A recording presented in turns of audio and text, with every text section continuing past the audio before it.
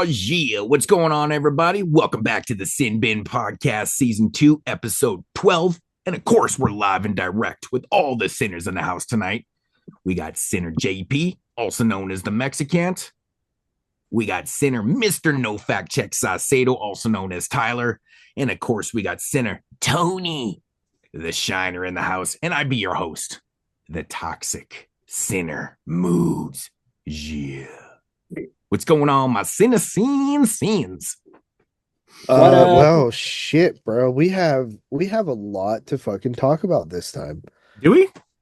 Yeah, kind of. I mean, we got essentially we got the whole New Year thing. Oh yeah, subscriber week literally just happened. Yeah. Right. Forgot about that. Did we I can't remember, when was the last time we recorded? I think early December. Yeah, like literally a month ago. We're only really like a week behind now. We did a good job of catching up. Yeah. Right.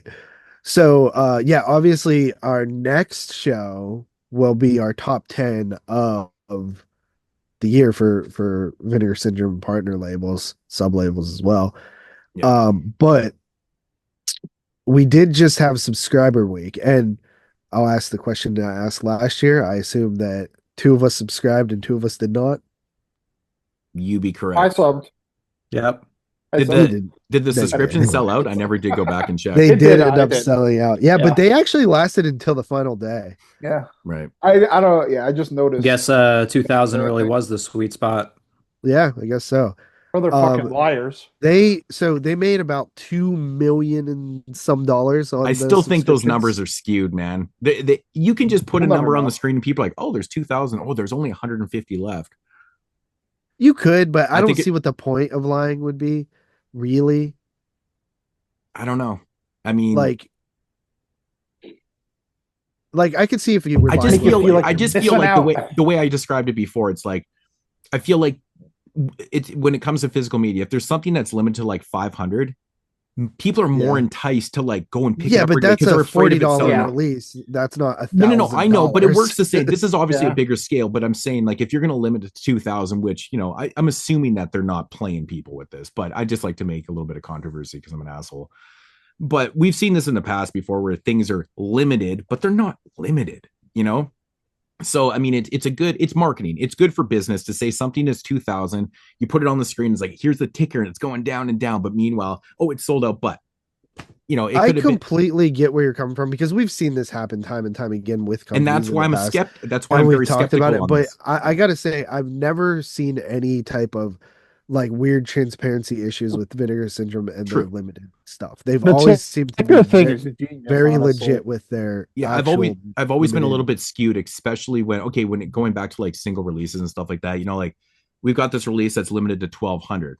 That's fine. You can say it's limited to 1,200, but if it's not hand numbered or numbered, I'm sketchy on that. It's like, because you could print out way more, because nobody would have any clue that you sold 4,000 copies of that was limited to 1,200. Like, and the reason I also give Vinegar Syndrome more credit too is because they're actually the only people that ever implemented a actual counter on their website. Yeah, I think shows you exactly how many's left. Where every other company just is like, trust us, bro. But it's actually brilliant marketing, because it entices. How many people look at that and go, there's exactly only 200 left? I got to get on this right now. That's definitely, I'm pretty good now, just where I'm at. I really, over the last year this past year was like me, like, not just saying it, but like clearly saying, okay, like I'm kind of past like the big FOMO days. But in the past, Vinegar Syndrome has definitely got me. It's like, oh man, there's only 100 of these left. Fuck it, I gotta get it. And then I've never ever really had the FOMO thing. Like, people talk about the FOMO thing a lot, and it's just like, dude, if I want something, I'm getting it. If I don't, I don't get it. I'm the same way. Like, people are like, I opt for standard all the time. I don't give a shit. Yeah, I think I did get actually, like, maybe not with Vinegar Syndrome in particular. You want to hear something fucking funny, but Tony? I think I did get caught up in it a little bit. So a few years ago, I think it was JP actually. I said this one time and I was like, yeah, I was just joking. But actually, I wasn't joking, because I'm actually really fucking stupid. So like, I'm just on the website buying shit on Vinegar Syndrome, right? And someone said, there's an option where you can just buy like the limited stuff or the standard. And I just kept buying the limited. So that's why I have everything slipcover, because I didn't realize that you could actually pay $12 less or whatever the fuck it is for a slipcover Yeah. Sometimes it be like that though. Like the stuff with like the deluxe packaging is literally like $10 cheaper if you Yeah. get the Dude, standard. remember the one like Yeah. Distrapix release me and you bought, Tony, and it was like fucking $12 cheaper for without the slipcover, and I was like, this has to be like a typo. Dude, or that something. one I I'm never ended up definitely picking getting up. without the slipcover. Yeah, it's like almost half the price. It was crazy. It's like, what? The conversion on that, it was $22 less Yeah, that's insane. It's a whole Yeah. movie. for me. It was You fucking throw in the wild. movie part.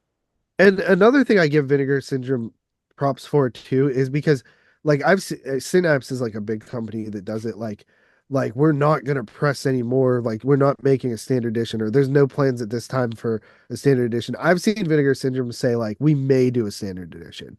Like Yeah. they seem a lot more transparent than any other company. Yeah, I've seen with misleading this your limited customers shelf is such a stuff. bad idea. Remember, Synapse took a lot of heat over that because it was like, remember when they dropped the Demon Steelbooks and everyone went out and bought like these Demon Yeah, Steelbooks? I And they were remember like that. 80 Demon bucks. Steelbooks. They I fucking remember. I bought one. specifically, they even came out with these statements. Suspiria, fucking deep or what? Yeah, there they was like limited a to 3 handful things. of But The Demons one. Phenomena Demons- was another big one. Demons Yeah. was the first two, right? This is the first time they did the big Steelbooks and stuff.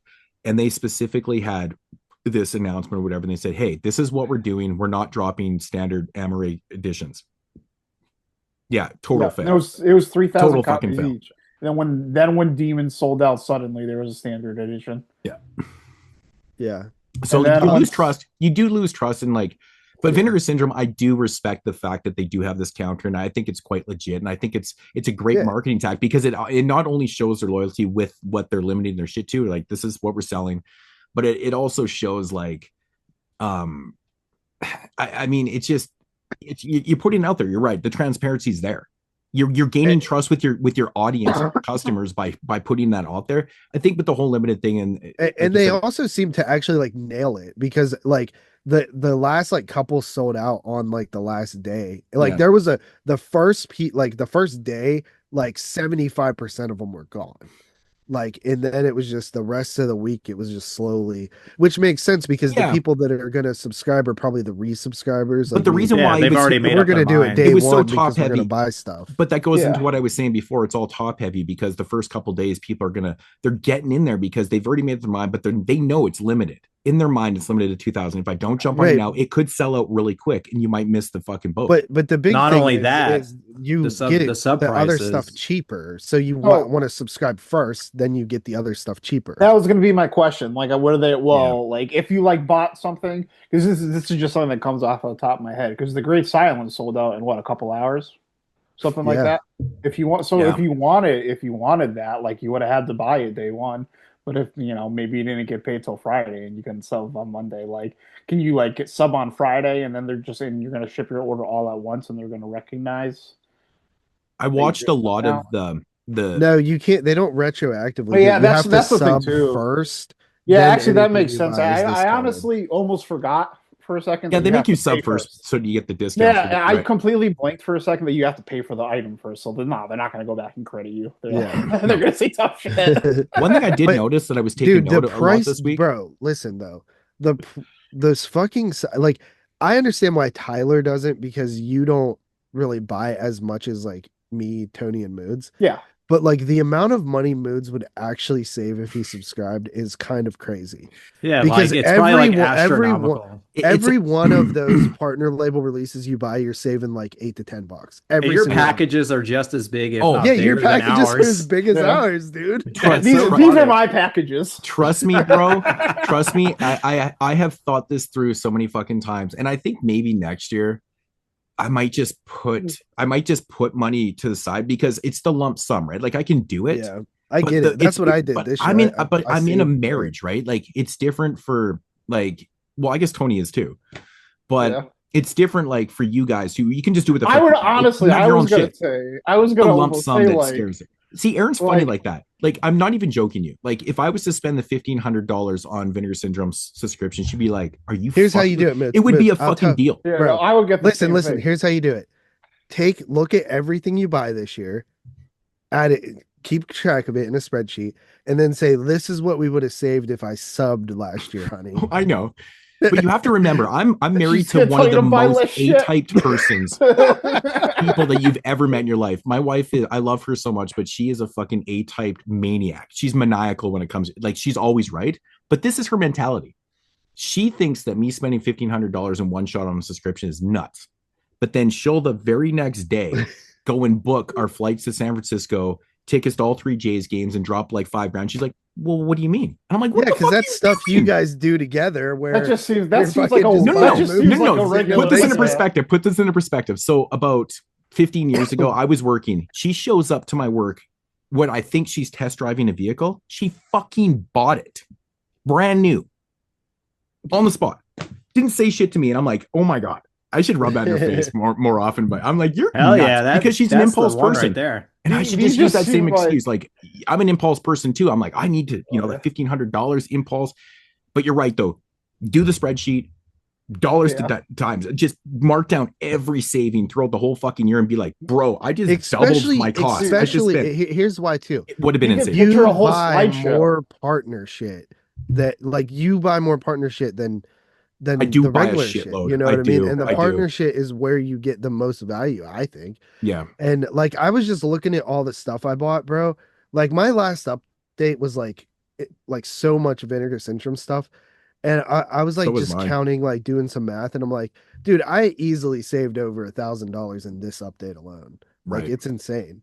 Like it's Well, it's pretty bad. I mean, which like, was like a 6-month update, but still. It's pretty bad when I'm looking at the deals of the day and I own everything, and the shit that I don't have, I don't want. I'm like, There were some pretty good. I never deals. bought one deal because I was like, I'm thinking to myself, I going, didn't I'm either. absolutely absurd.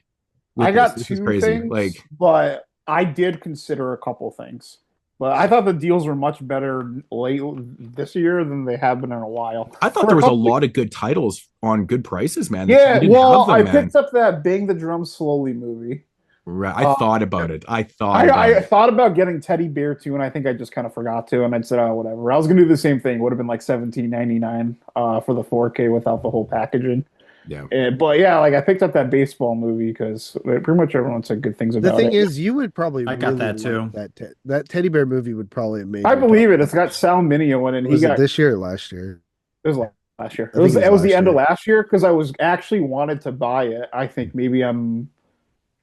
Maybe I'm wrong. It was last year. It was after Black Friday because I kind of wanted to buy it on the Memorial Day sale and it wasn't on sale. Yeah, I felt like when I was on the Vinegar Syndrome site all week, I was kind of watching, like I always do these sociological experiments with myself because I'm fucking geeky like that. But I was like watching like how shit was selling and stuff. And I remember 4 or 5 years ago, the slipcover shit was selling way quicker than the standard stuff. And standard stuff is fucking selling way more. I think it's also because there's a big price difference for the slips and stuff like that. that's But another people thing. aren't doing it as that we much. That's another thing we can praise Vinegar Syndrome about. And Lord knows we're very critical of them sometimes, but the fact that they even give you the option to buy the cheaper version, like nobody fucking else does that. Again, it's That's marketing, fucking dude. really cool. You give people Yeah. options, they're going to spend more money because they feel like they're being satisfied. When you give that type of option, like Yeah. there's a lot of people that literally are fucked slipcovers. And then you have the other half of people are like, I won't buy something without a slipcover. Now those people are fucking maniacal to me. That's Yeah, those crazy people shit to are me. wild. I don't I've really seen care. people like that too. Like, oh, I didn't buy it because it doesn't have the slip on. Like, I I would won't ever buy do it. something. Oh, I won't be happy buying a Vestron without a slipcover. I'll tell you that right now. but, Agreed. I think for me it's more OCD. Like I had the whole lineup until they copped out and fucking went on their website and shit. I would say, But I 9 out of have 10 Gothic times. doesn't have a slipcover. And it's Oh, in the middle of the collection. no. I have the whole thing with slipcovers and it doesn't have a slip. And it every time I look at my shelf, I go, fuck me. Which one? Gothic. Ugh. I bought How the it. hell did that happen? I don't know, dude. I actually sent it back to Amazon because I was You like, could being probably crazy. still Well, get a slip for that one. I know. And like they It's sent me it's another hard one. for Without him the up slip. there in the Canadas. And it was crazy to me. And I Yeah. was like, and then somebody on 22 Shots, one of the listeners actually told me that they're going to send me one. Like, oh, he messaged me. He's like, what's your address? Never sent it to me. So I'm like, whatever, miss out. But like, it's one of those OCD things. It's not more, it's really just about OCD with me. Actually, out of all the TerraVision releases I have, the only one I had without a slipcover was Dante's Inferno, and the homie Mason actually hooked me up with one at Actually, Wasteland. mine doesn't have one, actually. Yeah, he gave me this slipcover for it. I was like, that's dope. You know, bro. that line doesn't really Appreciate it. bother Fuck me. you, Mason. I didn't get no fucking slipcover. See what happened. Okay, so this happened with me. But when Saturn's Core put out their first movie, their first release, which was the documentary, right, Tony? And I never bought it right away. And I started, then their second release and their third and fourth, and I was like, man, I love this line. So I went back and grabbed the documentary, and it didn't have a slipcover. It was already sold out. But then they re-released the slipcover. It was the only time I ever bought a slipcover for something after the fact. Was for that fucking mail order murder. Yeah, for that, because now I have like the whole, because I was buying them like monthly and getting them all, and it was my OCD. I was like, I need to have that. It just looks weird on the show because it started wrong. And you've been paying full price for that shit. Once you break the seal, it starts to feel okay. Yeah. VSAs too. You've been paying top dollar for those. Yeah, and you would get all those discounted. Yeah, that's all the VSLs, all the Degazer, icon scopes. It's VSAs is the one that I really, really like. With the VSLs, like I passed on the one right now. I'll just wait for that thing to go on sale, kind of thing. Like I've always done that with the VSLs. I haven't really been overly concerned about those. But VSA, when it comes to VSA, that is like my favorite line besides Degazer. So I kind of have to have those. Like, what's actually cool too now, they've actually gave you like a membership card this year. I thought that was really cool, man. Ooh. Yeah, I actually thought that was super dope, and you can take it to like Wasteland and like scan that bitch and get your discount. Oh, that's fucking cool. I thought it was just I didn't realize it was actually at like conventions. I thought it was just at the retail stores, because I know there's one in Toronto, and then there's one. Is there one in Columbus? Pittsburgh. There's one like an hour and a half from me in I think it's Bridgeport, Connecticut. It's one of those southern Connecticut, New York border towns. Right. Be dope if you can use the discount on shit that's not Vinegar Syndrome that they sell at those stores. I wonder if you could. That would be broken, because they like the store. Like I don't know if you guys have been in one.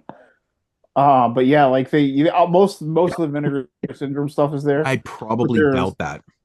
But the stuff, like a lot of the time when I go there, and I've been there a couple times, what I'll do is I'll bring a giant bag of like stuff I've upgraded, or I'll clean up the collection a little bit, and I'll overpay for like some like Duke edition or something, but I'll get it for free anyway, so I don't care. But yeah, I almost never actually buy Vinegar Syndrome stuff there. They have some cool shit though. I remember that's where I got the Dawn of the Dead Second Sight 4K. I picked that one up there on the trading thing. I got that in the Line of Duty box set there that they put out 88 cents a couple years ago. It's a cool shop. But yeah, I would say Vinegar Syndrome is maybe even only like 30% of the stuff there. So that would be so much of records too. Yeah, like there's the one at least in Connecticut is like multiple rooms. Like there's like a room that's got like merch. There's like they have like they're like any video store where like you have like the catalog, like the crappy beat up like discount movies, which you can find.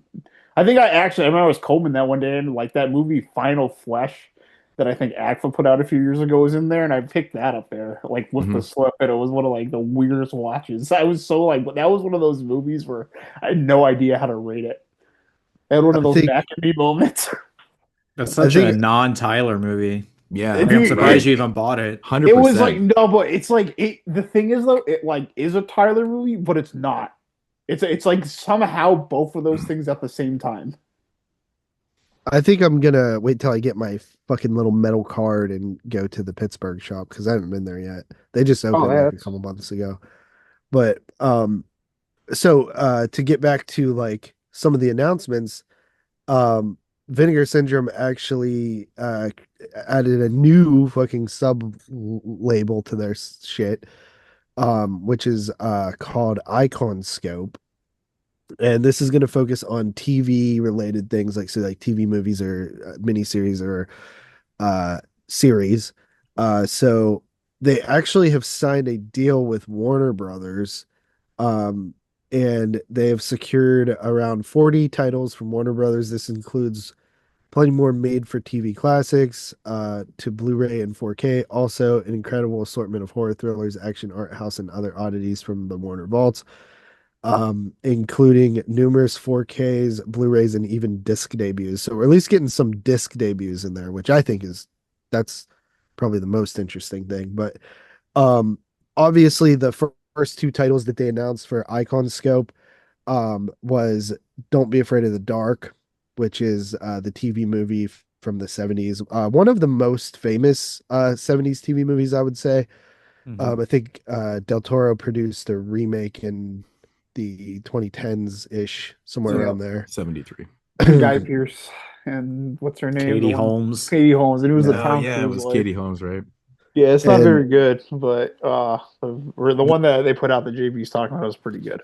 That Yeah, movie. it's actually one of my favorite TV movies. It's legitimately really creepy. That's something I It always is. remember about that movie. Like, this is actually like one of the creepiest, like little low budget movies I've ever seen. Yeah. And their second release under that line, they announced two this for subscriber week, was The Veil, which is a Boris Karloff anthology. The from Veal. The Veil. Was it from the 50s? 58. Which the I've 70s. actually never heard of. I guess it had a previous DVD release or something. I've got like a tin, like a weird, like bulky tin set for the Veal. Yeah. It's pretty cool show. So out of those two releases, like I understand starting with a banger of like a very popular title with Don't Be Afraid of Dark. Obviously, we got a Warner Archive release probably 6-7 years ago or something, maybe even longer at this point. Yeah. A Blu-ray. But this is a 4K. I do think that I'm not going to be thrilled if it's a ton of Warner Archive upgrades, but something like Tony mentioned, Leatherface. That's a title that I would actually. I was convinced that the second title was going to be Bad Ronald. So did I'm I. kind of I yeah. thought so too. I'm kind of That'll be there. Yeah, horror that's what I'm movies on thinking because they're Warner. talking about we got much more TV films. I'm like Bad Ronald. There's not a whole ton I own, but I'm kind of thinking about stopping. I mean, not a whole ton I don't own, but I'm kind of thinking about stopping buying horror movies on Warner Archive now, just because it might come to Vinegar Syndrome. Yeah, I think a lot of Yeah. people are. There's some stuff I'll still buy because I do want to buy before like those eventually just like are $1 million. But a lot of the stuff that on my like pickup list of them are not going to end up Like on. the reason that Leatherface gets me excited is because if there is a way to do a different cut of the film, like Vinegar Syndrome is the company that'll figure out the way to do Yeah, it. that's You know what I true. mean? They're going to put in a lot And more effort. as we Warner know, Archive. like that movie was cut to shit by the MPAA. So if there is footage and we saw what they did with fucking Dirty Work, right? Like if there's a will, there's a way with Vinegar Syndrome. So that is a title I would love to see them tackle, because it could finally get like the best release possible for that particular movie. Obviously Bad Ronald is another big title for Can you imagine TV movies. if Vinegar Syndrome magically found all the cut footage from Killer Party and put that movie back together?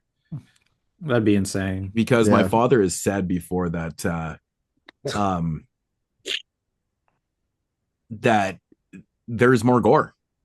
There's when you- pictures. when There's you- pictures on the internet of like the 100 girl getting pitchforked and all that other type of shit. so like I mean, these pictures came from somewhere. Right. Where's that footage? Right. Like it's really Right. interesting. But it sucks though, man, because when you watch Killer Party, you can completely tell where it's chopped. Like they did a horrible job of like chopping it. It made it choppy. But yeah, wouldn't that be the craziest release? That would be like holy grail for me to put that movie back together because it's one of my all-time favorites, as everyone knows. But that would just be something else, man. I'm looking at the Warner. I'm looking at the Warner Archive catalog right here. I wonder if they'd put the Chris Guest movies on Cinematograph. Maybe. Like, I can see them putting out like Waiting for Guffman. Best in Show's not on there, but they got Waiting for Guffman and they have A Mighty Wind. Those could be like good. Is it just me or does Vinegar Syndrome usually drop a VSA during the subscriber week? They haven't the last 2 years. Okay. But they have though, right? Or wait, no, VSA, yeah. They haven't dropped the DeGosser. That's the title we were talking about. Yeah. So I was a little bit disappointed with this year. I wasn't disappointed that they put out two of the Iconoscope ones, but like doing two Cineshitty releases, I was like, really? Like you could just maybe do one of those and fucking It's maybe do a VSA in there too. Like kind of switch it because they have literally almost a dozen sub labels now, which is it's getting out of hand, to be honest, with the sub labels. It's crazy, but they're so smart at marketing because people that are into collecting lines keep dropping new sub labels and just keep buying all the fucking but movies, it's not only that, they like the people, like, I'm telling you, bro, if you're in any of these Vinegar Syndrome groups, people love those releases. The cinematographs are popular, bro. Like, they really are. Like, not for us. Is it the movies or the packaging? I mean, I get it. I mean, there's a lot people talk about them. They seem to like the movies too. I don't know. Maybe it's just, I don't know. It's just a different speed for people that maybe it's like, it's fun to like dive into something that's like completely different from the Vinegar Syndrome catalog. I don't really understand. Like, okay, so the description with cinematograph is like, these movies that don't really fit into any other categories and stuff like that. And then they drop Married with the Mob or Married to the Mob. No. That's on VSLs. The one that they're doing, the cinematograph is supposed to be underappreciated auteurs films from the 70s. Yeah, like the VSL doesn't really, because VSL is like we don't know what else to do with it, which is VSL is like their black and white movies. But it's like you have you didn't know what to do with like a 60s western. Like, come on, dude. The VSL line is probably the most like random, but it is pretty random actually.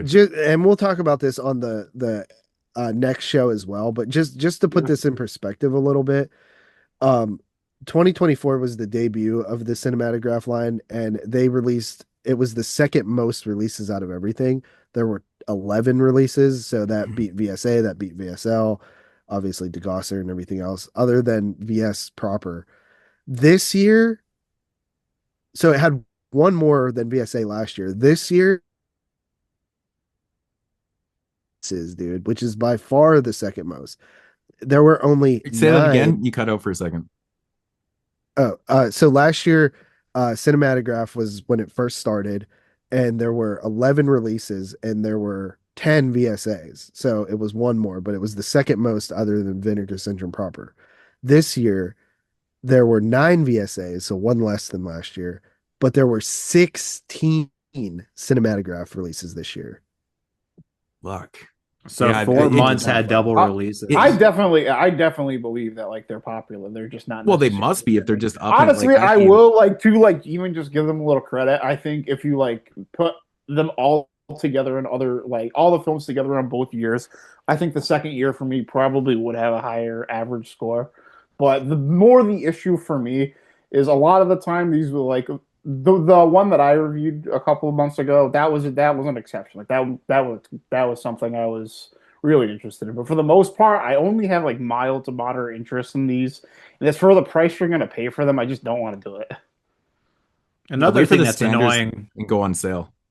That's why, and that's kind of my new thing with it. Where it's like, you know what? I'll just wait till I get those sales, and I'll wait till the standard. And if they're going to push some of these at 60% off, like they were doing with the daily deals, they will be. I'm more than happy. Don't you find it annoying that that's literally like the only sub-label or anything from Vinegar Syndrome that doesn't have the standards available from day one? Yeah, it's a bit annoying. I know. I've seen a lot of people mention. To be fair, too, I will just maybe give them a little bit of fair play on that. I think that might be because when they do the standards, they have to get a completely different package. With a lot of the other releases, they just order less slipcovers, and it's just the same thing. True. Like they have to literally do a shipment of these things in a different package. Yeah, but at the same time, they're putting out standards before the other ones are even sold out. So what's even the difference? Because all they're doing, all right. So let's say they order however many they're going to order, 2,000 in this style. It's probably more cost efficient for them to do that than it is to then also order a bunch of standards next to it. Yeah, I guess they're basing it off their sales off the deluxe editions, right? So have they done? They don't sell. What's the point of having 2,000 standard editions if the other ones aren't sale? But you never know; it might go either way. Yeah, I actually didn't think about that at all. But the big difference is though Like with the ones that it's just the difference is the slipcover and outer color. All they have to do is just order more of the same shipment. All they're doing is putting in a larger order, and they're just putting less of like whatever the shipment is. They're probably not even getting the slipcovers from the same place they get the movies. So has all of the cinematographs had a standard? I don't know if they all have, but Because then it would really be like if there's enough demand for this movie, like the regular version sold out, then we can place a standard order. But if the demand's not there, then maybe they don't do it. there's also like there might be minimum order quantities. There might be better rates when you order more. So let's say, for example, something goes. Well, there definitely is. Yeah. So like just like thinking about it economically, I thought this kind of what Moodz is saying. Yeah. That it would make sense that maybe something like Go Fish didn't sell well at all. So maybe they're only going to put in the minimum order for Go Fish in these editions, but something like Red Rock West that sold really well, they might like put in like 6,000 for a better rate. Yeah, so like if you pressed up 5,000 copies of Go Fish and 5,000 standards, and then you're still sitting there with 4,500. I mean, there's really no point. Like, it's obviously not in demand for it. Like, but yeah, I mean, it's interesting that you have a point though with the packaging. I guess it kind of makes sense, and obviously it kind of really does when you put in perspective of just dropping a slipcover to. And like I would imagine, like they're getting this from like some type of like high quality like printing company, and they're getting this from a standard warehouse. Hey, they have the slips have been wrapped up recently. Haven't you guys noticed? Yeah, I have noticed that. Yeah. Somebody commented on my video because I opened up a few things. Like, when did Vinegar Syndrome start wrapping their even the cases? Like, it was a couple months ago. Yeah, because the they made covers, and I'm like, oh shit, this thing's all wrapped up. I'm like, what the fuck? Yeah, it was maybe that's something to do. It also, maybe it's just you just make your company better. Like the longer you've been with it, and then maybe it gets to the point where it's more cost economical for them to like package it themselves and then just wrap it themselves and know that they're shipping it in good condition than like them shipping from wherever without the packaging, and then they get complained. And then it's also more professional though too. I think a lot of people like, oh, it's so that means it was like it came sealed kind of thing. I think some people get and said, oh, my Blu-ray came like this and it wasn't sealed. Yeah, and that could definitely be a turn off too. People do trip out about shit like that. Like if you really care about the slipcover and the thing comes dinged, they're like cut or something, and then the inside's wrapped, like you might be kind of annoyed. Like I understand that. You should get what you paid for. I think that's why JP's internet's as sick as he is tonight. Okay, so that isn't just me seeing it from my end. Yeah, your like mic completely cut out. You're just straight muted. Oh, nice. He must be having a fucking another storm over there. Uh-oh. Can you hear me now? Yep. Yeah, you're back. I think I saw people complaining that their like covers were getting like scuffed. Yeah. So I think that's sort of why they started doing the cellophane thing. Like like the two slip covers rubbing together, especially if one's like embossed or something. Yep. Right. So the releases that we got for the first real month of Vinegar Syndrome. So the Vinegar Syndrome proper, Made in Hong Kong Volume 2, which Moodz somehow missed, even though there was only like 3 things released that day. It was like, well, it was all the way down at the bottom. It was like, it wasn't 4 things. It was it was all the Vinegar Syndrome stuff, and plus the Tank Girl. Yeah, plus Tank Girl. Oh yeah, Tank Girl too. Yeah, so it was Terra Firma and Fan of the Opera, and for some reason I missed that until like day 3. I'm like, where'd this come from? Yeah, it was all the way at the bottom. I think it was an uneven number, so it was like its own. No, it was on the right side of the screen. It's because Tank Girl, Terra Firma, and Phantom of the Opera were sitting perfectly in a line, and it was like it was one underneath, and I just based on it. I don't know. Oh yeah, and also because the subscription was like the first thing, so it was like 1, 2, 3, 4. And I'm like on the website, I'm like, where the fuck did this come from? I'm like looking back at it. I'm like, did I order it? I'm like, no, I know I didn't. This is so fucking random. They probably did that strategically too, because like you go like if someone's like scrolls down and they're thinking about subscribing and they look like how much they'll save just like the most expensive item right next to it, they might be like, oh, well, shit. Then Phantom of the Opera, the third of the Argento upgrades. Of course, we had Stendhal and also Sleepless earlier. Glad we got those out of the way. Now we can just look forward.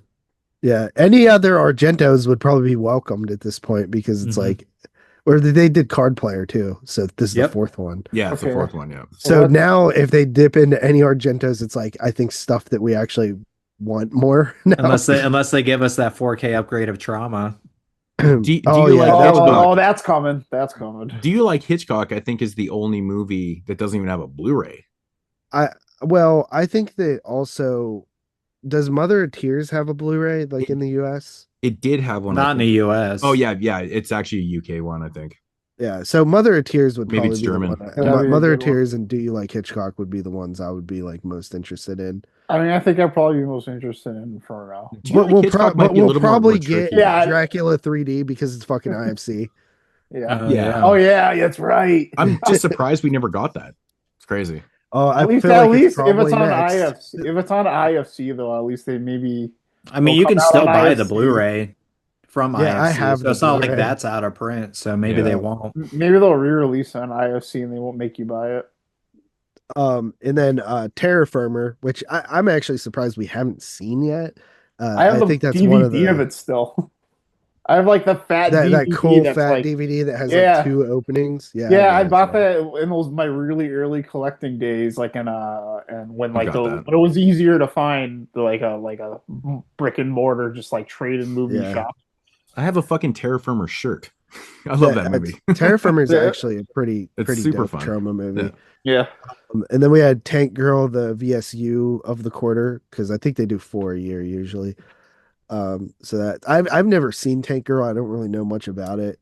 Do you guys like remember. it? I've seen it. I don't either, but I was looking at because I saw people kind of excited about it. It looks like it's a. I've seen pieces. Movie, right? It just looks like it's in that 90s like teen in revolt phase. Oh, dude! Like it's got Ice-T in it. My girlfriend looking at the time it loved this movie.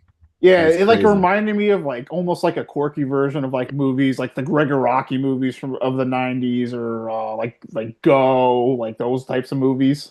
It seems like a movie that fits in that like weird like kind of cult like youth type deal. Like it almost also like feels like it could exist in the same universe as like Freaked. Yeah. The Alex Winter movie. Just because it's so like colorful and like almost cartoonish.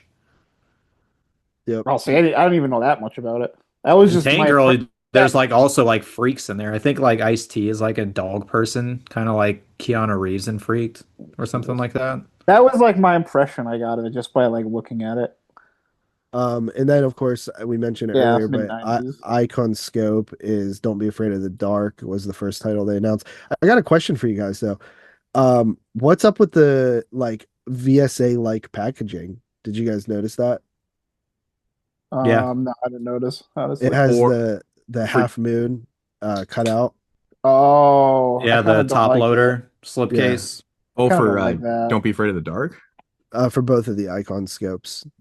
So that must be the packaging they're going with those. Yeah.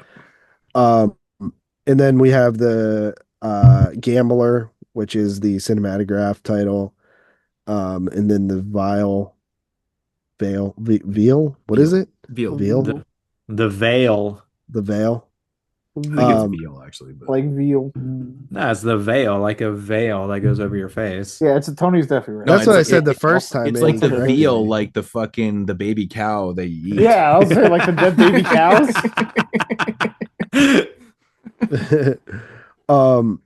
And then the Vinegar Syndrome Labs title was The Snow Creature. And then we had another cinematograph, Married to the Mob, and then I guess like the pink. Talk about a wet fart of like a last announcement. Yeah, Married to the Mob was so bad, dude. I was like, I will say though, that's actually like for the type of like line that it's saying it is in the description. That's actually like a good choice, but it's also a terrible choice because they literally just like put out a Blu-ray of this a couple of years ago. Yeah, but the thing is that thing has been out of print and going for like $100 for like. Well, that's because Fun City left fucking. I mean, I guess honestly. I don't think that's like a bad deal then. Maybe I because should like sell mine. I've got it. I would. This is Look, I'm always for something coming back in print. Like I don't never like sell when shit. things go out of print. I mean, it is a Jonathan Demme movie that like no one talks about. So Man, And they then- released on the like line. 5 of his fucking movies. Yeah, they did the weird swimming to It's Cambodia because one. Married to the Mob just on paper reads so like this is gonna be fucking awesome, and then you watch it and you're like, it's so average, so mid. Pink Line was the last thing that we didn't talk about, which at this point should be Becoming an entire fucking show or what? It's frozen again. Dude, every time I put my screen up, JP freezes, and I'm like, are people not hearing me? Dude, Right. You froze again. You're back. We didn't hear nothing about the bro, Pink your one. internet is Oh, as now sick you- as now you you're are tonight. muted. my Dude. internet is absolutely fine. I think it's my computer. Oh, did you not reset it before you started? I did it, and I normally do. That's probably what's happened. Maybe you got And low it's been- disk space it's- right now. But the what's Pink Line. Here it is again. Dude, it just happened again. That's crazy. I put my screen up and he froze up again. Like every time I put my fucking Vinegar Syndrome up. Oh, he's gone.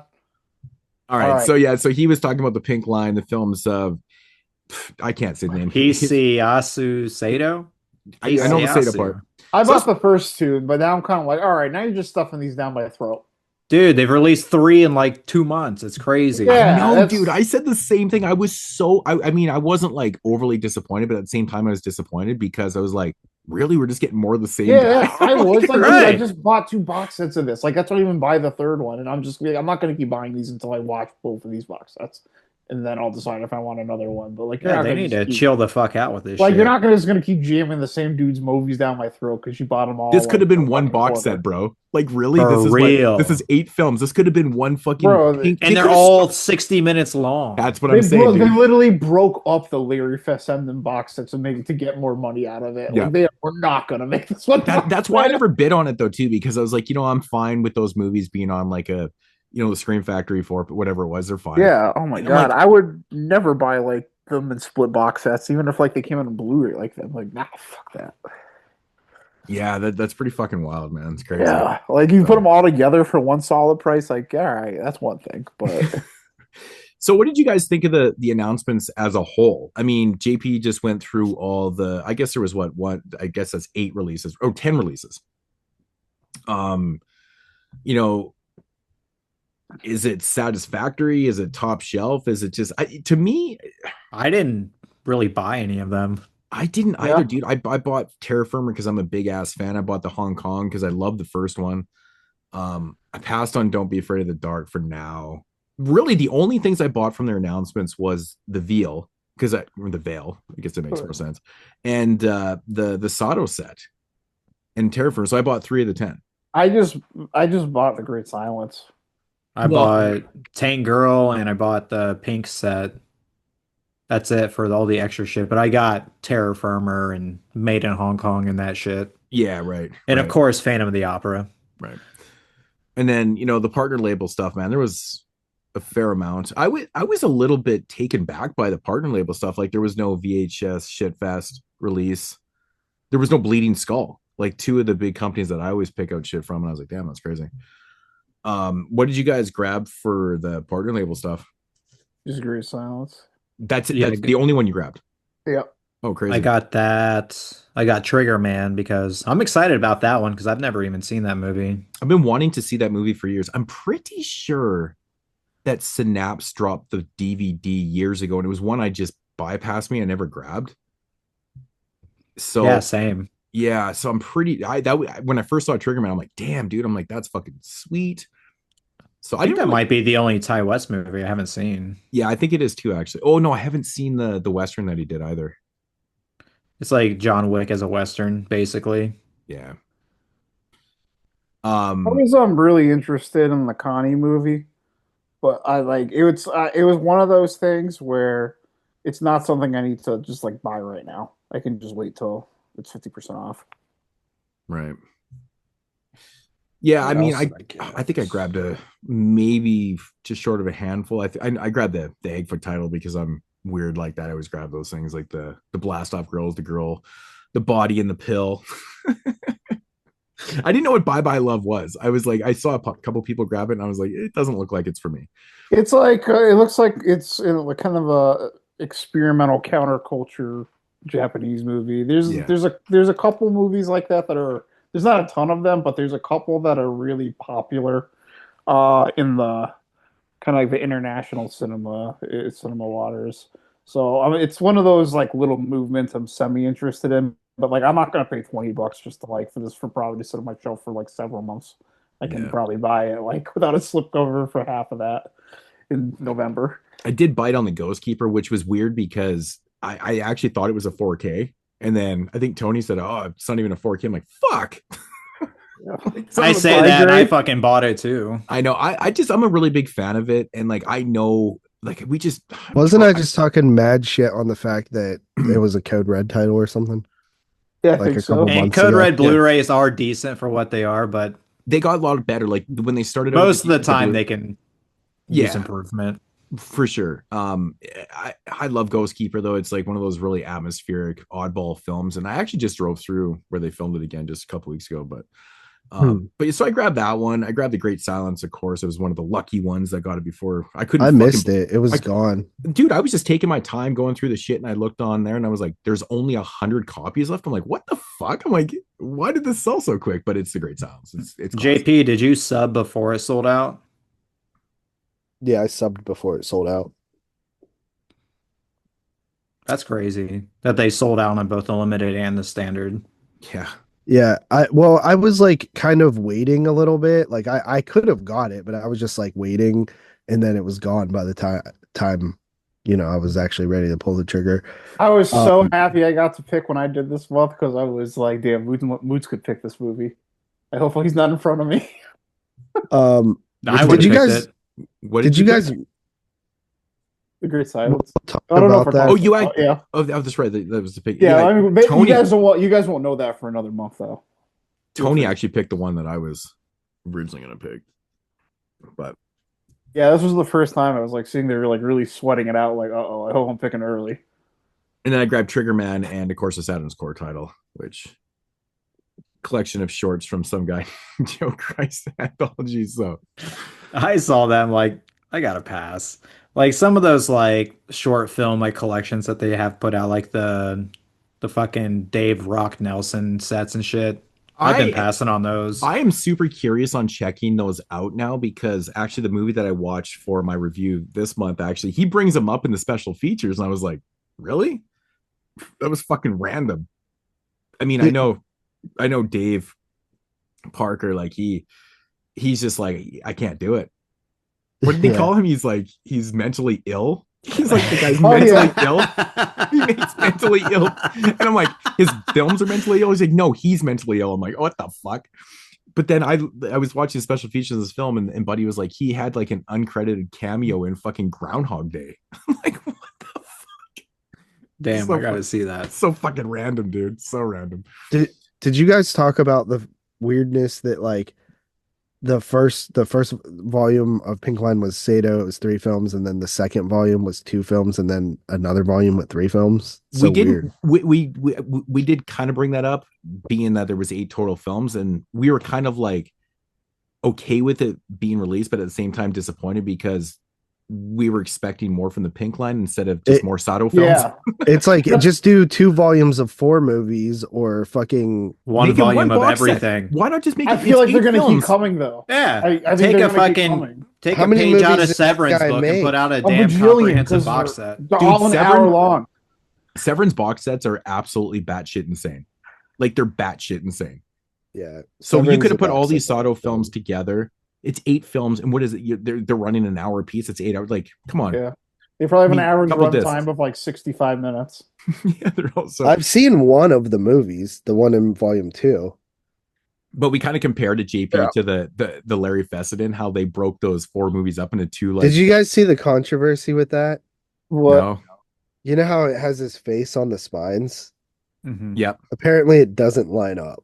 like one half is higher than the other half. Makes it Shut up. funnier. That's awesome. Really? I didn't even look at that. I'll have to take a So- picture. So That's now he so looks like a good. fuck face. That's I mean, he's not a good-looking guy, so it's not like it's hurting anything. Yeah. dude. That's crazy. But yeah, Wow. kind of. I remember the first time I watched like one of those movies in that set, one of the old, those early films. I was like, wow, I didn't think that Larry Fessenden could actually just get uglier by getting younger. But got a they beautiful forehead. teased. Do you have the fucking tease, Tony? Yeah, I'll bring it up. Let Tony bring up the tease. We did this last year too, because they sort of entice you to become a subscriber. They sort of lay out the year. They kind of like give you like monthly one a month kind of thing, and then for the first like month or two, and then Yeah. it's like there's an odd one in there. They kind of, but it's Tony will find it. But I like that tease, because it's like you kind of get like your brain starts wondering like what the hell could it be. we should actually analyze. Makes last you feel a year's lot tease. better as a Let's go over it. subscriber. Let's take some all right. guesses. You know what we should have done this year though, guys? We should have taken last year's tease and looked at like how excited we were for it, and like and then analyzed, because we've seen all the reveals and see how well it's stacked up to our thoughts. Or because like I can't think of like how excited I was from last year. We should do that next year actually. So this moment right here, we'll look back on this. We'll reflect on it. All right, I've got them up. So in February, they're putting out Demon Warp on 4K, which is honestly like fucking huge. You said that's what made you subscribe or something. Oh, Or is yeah. that Dave? Actually insane release. That's crazy. Yeah, like that's gonna that get right 5. there is what Parker's made me funny, fall in love bro. with fucking Vinegar Syndrome right there. Parker comes in the chat. He's like, I don't think I'm gonna subscribe. They're like, Parker been out of the chat for a while.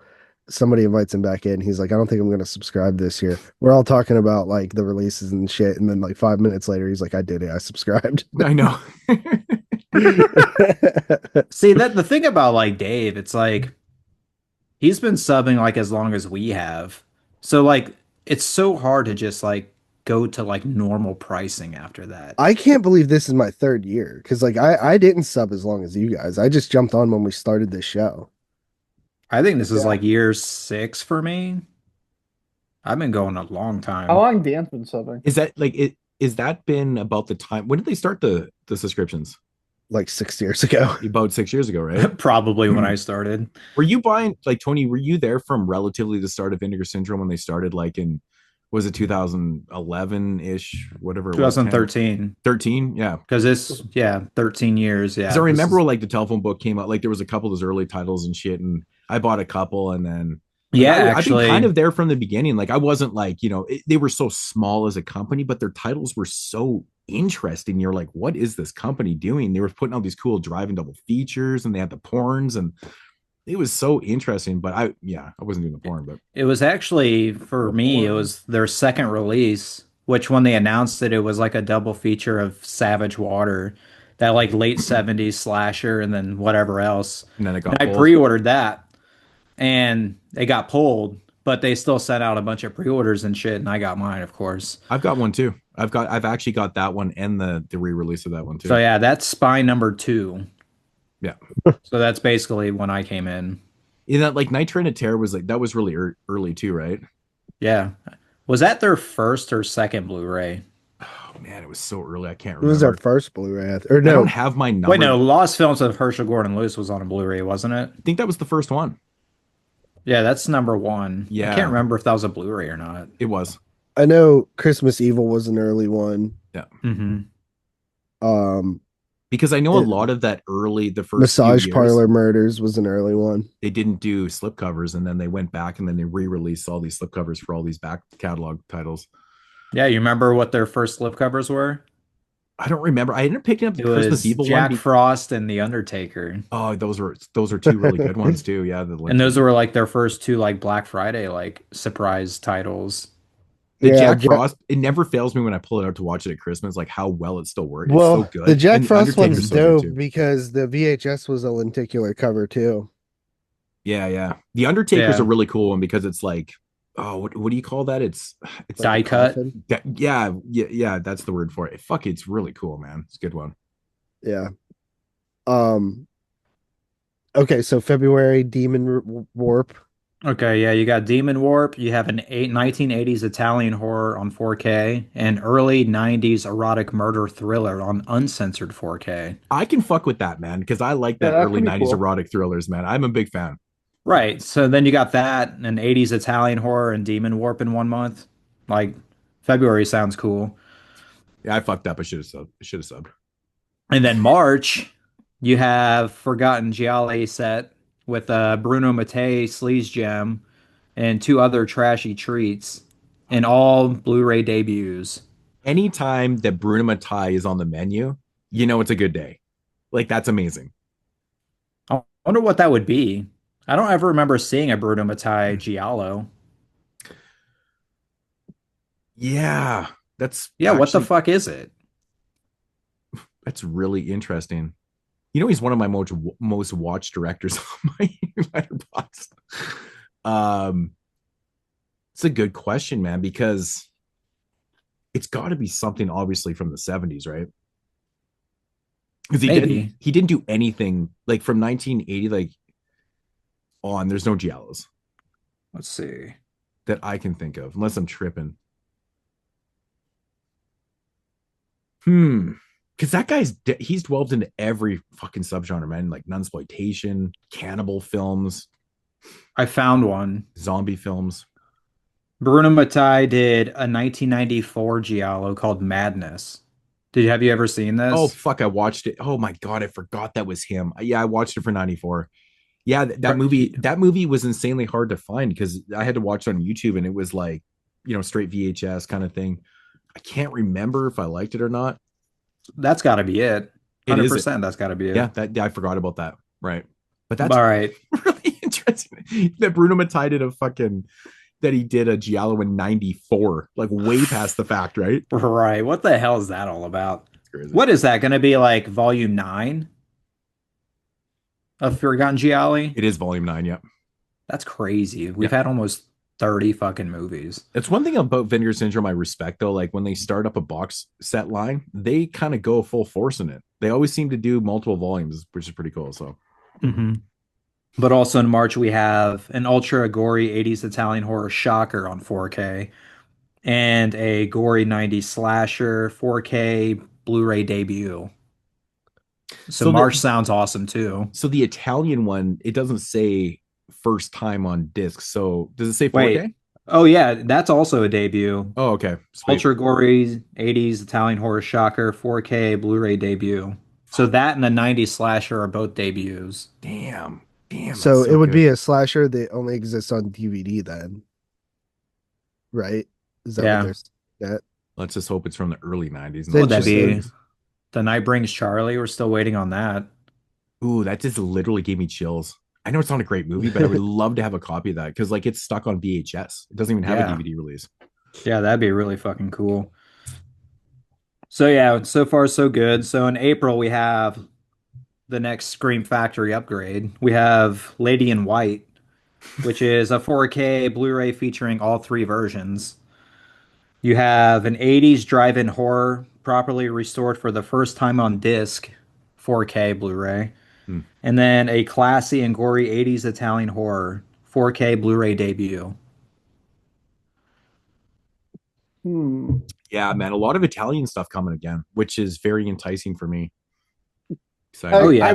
I would try to guess at some of the stuff, but they go so deep that I like there's just such an endless well of films that I don't know about that Vinegar Syndrome does.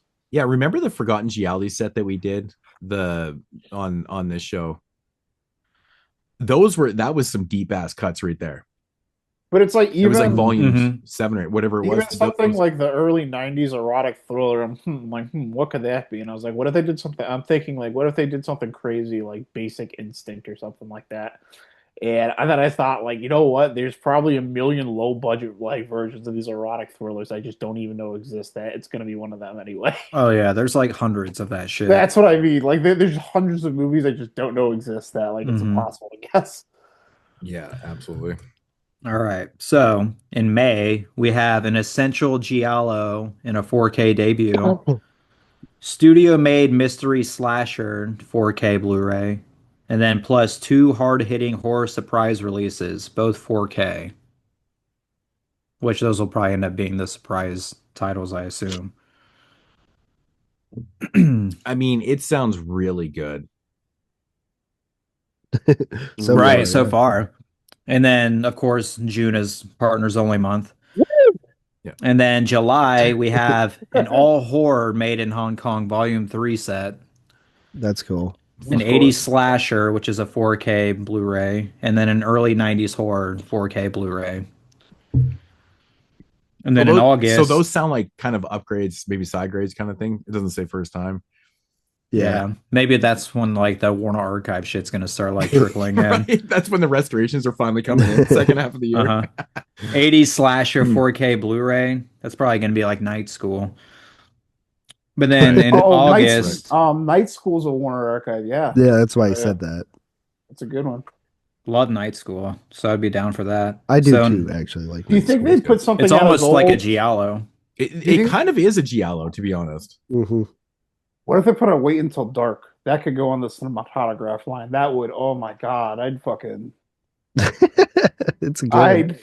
That would fit on that line pretty well. Dude, I'd be pissed if it. I mean, I would probably they're buy totally that putting really that out. That movie's really good. They're totally putting that out. It's like you could not like the line, and I don't love the line either. But that doesn't mean like putting out a good like a real good release is beneath that. But honestly, that Warner Archive Blu-ray looks pretty fucking good. It does, but like I've been watching it for like 6 years, and I'd love to watch the 4K of it. Mine's still sealed. And you're gonna get that 4K without even unsealing your Blu-ray well, first. The thing is I watched it. Like Tyler gave it to me as a review when we did the Patreon stuff, and I watched it, and then I liked it so much that I was like, when I saw it was on like a 4 for 44, I like instantly bought it, but I haven't watched it since. Who did I make watch seconds?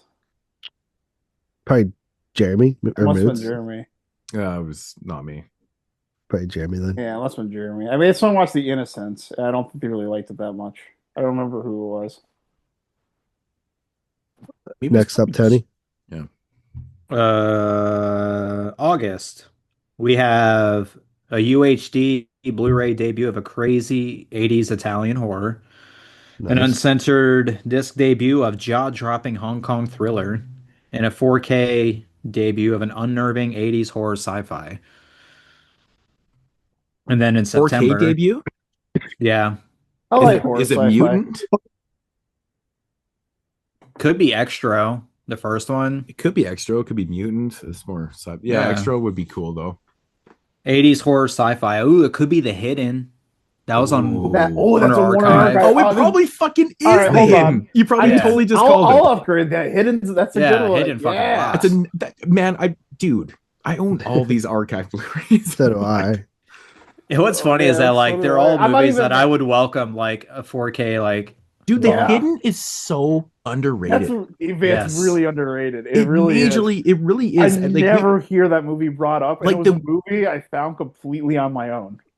like the word underrated and overrated gets used so often, but like that one legitimately is pretty underrated. Yeah, Like, I no one literally really found ever it brings it up. because it was a horror movie on the Warner Archive line, and I bought it on a 4 for 44 sale or something. Yeah, I think I did too, actually. But yeah, that's a good one. All right, September we have a UHD double of classic 80s early 80s horror. So 4K double feature. We have a UHD Blu-ray debut of Weird and Glory. I think that's a typo. Weird and gory 80s Italian horror. And then a disc debut of eerie 70s Hong Kong horror. Nice. Welcoming. And then in October, we have a 4K Blu-ray debut of 90s horror by major director. Interesting what that could be. Yeah. Okay, what is it? Oh, I know what it is. What? I'm going to guess Body Snatchers, Abel Ferreira. Oh, there's another. Yeah. Oh, Another fuck, Warner Archive. Brothers. Dude, I'm I- just I- thinking my- about Warner Archive. All right, titles. My mind just actually keeps pulling going up away a from list that. I'm pulling up. I have a list pulled up right now of all the releases. So there's that. You have a disc debut of a Hammer rarity. What kind of Okay. what What kind the of hell? films What- are rarity? Rare. I mean, like Well, what What Hammer movie hasn't been on a disc? It's a disc debut. That doesn't even make like. I have no idea. Oh shit. There can't be that many. It has to be something that was like a TV fucking movie or something. Yeah. Is it something like the early Hammer days? Like before, I'm thinking like TV the early movie. 50s? Or something like that, yeah. It's not October, so it's got to be a horror Because everything movie. post like Dracula, like everything's on disc, bro. Like Yeah. from the Yeah. 50s into like the 70s into like it's everything's on disc. I don't know, man. But for the rest of October, we have a 4K debut of 80s horror, and then a Shaw Scares set featuring 3 Shaw Brothers shockers. And then in November, we have 4K UHD debuts of 2 bloody classics by genre icons, along with 2 equally insane surprise releases. Okay, so filtering the 5 horror movies that they released in 1980 from Warner Archive are Night School, Wolfen, Daffy Duck's Quackbusters, The Hunger, and The Hidden. Fuck, I The have all Hunger- those except The for the Hunger Daffy could Duck. fit. You could put. I could see them definitely putting out The Hunger. I could see that. What was the description on that though? Because like the Hunger is fucking weird, man. Well, Is I there- just like when he Does said any it, of those fit Texas Chainsaw Massacre 3? Any of those teases? Well, that's Insane surprise. no. Yeah, so in July, there's an early 90s horror 4K Blu-ray. Early 90s would make sense for TCM Early too. 90s. Okay, And it's hold not on. a Blu-ray debut, Right. but it would be a 4K debut. So Okay, that's so- probably not it. Yeah, probably not. Okay, hold on. I'm sorting. 90s horrors on Warner Archive.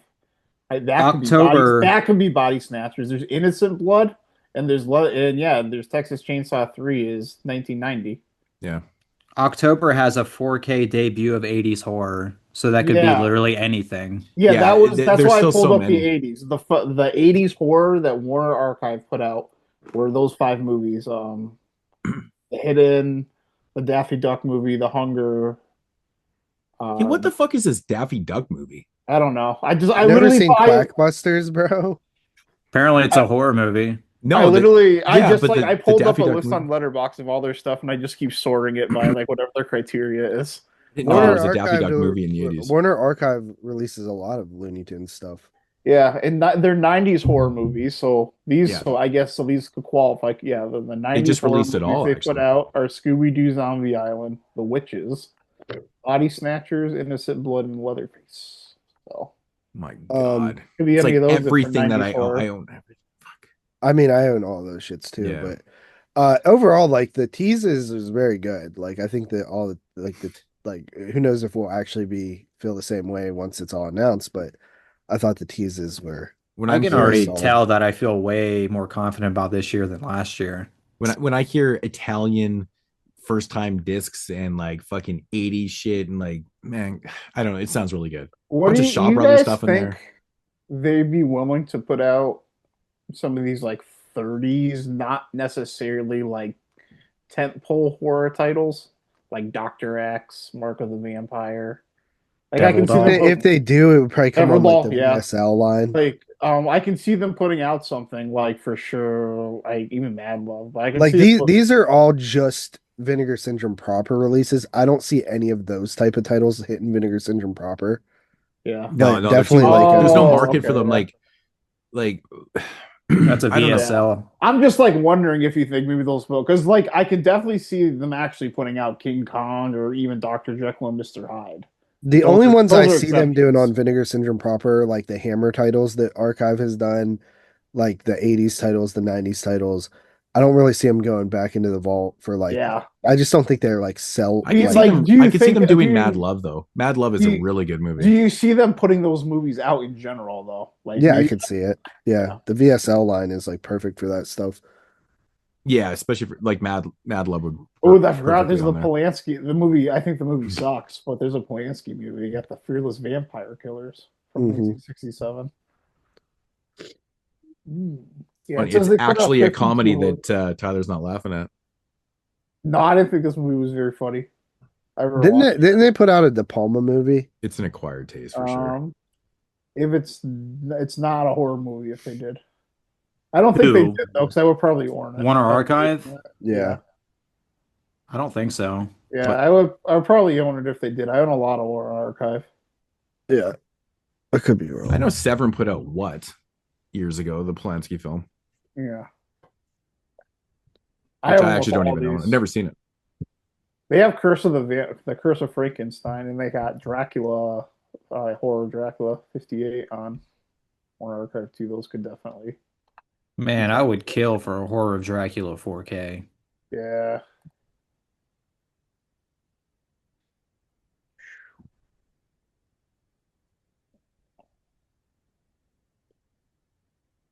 One thing I'm sad we're not getting is another homegrown horror set. I love know those they kind of games. they kind of stopped with those. Yeah, I like those a lot too. They're very fun sets. Very regional horror. Yeah, I'd probably say that's the only thing I'm really bummed about. Glad But we're getting another Forgotten Gialli. yeah. What is that? The ninth one? Mm-hmm. Because didn't we go in an entire year without one once? I can't remember. I think there Have they was done like a two pretty in big a gap. year? Yeah, we had 2 last year. Did we have one last year? Two last year. You said. Yeah, we had one in January, and then we did the one that we reviewed. Was that last year or the year before? That was last year. Because the one that we reviewed had Mystere, Yeah.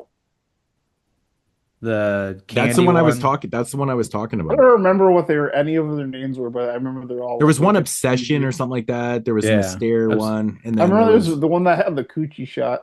that was the one I was artsy. talking about. That set was pretty interesting because it was like deep diving. We only had volume 8 last year. It was in March. Yeah. Okay, so the year before that had 2. Because I remember one set had like Death Carries a Cane on it.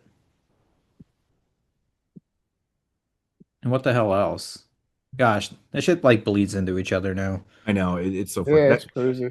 That's why when you guys were talking, No, about the doing those, year before, Tony, we had 6 and 7. Okay. like I got to keep track of my shit, man, because I can't even do like year end, like my favorite like releases of the year, because I can't remember what came out of the fucking year. I'm getting so old, man. It's bad. I used to do them all the time, but can never remember. It's just too much now. I think this year looks very promising. It looks really fucking good. Sounds really good, I should say. Doesn't look, it sounds.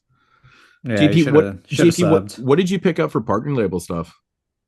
I only grabbed a couple things. I didn't grab like I think I grabbed like 4 things. I grabbed obviously what was the movie that you Ghost Keeper? Ghost Keeper. Is that what it's called? Yeah. Yeah. I grabbed that. I grabbed let's see here. I'll pull it up. All right.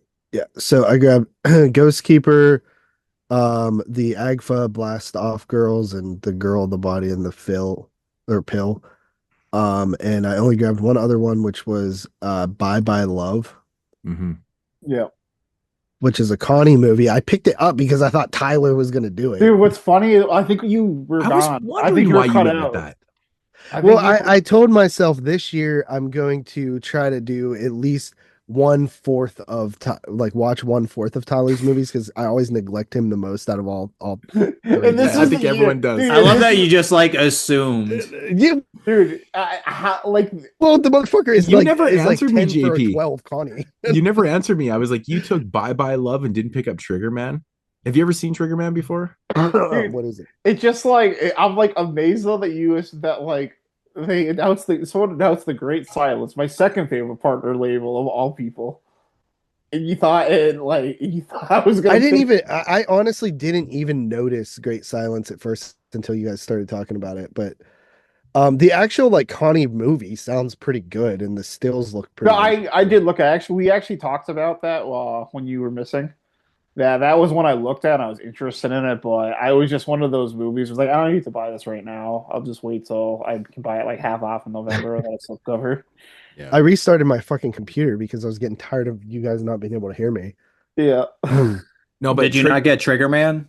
Yeah, no, Trigger Man is a No. Ty West film. I think it's Wait, really? How'd I miss that? Yeah, it's That's- like that- a backwoods survival movie. I mentioned that Like, in the chat, dude. I was like, dude, it's an early Ty West. I'm like, I can't believe you went with Bye Bye Man. You didn't respond. So I don't even see it still. Oh, there it is. Trigger Man Classic. Dude, it's just so funny to me that you bought that, like thinking I'm gonna pick Tyler. Preemptively pick Tyler's movie. He's like you committed to what you said you're gonna do. That's and a you're pretty the only crazy one thing that to bought do. it. Yeah, it's like fucked up, man. And then like the month that I you was so chose to, annoyed. and the month that like you chose to do that, like was this month.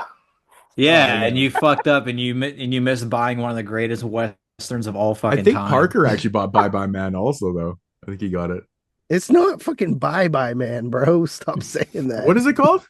Bye Bye Love? Bye Whatever. Bye Man. Same shit to me, man. Bye Same Bye shit. Man was that fucking movie that I liked that was written by the fucking guy who played Survivor. Whatever. And fucking everybody Fucking else in the whatever. world hates it. The PP It's like man. PG-13 slop. It's like a It really is slop slop. off. mainstream slop. That's what I Yeah, like to mainstream call that. PG-13 slop that I Right. guarantee was like fucking completely like fucking touched up by Hollywood, because I know that the guy who played Survivor, Jonathan Penner, like is a massive like horror and classic horror fan, and I know he wouldn't write something that simple. You know what's Um, crazy about that movie? I like The, it. the dude that stars in Bye Bye Man was also like the star in Santa's Sleigh, the Bill Goldberg slasher movie. Yeah. He played a teenager in both, and they were like over 10 years apart. That's hilarious. I love that.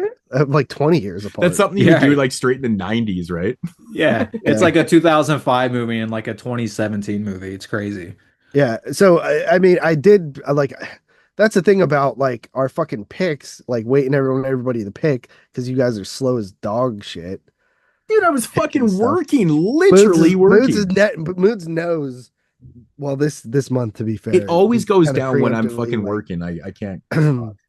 But yeah. Sorry. There was a lot of stuff to pick from this month, obviously, because they kind of released like a ton of shit. But yeah, it's I ended up with a Connie title. Okay, The funniest part about you preemptively buying that too is I picked first. I know. That is funny. Yeah. But it's like I want to pick like what happens is like these fucking partner labels sell out so fast now that it's like I don't want to like wait, you know what I mean? Yeah. Like so it's tough.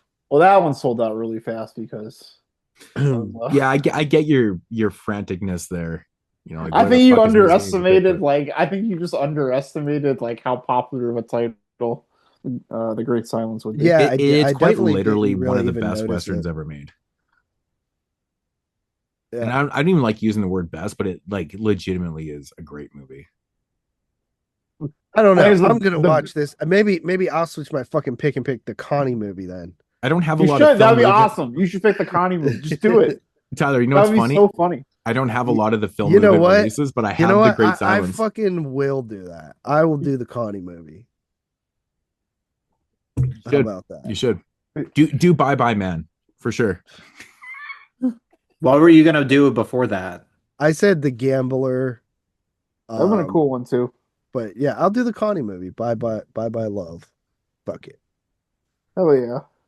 Turning over a new leaf this year. A No, new like, queef? Yeah. I'll remember that later in the year when I'm like I'll have one or I'll have a month that like I'm not like that jacked while I think like you know what maybe this will be the month I'll pick like some like dumb like random movie off of Vince and because JD picked Bye Bye Love. I try to like I really do try to like pick like different like I try to touch like all areas during the year. It's just fun for me to like okay, let me do like a VSL and a VSU and a whatever. But yeah, so I usually try to like the first month I usually want to go with something like Vinegar Syndrome, but I'll do a partner label this time. I don't think I've actually even done any Vinegar Syndrome titles in like 24 episodes. Like it's all been like the Gazer, it's been Saturn's Core, Bleeding Skull, VHS Shitfest. other part. Probably right. I've done some VSAs, 38 special, but an actual Degosser. Vinegar Syndrome regular title, I don't think so. Yeah, you did 2 Degossers last year. I did Singapore Sling last year. I did Corpse Media last year. Yeah, yours were mostly partner labels Moods, and then the 2 Degossers. Yeah. I did a couple VSA, I think in the first year, but like actual Switch standard, it up a bit, bro. Well, I mean, I'm going through like 5 or 6 different labels, 7 different things. So it is funny that we do. I even did an egg for one the time. I did an egg for one shit. Yeah. Well, the thing is, a lot of the main reviews are a Vinegar Syndrome title. Like, yeah, I think that last year, I don't think we did. I think we only did the last 2 months. We did. Actually, no, because we switched the advent calendar. So Jimmy and Stiggs was the only one that wasn't a Vinegar Syndrome or like a Vinegar Syndrome sub-label. Wow. Nice. Oh, Final Cut as well, but that was during Partners Month, so you have to kind of do one of those. Which, by the way, I mean that. Can we give out an award for the worst fucking movie we reviewed as the main review? Is fucking Final Cut last year? No, that wasn't the worst one. What was? No, because we just I can't remember. Mac and Me? No. I'd rather watch Mac and Me again. No, we did another shitty one too. Maybe that was the first year. Ice, Possession of Joel Delaney, Devil Fetus, Nesting, Dirty Work, Playroom. Playroom was. I guess it's debatable, but Playroom is actually pretty fun. What did I'd we rather end watch up Playroom again. I'd rather watch that again than Final Cut. What did we swap out for the Sado Volume 1? Resurrected, yeah. So actually, literally, we had all bangers, bro. There were no bad ones that we did as a feature besides Final Cut. Man, what a terrible partner month if that was the movie we picked. Yeah. Yeah, I know. I tried to do fucking the Gaspar Noé movie. Oh yeah, fuck that. Oh yeah, that was one I bought because I thought we were reviewing it. It's still. And you know what's funny? It's now January. We still haven't done that contest. Yeah, gems. We should announce that like on Saturday. Yeah, maybe we should, dude. Yeah. That was what? Was that in April? Mind. Yeah. I did leave a comment back to the one guy and I said, "Hey man, you already won." So it was March last year. Yeah. Well, it's like we kind of forgot about it. I think maybe we shouldn't do any more hidden gem shows. No, it was nice. Weird though, because we had a lot of people did it last year. Like we had a pretty decent response. Yeah. And, we got like none this year. It was bizarre. Yeah. And a lot of people, it was. But there was also a lot of people saying like, "Yeah, we want more hidden gem shows." Yeah, you guys want more hidden gems, and you don't even participate with us. Fuck. I know, right? But yeah, so I think we went too hidden where it was like hard to find our movies. Well, Moodz is like fucking 10 people in the world have seen it. Oh my god, yeah, the one that like 14 people had watched on Letterboxd. Yeah, and it's fucking you can't see it anywhere online. If you didn't have the limited 20 copy DVD, you were fucked. It was 25, I think, man. No, maybe it was 30. So but yeah, I think that we did it actually like the year before. I think we had a lot more like 2024. I think we had a lot more like smelly movies for both like our reviews as well as the featured reviews. I think last year we picked like mostly great stuff. Like I don't even think that. Yeah. I mean, I think like White Cannibal Queen because was, like, the first year we did movie. a couple of the Cinegraph titles and they just did not pan out very well.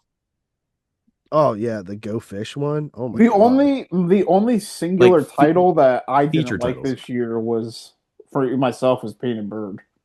That was the only one that I didn't like that I picked. Yeah. I've been pretty fortunate too. Everything I've been picking has been pretty good. So yeah, and actually like this year too, like we'll announce this at the end of the episode. Probably, but we actually are gonna have a new guest. So we've had 2 guests in the past. We have had Dan and we have had Mike.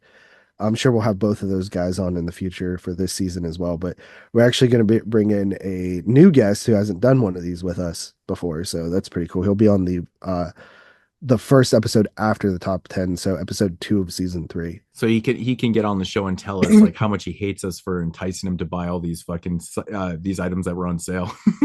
Not only bro, that, you got to get Redneck Zombies. You got to get this and that. And then he's like, he shows me his list. I'm like, oh, Those are all good titles, man. Not only that, They bro, actually were. but we actually and Vinegar Syndrome should probably pay us something for this. Our show actually got him to subscribe, kind of. There Like you he'd go. been listening to our show, and he's like, you know what? I think I'm gonna subscribe this year. And I was like, cool, you can join the show then. Fucking rights, man. Yeah. Who was that? Our guest on episode 2 of season 3, which we haven't announced yet, but subscribed for the first time after listening to our show for the last 2 years. Hell yeah, good for him. Yeah. Man, I'm just kind of looking through the Vinegar Syndrome releases throughout the year. And when Tyler gets the partner label, like there's actually some pretty decent releases. It's gonna be an interesting top 10. I think I'm a month. lot higher on this year than you guys were. I think like I like this year more than last year. Yeah, I'd have to compare them. I can't remember, but Yeah, I want to compare too before. The only thing I will say that I think the Gosser took a step down this year. 100%. Last year was fucking like great, bro. I know. Super Like the Gosser had disappointing. 4 great titles last year. This year, Ice started off good, but then like 38 Special, Criminally Insane 2, and 5 Dead on Crimbus Canvas were a bit. They mid all to got me. reviewed though.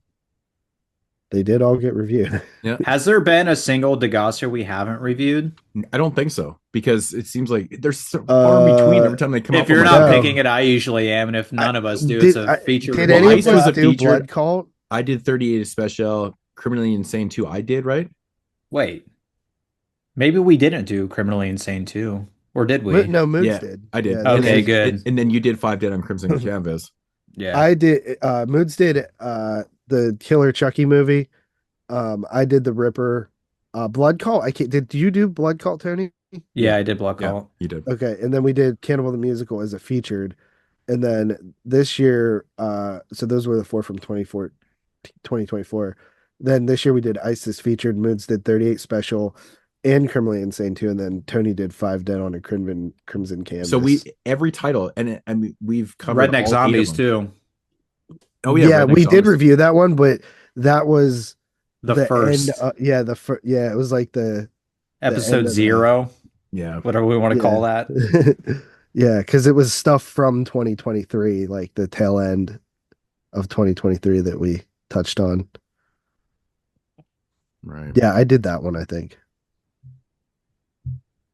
I picked Redneck Zombies. Yeah. No, But I yeah, did, dude, I did I'm Redneck Zombies. I super- did Redneck Zombies Are actually. you sure? Yeah, because I remember even wearing the shirt for my review. You might be right, actually. I did. I can't remember what the hell I did. That was our first episode. My first episode, I did Existence. That's what Yeah, I did. and it was I think The did I Black do a Room. gun for Jennifer Yeah, or you did the something? Black Room. Yeah, you did a gun for Jennifer. Yeah. That's a good movie. But anyway, yeah, I mean, What was the feature? Fatal Games, right? Fatal Games, Yeah. yeah. Which was, man, that release was awesome looking back Yeah, on that. what a great ass release. Mhm. Yeah. Yeah, so we decided that the color theme for next season. I was like, what should we do the color theme? Because the first year I did yellow and the second year I did pink. So I'm gonna switch it up to a third color this year that these guys picked. So you'll see that on the season 1 thumbnail. Episode 1, season 3 thumbnail. I just thought about how cool like the surprise releases of Fatal Games and Existence were for like Black Friday. And just like comparing it to what we got this year, it's so sad. I was thinking about that actually too. What were the Black Friday ones this year? Troll 2 and the Stendhal Stendhal. syndrome. Yeah. See, Yeah. I love Stendhal syndrome, so I was hyped to see that. But I get what you're saying. Did you need that one though? I did need it. I love that movie. I want all Argento on 4K. My problem's like, why would you make that a surprise release when you've just been releasing all the other Argentos on random other months? Right. What time Like it's crimes almost have just been a like better it's like surprise? anticlimactic. Yeah, I agree. It's not the best for the surprise. Like, don't even do surprise titles at that point. Right. I would say Troll 2 is a fine surprise title. Like no one was even expecting that one, but We all expected Stendhal. right. Well, I didn't expect that. I We figured that all was still I figured it was Yeah. still with Blue Underground. I think we probably expected Phantom of the Opera before Stendhal. Yeah, And the we're crying VSP. about that the whole time. Yeah, the VSP this year, Yeah. man, only one title all year. I kept thinking maybe I missed one, but I don't know. I looked, I can't find one. No, Because the we first. technically also had They Call Her Death, but that came out on the Yellow Veil. Yep, Yep. that's right. All right. Well, I think we gabbed enough about during the intro. Right, right. Yeah, let's get into these solo reviews. I predetermined the order pre-show. I'm first, JP's second, Tyler's third, and Tony is fourth. All right, baby, out of the four spot.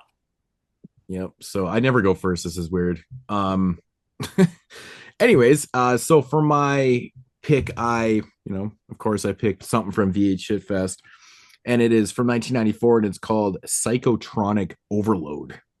I I just, don't even think I picked that one up actually. the title alone, I literally had never, like, I know that they mostly release stuff that's like shot on video and stuff, and I'd never even heard of this title. And I mean, of course, I mean, there's going to be some shit that you never heard of. So, but That's crazy that you never did too, especially considering you guys deep dived on 94. yeah, so I didn't know about this one. And the crazy thing is, I brought this along so I've read this entire book, this Analog Nightmares, which is the shot on video horror films from 1982 to 1995. So I grabbed this book last night to see what the write-up was in here, and it's not in here. It's that obscure. Isn't that crazy? But Bleeding Skull put out a book, obscure 80s stuff and 90s stuff a couple years back. There's a review in there for it, but I was surprised and that was the thing. I was like, I don't remember reading about this one. It's not in there. Crazy thing. So Psychotronic Overload, of course, shot on High 8 video from 1994. Definitely missed it from 1994. I don't know if it was even available on YouTube or anywhere. I have no idea. It seems like it's pretty fucking obscure, but It's probably like 6 pages deep into IMDb, so it could be. You kind of stop after page 2. It's kind of interesting actually, because listening to the director talk in the special features about the film after, he said Letterboxd was actually the medium that actually kind of resurrected this film a little bit. People were doing a couple reviews on there and stuff, and then people were like trying to seek out, like the VHS collectors and stuff, they were trying to seek out the VHS, of course, because that's what people do. And it kind of like got this like momentum going for it, and it just got resurrected by VHS Shitfest, and I'm like, that's fucking crazy. So anyways, Psychotropic Overload. Tony, did you watch this one? No, I didn't get it actually. Crazy. I don't know why I didn't get it. I'm surprised. This is right up your alley, man. I mean, if you like, maybe it was an expensive month. Could have been. So again, oh yeah, of course it was. It was fucking Black Friday. Right. Oh my god, dude. I mean, this parcel that came in was like, dude, it was like the biggest box. It's like the size of a fucking table. It was, man. It was ridiculous. It was so stupid. So, of course, I wanted to pick a film with a title called Psychotropic Overload. If you're not familiar with the word psychotropic, it just refers to like basically drugs that change your mentality and stuff, like anything like alcohol and, just basically what I'm doing right now. I'm all psychotropic right now. So the title alone, I was like, that's pretty cool. So it's a shot on video film, shot on High 8 tape, because it was, the 80s. That's what they're using, like the smaller ones, right? Mm-hmm. So the PQ is actually pretty decent. The audio is really good too.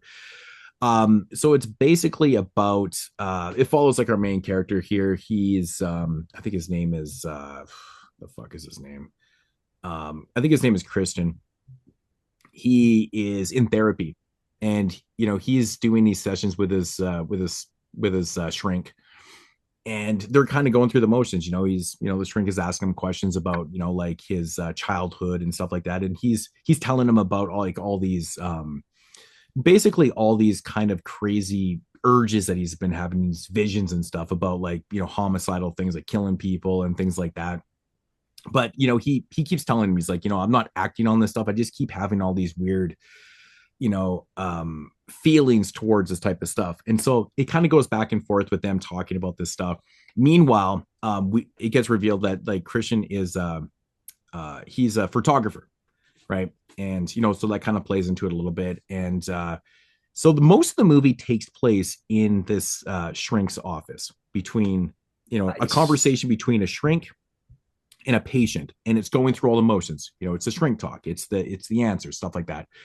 But then you get this kind of subplot where we've got these police officers that are investigating these models and stuff that are, and they're ending up missing or dead or whatever and stuff like that. So there's a police investigation for all these people that have been getting killed off and shit like that. And, more as the conversation kind of deepens and stuff, the therapist starts to think that this guy, even though he's saying that he's not doing these crimes, that he's just having these urges to do these homicidal things and things like that, that he might actually be doing them. And then becomes kind of like a big thing. And then it kind of goes from there. So my thoughts on Psychotropic Overload. This is an interesting film because right away, I wouldn't say right away. I was probably about halfway through the film. It only runs maybe about 75 minutes. So it's a quick watch. I'm a really big fan of films where two people are in a room talking. I don't know what it is about that kind of stuff. I was wanting to ask you, what was you were saying when you said that? You said like it goes on these subplots. Do they kind of interweave that into this room, or do we just never leave this room? Because I prefer like we just never leave the location. No, we do leave the room a little bit. There's not a whole lot with the subplot with the police investigative part, but as the patient Christian is talking and revealing, his inner thoughts and all that type of stuff, the cool thing about the conversation is that it reenacts his thoughts in black and white. So it's shot in color in the room, and then all of his thoughts and all these fantasies and all the shit that he's talking about is in black and white, right? Oh, okay. So it goes out, but it's what he's describing he was going to do. It's like I killed I did this. I wanted to kill this person, blah blah blah. But it kind of reenacts and stuff. But like I said, there is a little bit of a subplot with. There's actually two subplots. There's the police thing, which is kind of minor in the film.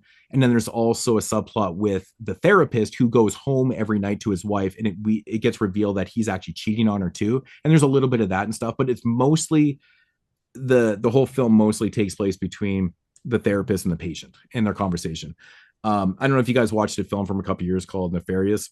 Yeah, that's actually what I was thinking about, like when you were talking about this. Yeah, so it kind of reminded me of something like that, and like Fred Vogel's The Final Interview. You guys ever see that? Same type of idea. It's basically two people in a jail talking, and there's some crazy shit. It's fucking awesome. Actually, Dave Parker's in that movie. That was on one of your top 10 lists, wasn't it? Yeah, I absolutely love this movie, and it's funny too because Dave actually has a small part as like a reporter in the film, but it's so different for Fred to do a film like this. Very, very innovative in what he does with it, but I really like the style. I'm a big fan of films that are very dialogue heavy, as long as it's very intriguing.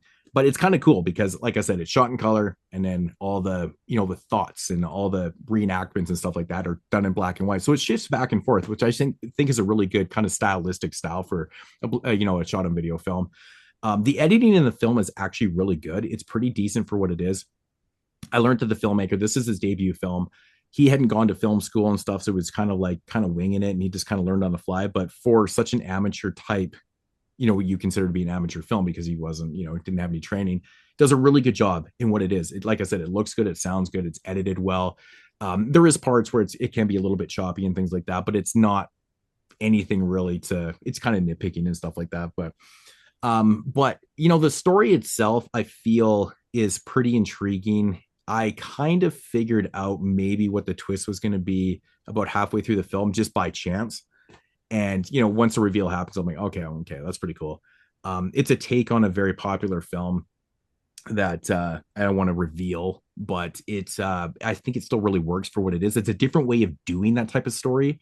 And I think it doesn't overstay its welcome. And it's a good thing because, like we know, there's a lot of shot on video films that can run way too long. They get too deep into like look at Sledgehammer. It's got like a 20-minute fucking slow-mo fucking pie fight. Or not pie fight, you know what I mean? It doesn't do any of that shit. It goes in and out. It's very dialogue heavy. And I feel like the actors that are in the film, the guy that plays the patient does a really good job. I don't feel like he's reading his lines off and stuff. And there's actually a really interesting way like once the reveal happened, I thought back of what I was watching. I was like, oh, that's really cool how he edited the film and how he did the structure to the film. I'm like, that's actually really inventive.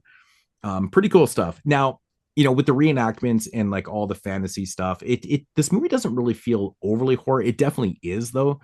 It's not like overly bloody and gory. It's more implied. You get to see some things, but it's not like heavy on the gore and the kills and stuff like that. It's more about the fantasy and other things and stuff like that. But there is definitely horror elements here for sure. But it's pretty cool. It's actually a pretty good film. That I was kind of taken back by. At first, I wasn't really sure what I was getting myself into. I'm like, okay, this is what it's going to be. We're just going to have a lot of talking and stuff. But like, shot on video can be a little choppy, but no, it was pretty decent for what it was. I didn't really care for the one nitpick I do have was, the subplot with the psychiatrist and his mistress. There's this one conversation where he's having with his mistress, and I'm just like, oh my God, it was like nails on chalkboard. I was like, okay, I can't do that, but whatever, it doesn't really ruin the film at all. But overall, really, really solid film in my opinion for what it is. I think it's got a lot of good points. Now, that's really interesting because watching the special features on this, he basically, so it's kind of interesting. It's all the director. There's a making of documentary, which he breaks into like 3 parts. And the first part is like ideation and influence and stuff like that. And he basically talks about, like all his influences and stuff like that. He talks about Scorsese and he talks about Kubrick and all these type of people. He kind of took elements of their films and kind of incorporated into it. Obviously, it's not on that level, and he even talks about that. Like, and one thing about this director that really had me kind of laughing through all the special features was he's so self-aware of it being, he's like he just kept saying over and over again, he's like, I know it's a piece of shit film. He just kept harping on his own film. And I feel like he's one of those guys where, the old saying is like, everyone that does art, you're always your worst critic, right? You're always your worst critic. And, he's like, there's really good elements, but he goes, the thing I take away from making this film is it kind of has my DNA. Like a lot of filmmakers, like you look at Scorsese from the early stuff, like you can kind of tell it's a Scorsese film, and you can see as his career progressed, you can see the early Scorsese in every film. Like he was a filmmaker that had a DNA, he had a style, he had something that you could just identify with right away. And he's like, I kind of take that from that, but he's like, this one for me is like, it's a piece of shit. And he says over and over again, but he's actually he's pretty entertaining. He's not like self-loathing about it. He's actually kind of funny about it, but he gives you a lot of pretty good information about like what influenced him and like what he does, and very good talker and stuff like that. It's funny, like how cheap the special features are. It's basically just him on his iPhone recording, and they kind of like bust it all up and stuff. But that first part of the ideation and like influence is about 10 minutes long. The second part was done called production. It was about 17 minutes. And they basically go through like, the casting and how this one person was responsible for like all this type of stuff, locations and all that type of stuff. It is what it is. It's, it's fine for what it is.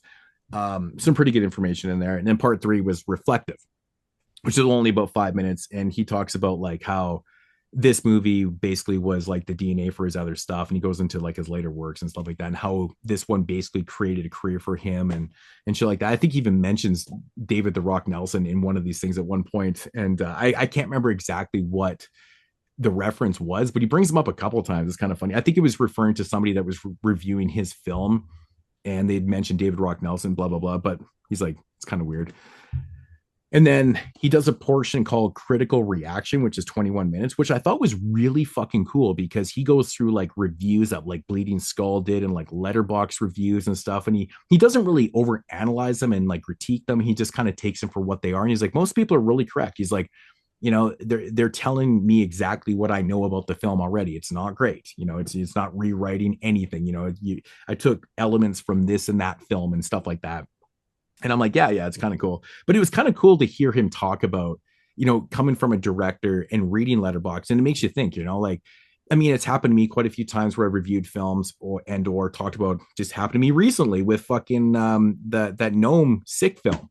I literally fucking talked about and ripped on this movie in one of my updates. And the director somehow found me talking about this film and commented on it. And we had this back, and it was hilarious.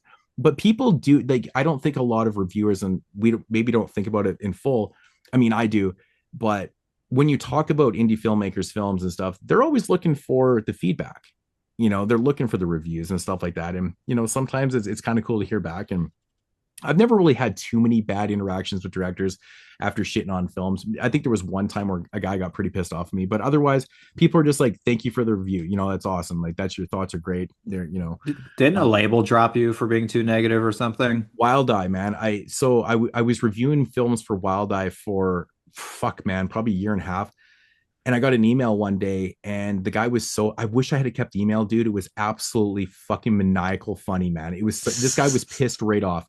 He's like, dude, you cannot be talking about our films like this. And I'm like, well, I'm only going to give my honest opinions. I said, I'm not that dude. I'm not Cool Dude or whoever else is getting paid to do this shit and just give fucking, totally fake critiques. I'm like, I'm not doing that shit. So he got all pissed off and dropped me. And I think Steve, when he started working for, I think it was for Brain Damage and whatever it was, somehow I got back onto the Wildlife thing, and I was doing reviews for them for a while, and they dropped me again for the same shit. It's like shit on a film pretty bad. I love that it's Wild Eye of all people. Yeah, it was. They're the ones that have the most hurt feelings. It was actually pretty funny, but yeah, and it's funny too because it wasn't coming from the director themselves. It was coming from the PR guy, or whatever, who the fuck, whatever it was. So that was pretty interesting, but yeah, kind of a funny moment in my reviewing career. But yeah, no. So he talks about the critical reaction, like how the film showed in Dallas in 1994-95. And I think it was like Matt Zoller Sykes or Sykes, whatever. This guy is actually like quite a famous critic. He's wrote books and stuff like that. He's wrote books about famous, directors and stuff like that. And he actually did a review back in the day for him. And he's like, that's crazy. He said he was pretty good about it. He kind of shit on the film, but he made it really funny and he's respected. And he kind of went through the review. And I was like, this guy's totally awesome. Like he knows, and he just kind of respects everybody. He's not that guy who's going to fight back at every single person and stuff. Actually, it was in that section when he brings up David the Rock Nelson actually had a cameo in Groundhog Day. And I was like, what the fuck? Really? I'm like, that's random. So I guess he's uncredited. He's in some scene or whatever. And I'm like, that's wild. He was probably the groundhog. Yeah.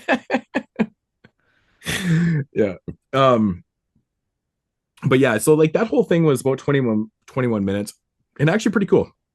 You don't see a lot of directors critique or talk about like, reaction, like, reviews and, stuff like that. I thought that was actually kind of an interesting thing to do. It's pretty cool.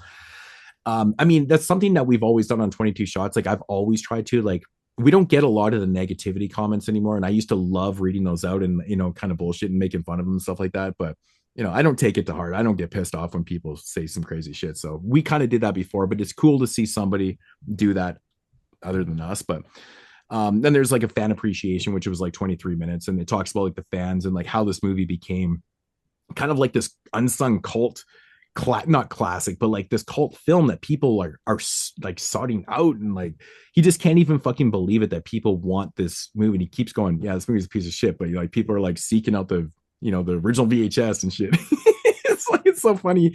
In this portion, he's like, he picks up this old, like, it's like a big clamshell. It's like a cut box, stuff like that. He shows it and he's like, yeah, I got the real one back there, but it's like, I don't give a fuck. I'm just going to show this cheap ass one. I fucking started laughing. I was like, that's pretty funny.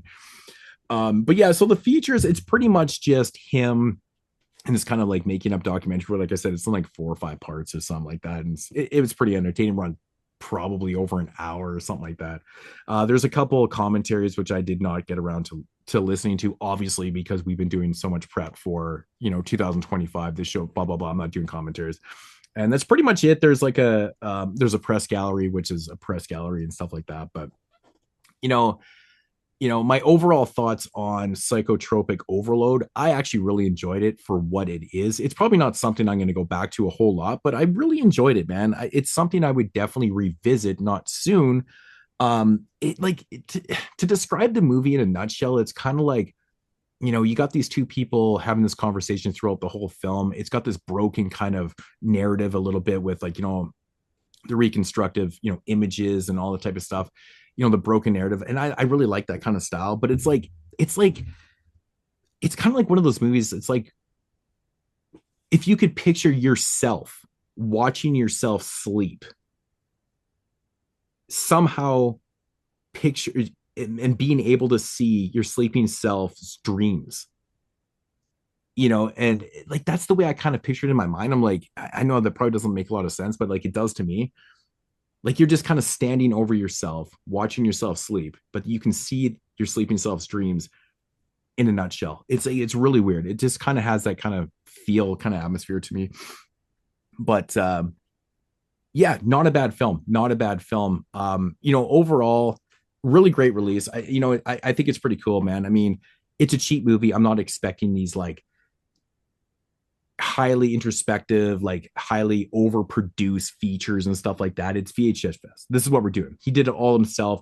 There's times where he must have recorded this over like a few years too, because he changed looks and stuff. Like even in sections, like he was different. Like he definitely recorded a shitload of material. They edited it together. He does get a little bit repetitive and stuff at times because, it was recorded, I think, during COVID and like into like 2024, 23, 22, stuff like that. I don't know. So you kind of notice that, but I appreciate it that he even did all this stuff anyways. So I'm not complaining. Overall, I'm going to give this one a 7 out of 10. Pretty cool release. It's very cool to see something like this very obscure film get this type of release. I appreciate that. Everybody else might not appreciate it as much as I do, but this is what I love about these type of companies, because no one else is doing shit like this. And thank you for putting this stuff out for people and weirdos like me, man. For it to not be in Analog Nightmares. Do you have this book, Tony? Mm-hmm. Have you read the whole thing? Yeah, I mean, I read it, but I mean, shit, you can't like retain fucking literally anything I read in that. I did this so weird. Like I would read sections. So I read it over like a couple year period kind of thing. Mm-hmm. And like I said, I was like, I don't remember this one being in there. I was right. I actually remembered it not being in there. It's kind of crazy. Like here's Hung Jury, like fuck, we just got that one too. I'm not surprised that it's in the Bleeding Skull book, because like going through those books too, it's like it astounds me. I miss both of them. Oh, you don't have any of them? No, I totally miss them. And like I actually tried to grab them. Like I think it passed like the last summer or whatever. And I'm like, I'm not paying $187 for it. Yeah, they are fucking expensive. Yeah, now. bro.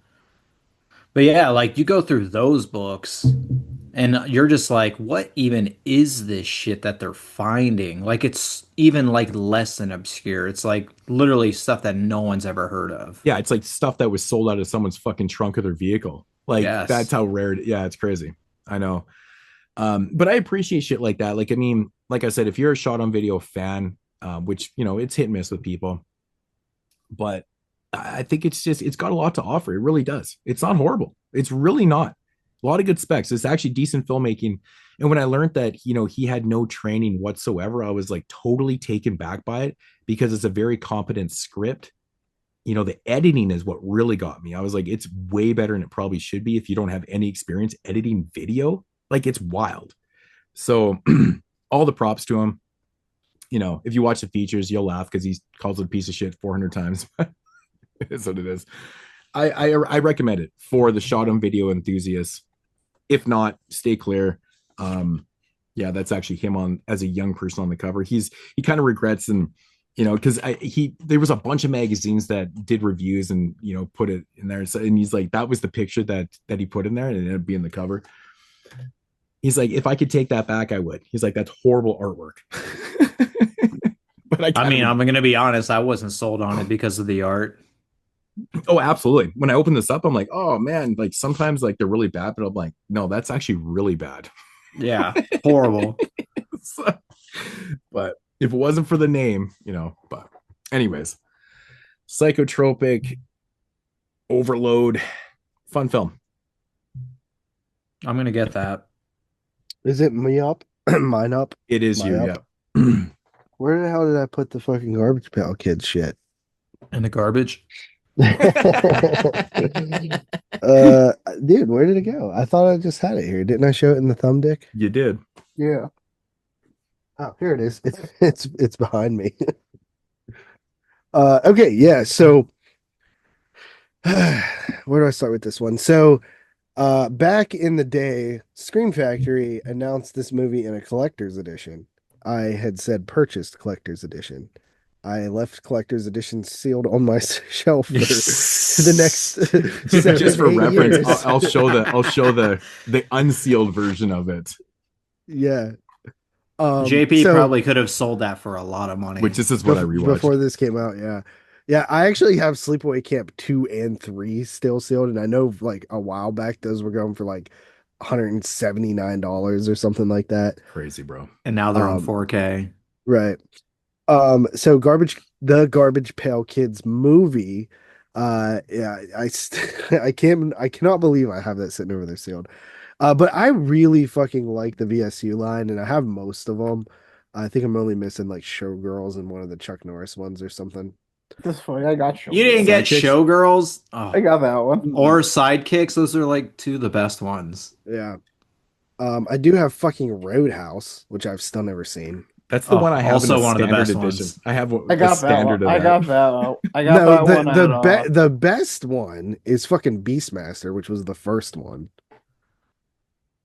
I think I might go I don't- Sidekicks.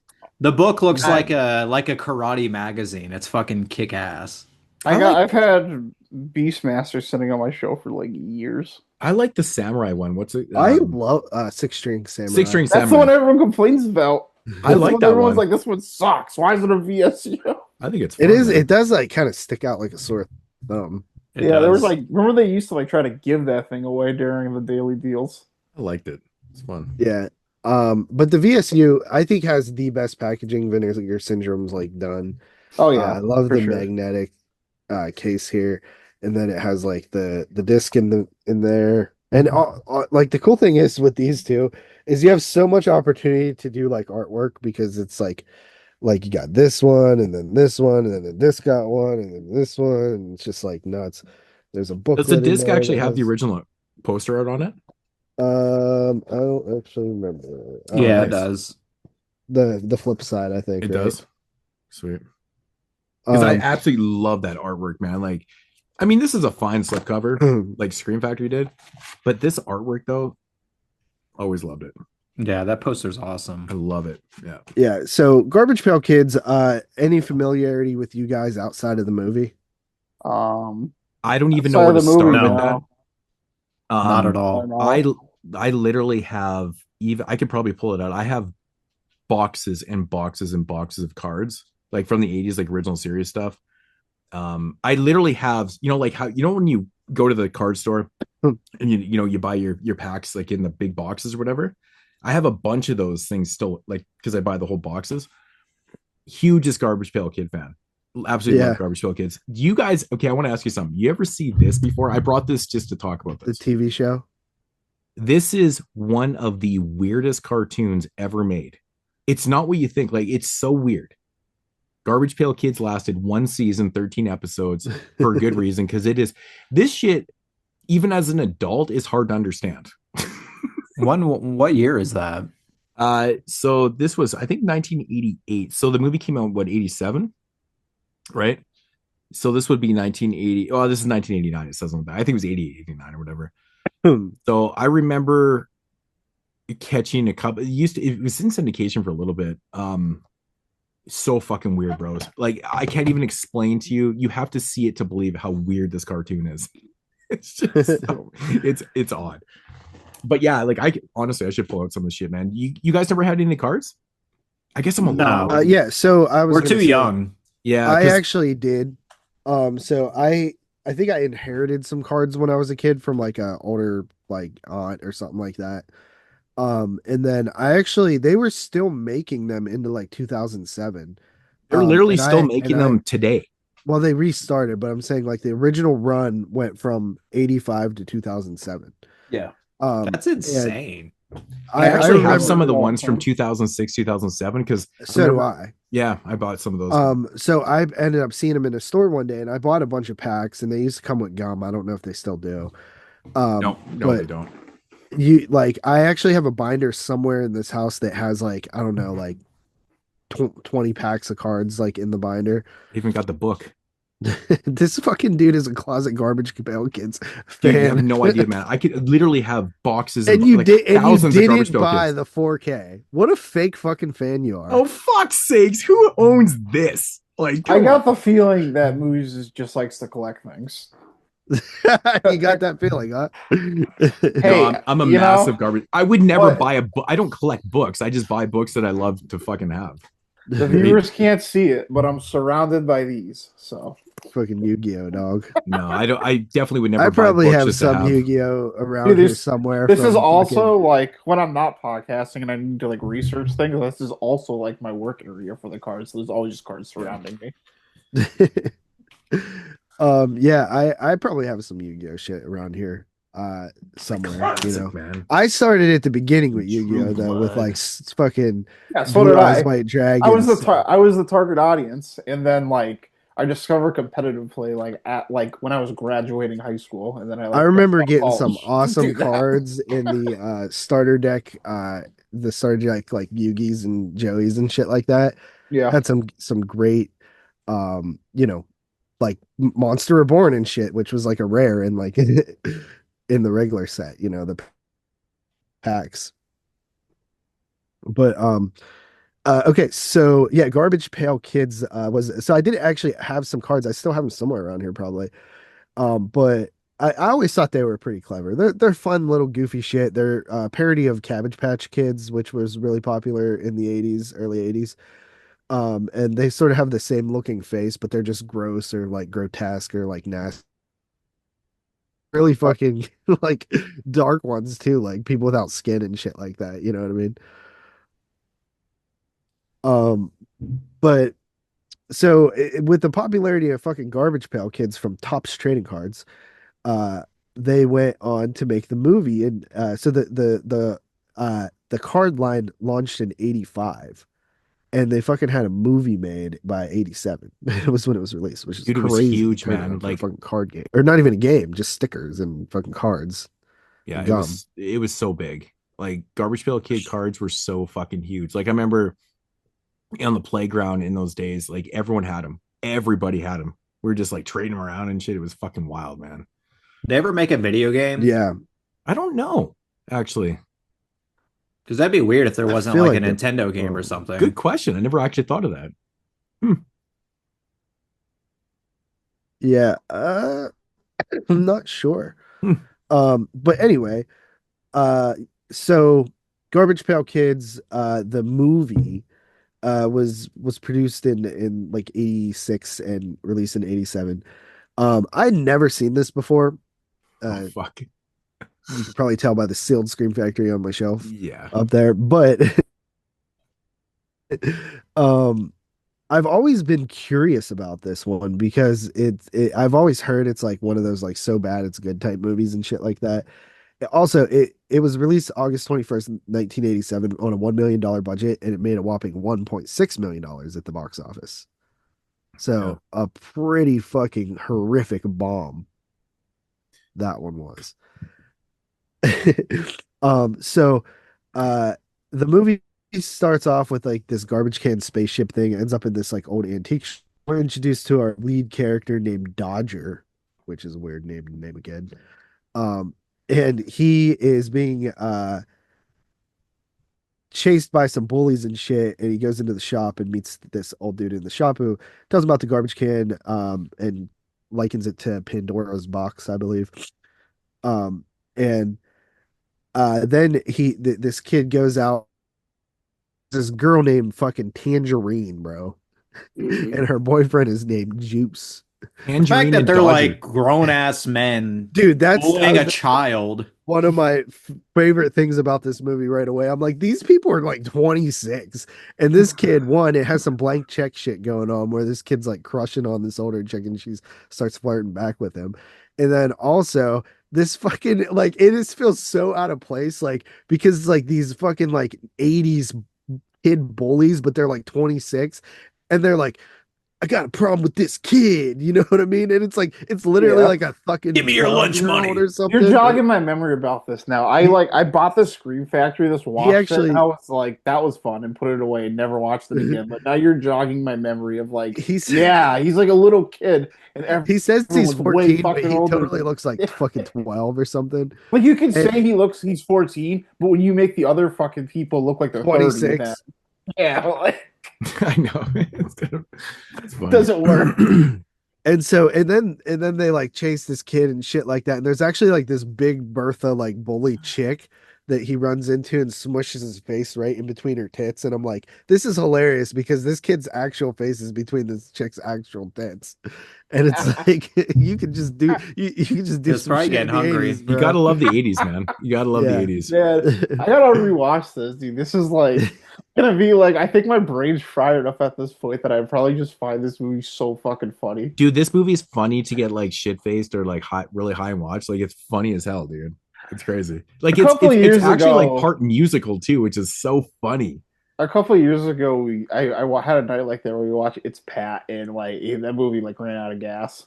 Well, it's kind of funny actually because Yeah, like that movie sucks. the nerdy garbage pail kid is kind of like Pat in a sense. Yeah, like, I get the They feeling that kind of it's like got the that same from him. type of like ridiculous like bad taste humor His that like you could voice. never make today. No. The snot one is the most disgusting. I remember the end to this movie, and I remember now like this giant age gap thing and like most of the basics of the plot. That jogged my memory a lot. Yeah, so basically they Messy Tessie. fucking tie this kid up in the sewer or whatever. There's a fucking garbage can spews over and all these little I guess they're fucking kids, honestly, which is but they the garbage pail kids.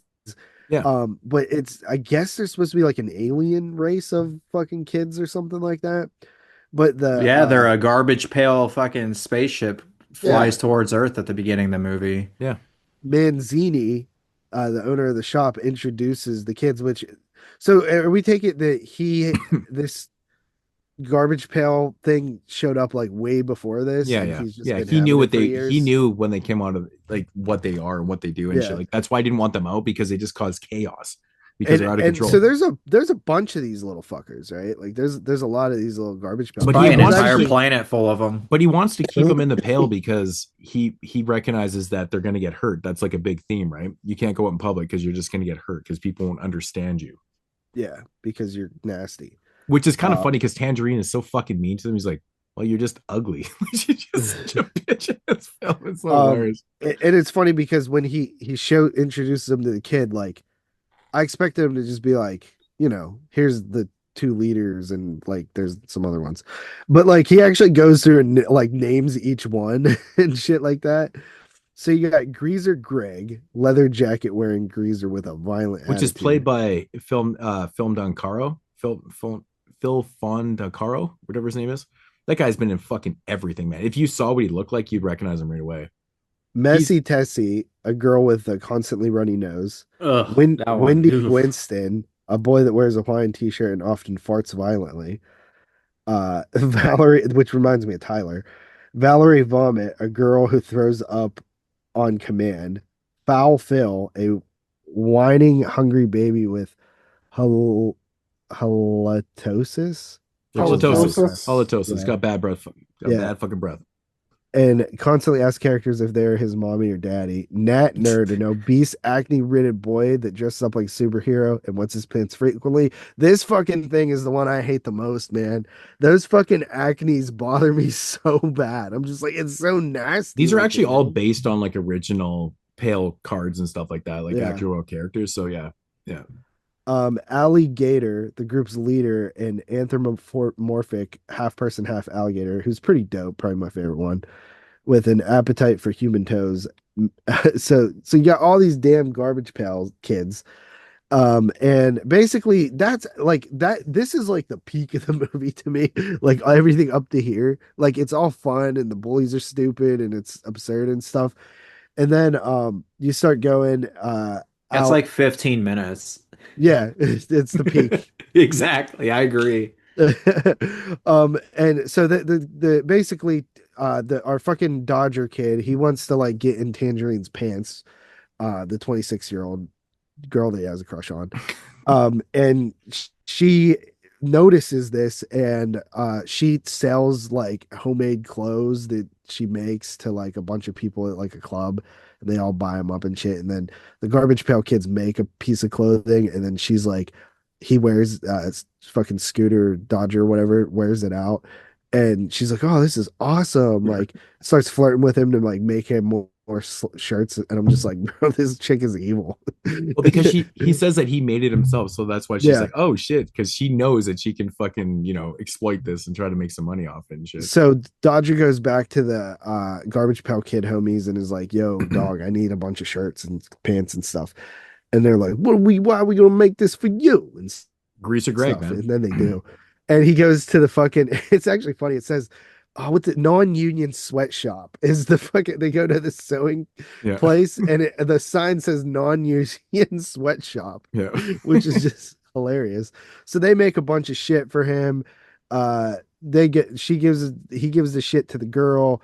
The girl hates on the fucking things. And then Juice is also fucking getting harassed by the things and harassing the Garbage Pail Kids. And then there's like a couple of them go to a bar and shit like that.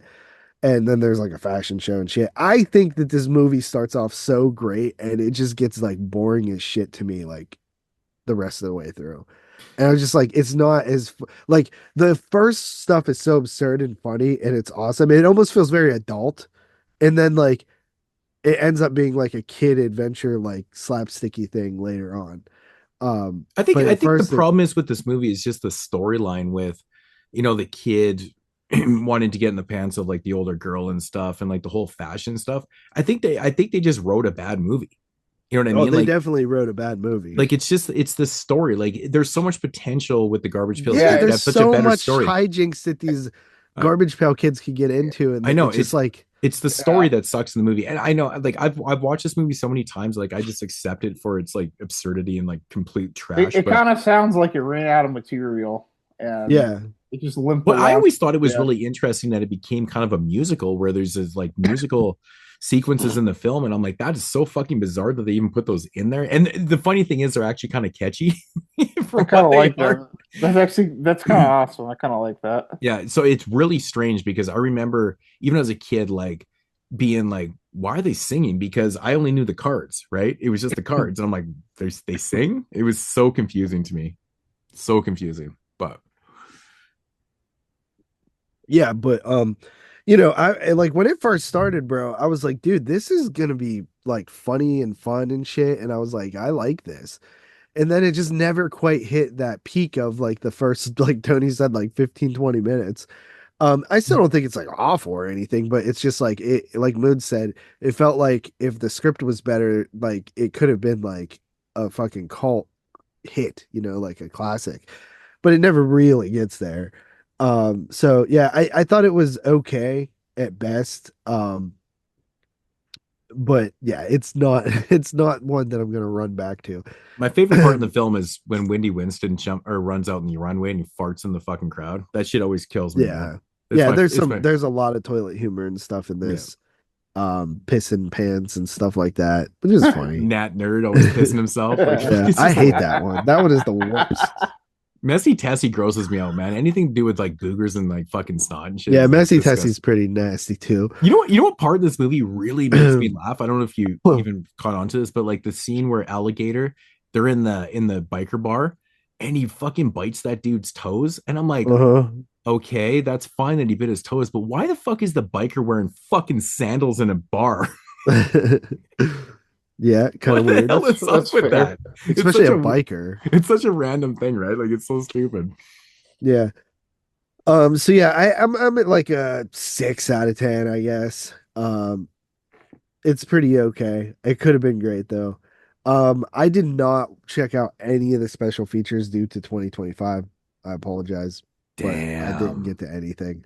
There was quite a lot, and it seemed like very overwhelming. I bet you would probably time make it period. a lot better. Like it's kind of probably interesting would. too because like I feel like this is one of those movies where if you watched it because I'm old, like I watched this around the time it came out because I was such a big Garbage Pail Kid fan. I had all the cards and stuff, so I was like dying to watch this. And I've seen it a bunch of times over the years, so I guess I have the nostalgia for it though too. But I legitimately like it's one of those movies I almost feel sorry for. I just feel like it should have been so much fucking better. And I'm actually really quite surprised that no one has ever tackled doing a remake of this. It was Because- talked about back in like 2017 or something like that. Because I think you could do like obviously just have a better script. That's the biggest problem with this movie. Like you have the fun setup with the Garbage Pail Kids, they're all fine, but it's the story, bro. It's like it's the fashion shit. It just doesn't really mount to anything. It's almost too absurd at points.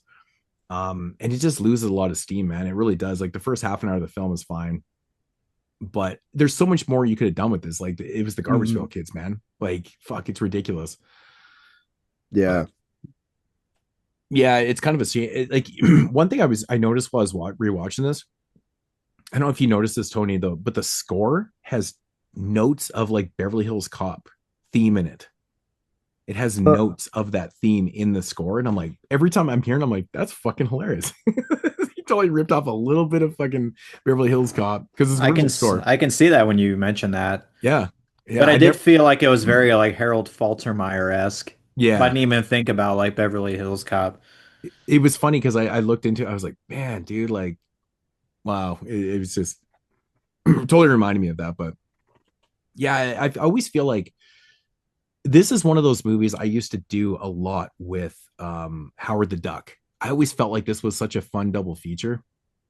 Because I don't know, like I like Howard the Duck, man. I think it's a fun ass movie. But then again, like I also come from the time where I saw it when it came out though too. And like, it's funny because nostalgia sometimes play a part, but I actually like Howard the Duck. I think it's fun. It was just marketed completely sitting on my shelf for years. It was just one of those movies that was marketed completely wrong. I still haven't seen it. My friend that used to live with me years ago got me it for my birthday one year. It's been sitting on my shelf for a long time. I always find it so interesting when people watch movies like this so far later into their life for the first time, like how they kind of perceive it. Like I had a friend that watched The Goonies. I think it was about 10 years ago for the first time. I didn't see The Goonies till I was like 21 years old. Yeah, and that's what I'm saying. Like, I mean, again, I'm a little bit older than you guys, right? So The Goonies, I remember watching The Goonies around the time it came out too, but it was one of those films that I just grew up watching and stuff like that. And I always talked about it, and my buddy watched it. He was probably pushing 30. I don't know. And he's like, dude, he's like, it wasn't that good. Yeah, Carly didn't love it either when I showed it to her. She thought it was decent, but I just, man, what about you, Tyler? Every time I even hear the music in it's that like movie, it's like a Tyler, it's like a Tyler 7.5. Yeah, see, it's so weird. Like my favorite movie of all time. Yeah, for us, it's like a bona fide 10 out of 10. Like, it's my favorite movie too. It's my favorite movie. Like I'll give you a good example. Characters, like it's everything about that movie. I'll give you a good example though. So like something like Billy Madison is like as high as it could be. Like for me, you know what I mean? Like in terms of movies, like I love in favoritism. But if you show that to someone, even like maybe now, like my age for the first time, they probably think it was retarded. Yeah. I mean, it's the same thing. I had a buddy actually who was so obsessed with Billy Madison when it came out. He fucking dubbed the audio onto a cassette tape and used to roll around in his shitty ass Datsun truck listening to the movie on a tape. You remember this is like in the 90s, right? Like that's what people did to listen to audio. There's no that's crazy. Yeah, he would roll around listening to the fucking movie on a tape. He loved it. So he was obsessed with it. He literally knew every fucking word. Like he was like rapping an album or singing the fucking record. It was crazy. It was absolutely insane, man. Yeah.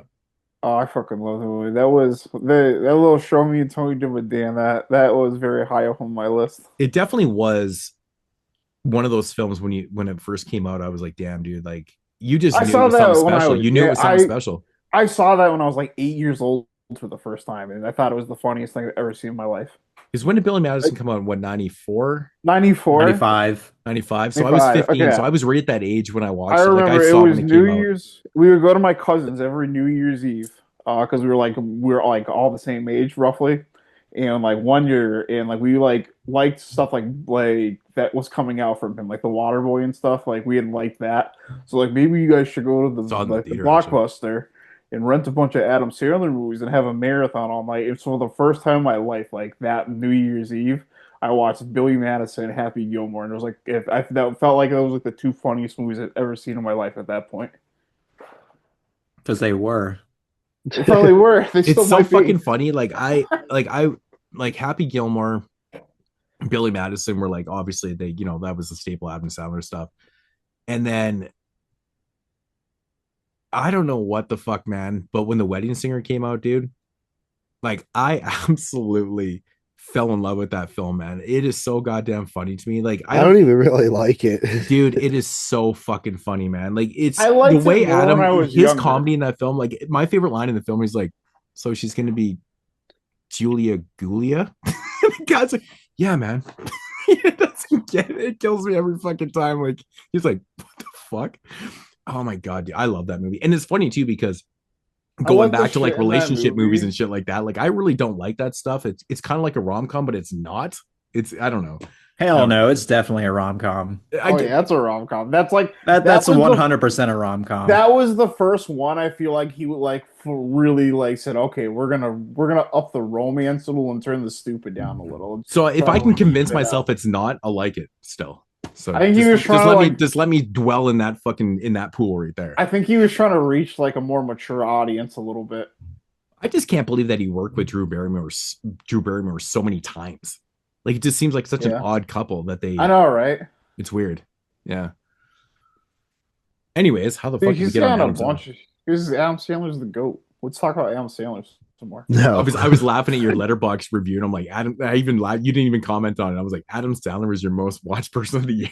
Like, what the? Oh, I just thought it was funny because mine was Paul Naschy and yours was Adam Sandler. Dude, because like when I'm drinking on a like Saturday night, flipping through Netflix with our girlfriend, like there's like the chance of me picking an Adam Sandler movie is like a higher probability than anything else. Well, to be honest, I got on this crazy kick when Adam Sandler signed that deal with Netflix when he was doing all those fucking Netflix movies. I ended up watching like half. I look at my Letterboxd, I'm like, holy shit, I've watched like 28 fucking Adam. Yeah, I've watched about that with him. I've watched about that many with him. It's like the same thing. It's like we kind of like log through like a lot of those Netflix ones. So like most of them I don't think are very good, but there's a gem in there. There's this one that you probably haven't seen this one because it's not. It looks like it probably is for little kids, but it still has that like Adam Sandler like crude humor to it.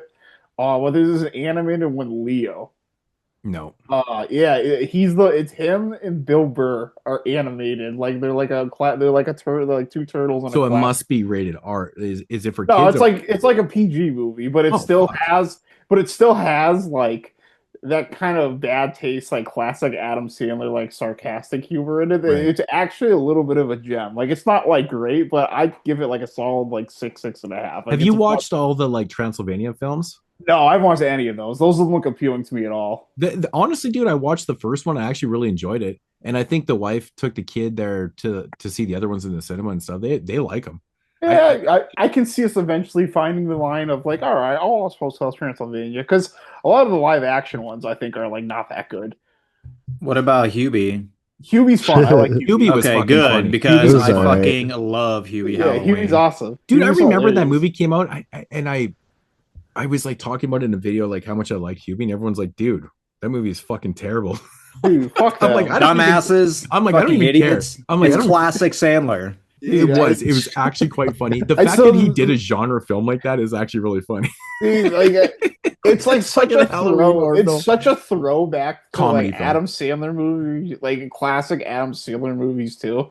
Because the thing that like made me like fall really with like how my sense of humor is even like is today is he like if you think of those 90s movies, he kind of made like the jokes in those were like rude, like mean jokes. They're like absurd movies and they had kind of like a mean spirit to them a little bit. Like a lot of the jokes like were predicated on bad shit happening to people. He always had this really cool Hubie Halloween is just like this fucking goofy guy that everybody just shits on and like it kicks in the nuts the entire movie. Hubie. Yeah. That's my favorite part. That Ray Liotta, the whole movie, just like Hubie. He's so good in that. Like, oh my god, I love when he like Paul Thomas Anderson's voice and all like in his movies. Dude, I love in Big Daddy when he's like teaching the kid how to fucking trip the fucking rollerbladers. Yeah, oh my god, that one's good. That one's a throwback. That shit is fucking hilarious. He works at Hooters. Oh my god, dude, it's so fucking funny. But like coincidence, but then he's also like I don't know if this has influenced like my love for this movie, but man, I fucking love Uncut Gems. Like, so he's also in like these other sick movies I like. Yeah, Adam Sandler is one of those interesting characters that like has done a handful of like total drama type films and pulled it off. It's crazy. I think everyone that I've seen has been really like Punch Drunk Love was really that good. one. I was gonna say that too. That one he's excellent in as well. He's really good in that role. Uncut Gems is really oh good. My god, I could not say enough positive things about Was that. it Rain on Me? Is that the? I've never seen that one actually, but really I've heard he's very good in that too. I've heard Spanglish, people drop this. He's good in that too. Like it's actually really bizarre to see him in these roles, but he's done so many of them now. You're just like, okay. There's another one he did like recently that like it wasn't as good as those. It just like turned into the longest fucking Adam Sandler conversation. We're still talking about Garbage Pail Kids. Here we are, just like fucking pouring our hearts out. Oh, you weren't done? You weren't done? This is my fault. I was done, but that doesn't mean it's like the Adam Sandler movie review time. Dude, he literally was cracking up. Who picked an Adam Sandler movie? No, because like I like Adam Sandler too, but you guys are like fucking stuck in his dick so hard right now, man. Oh hell yeah, it's crazy. He's funny, man. He's funny. All right, I don't know how that happened, but I like we have to go back so many layers for that to make sense. We needed to talk about a real comedy before moving on. Yeah, let's talk about some real funny shit. Yeah, who's up next? Is that Tyler? Yeah. That's me. All right, go for it. At some point early in that conversation, Moodz was talking about liking rom-coms. So I was like, ooh, this is a good segue.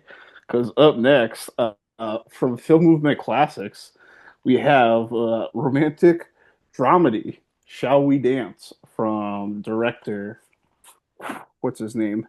Masayuki Suo. It's a Japanese movie, as you might have guessed. It's a romantic comedy Japanese film. Yes. That is wild. There's actually an American remake of this movie, Richard Gere. So more people around in America probably saw that. That's fucked up to remake comedy movies because you just like reuse the jokes. like I can't imagine they would have. It's not like jokes though, where like they're setting up joke. Like it's like I don't think it's punchline jokes, right? It's not punchline. Just like, scenarios. Yeah, it's scenarios. Like if you've seen like enough like Japanese like dramas and different like the mellow type of comedies, it's just like it's gentle Japanese. Like, yeah, look at The Longest Yard with Adam Sandler. How do we even get close to that? Okay. Oh my gosh. Okay. But anyways, yeah. Shall We Dance from Film Movement Classics. The reason, like, I was kind of on the fence actually about a pick this month, and the reason I picked this is because Film Movement Classics was my big horse last year, and they kind of took a back seat this year. And the last time I reviewed anything for them was in March. So I was like, you know what? I'm going to give these guys a shot on the way out. Let's see what we got here. And this seemed just like wildly good. Actually, I did kind of do a romance movie in the middle of the year also, but not a Japanese one. So I guess pretty down on them this year. Yeah, maybe this reminded me of Connie because it was Japanese people, so I was like, ooh, I'll just do that then. Yeah, well, anyways, yeah, Shall We Dance? Shall We Dance is the story of a man, lady. Not of a lovely lady. Oh, sort of, kind of. But so Shall We Dance is the story of a man who he's reaching that middle age in his life. He's a family man. He's like got that 9-to-5 salary guy job. It's that like traditional like Japanese family. He's got like a teenage daughter. He's been married around 20 years, and he's starting to get to this point in his life where things are starting to feel mundane, and he's starting to feel like he's like in this routine. He's monotonous. He's kind of like beginning that like midlife crisis, not a midlife crisis, but he needs a little stir up in his life. So he's kind of like wandering off and thinking, just thinking about things, daydream. He's that type of person. And coming home from his job, he's coming home from his job on the train, and he passes a ballet studio and he's looking at this woman and he sees like this woman in this ballet studio and he has this like he sees her every day and he keeps watching her and he has this like whimsical face like I'd like to dance with her in that dancing in the ballroom dancing class. So one day he decides to well, go up to the building. It's all really driven by just this woman, and this guy's married, just to remind everyone. Uh, it's all driven by his fascination with this ballet, with this ballroom dance teacher. He can see through this dance studio, and he's like, it's this beautiful woman that he's driven to dance with. So he goes to the studio, and meets with a woman and he pulls off that he's like kind of like the sheepish type of guy. I should probably explain that about this guy because I'm not really setting the scene correctly with him. This guy isn't like a confident guy. This guy like I said he's in this midlife crisis cycle and he's nervous like going into this so he's like it's already kind of building up like this fish out of water type movie. But so he goes in and he starts to, and the dance teacher can already see through his shit. And he knows nothing about this. He's never done any of this in his life. It's all just basically like on a whim and like trying to for a sense of escapism. And she gives him the prices, everything, and like, it's way more money than he can spend. But there's also another teacher there that's an older woman that teaches group classes and those are only like a third of the price. But like they're still there at the same time, so they'll still be like in the room and like like have chances to like interact with her. So he's like, yeah, I'll try the group class. So he joins this group class. He has to go get all this dancing stuff and spend like a whole bunch of money. But he's the thing. It's not even that like he's afraid of like his wife knowing. It's the movie's based around like the stigma event like of wanting to do ballroom dancing. Like Japan's not shy about I'll say about this is one thing about Japanese humor. Japan is not shy about making fun of things like obesity. They're not shy about like making fun of things like feminine men and stuff like that. So like a lot of like the punchline in this movie is like predicated upon he doesn't want people to find out he's dancing because everyone's gonna think he's a fairy basically. So so he keeps it a secret and he joins this class and he's in this group class and like the class is kind of like a loser squad. It's the same thing of like these couple of idiots. One of them's like this big goofy fat guy, and this other one this completely like vapid, just out of like barely there guy. But it's no. Oh my God. I watched this like a week ago. I'm getting these Japanese guys mixed up. But he's the third guy in this class. And Are you saying that they look all the same? Is that what you're saying? No, they don't look all the same. But there's this is the thing about this movie.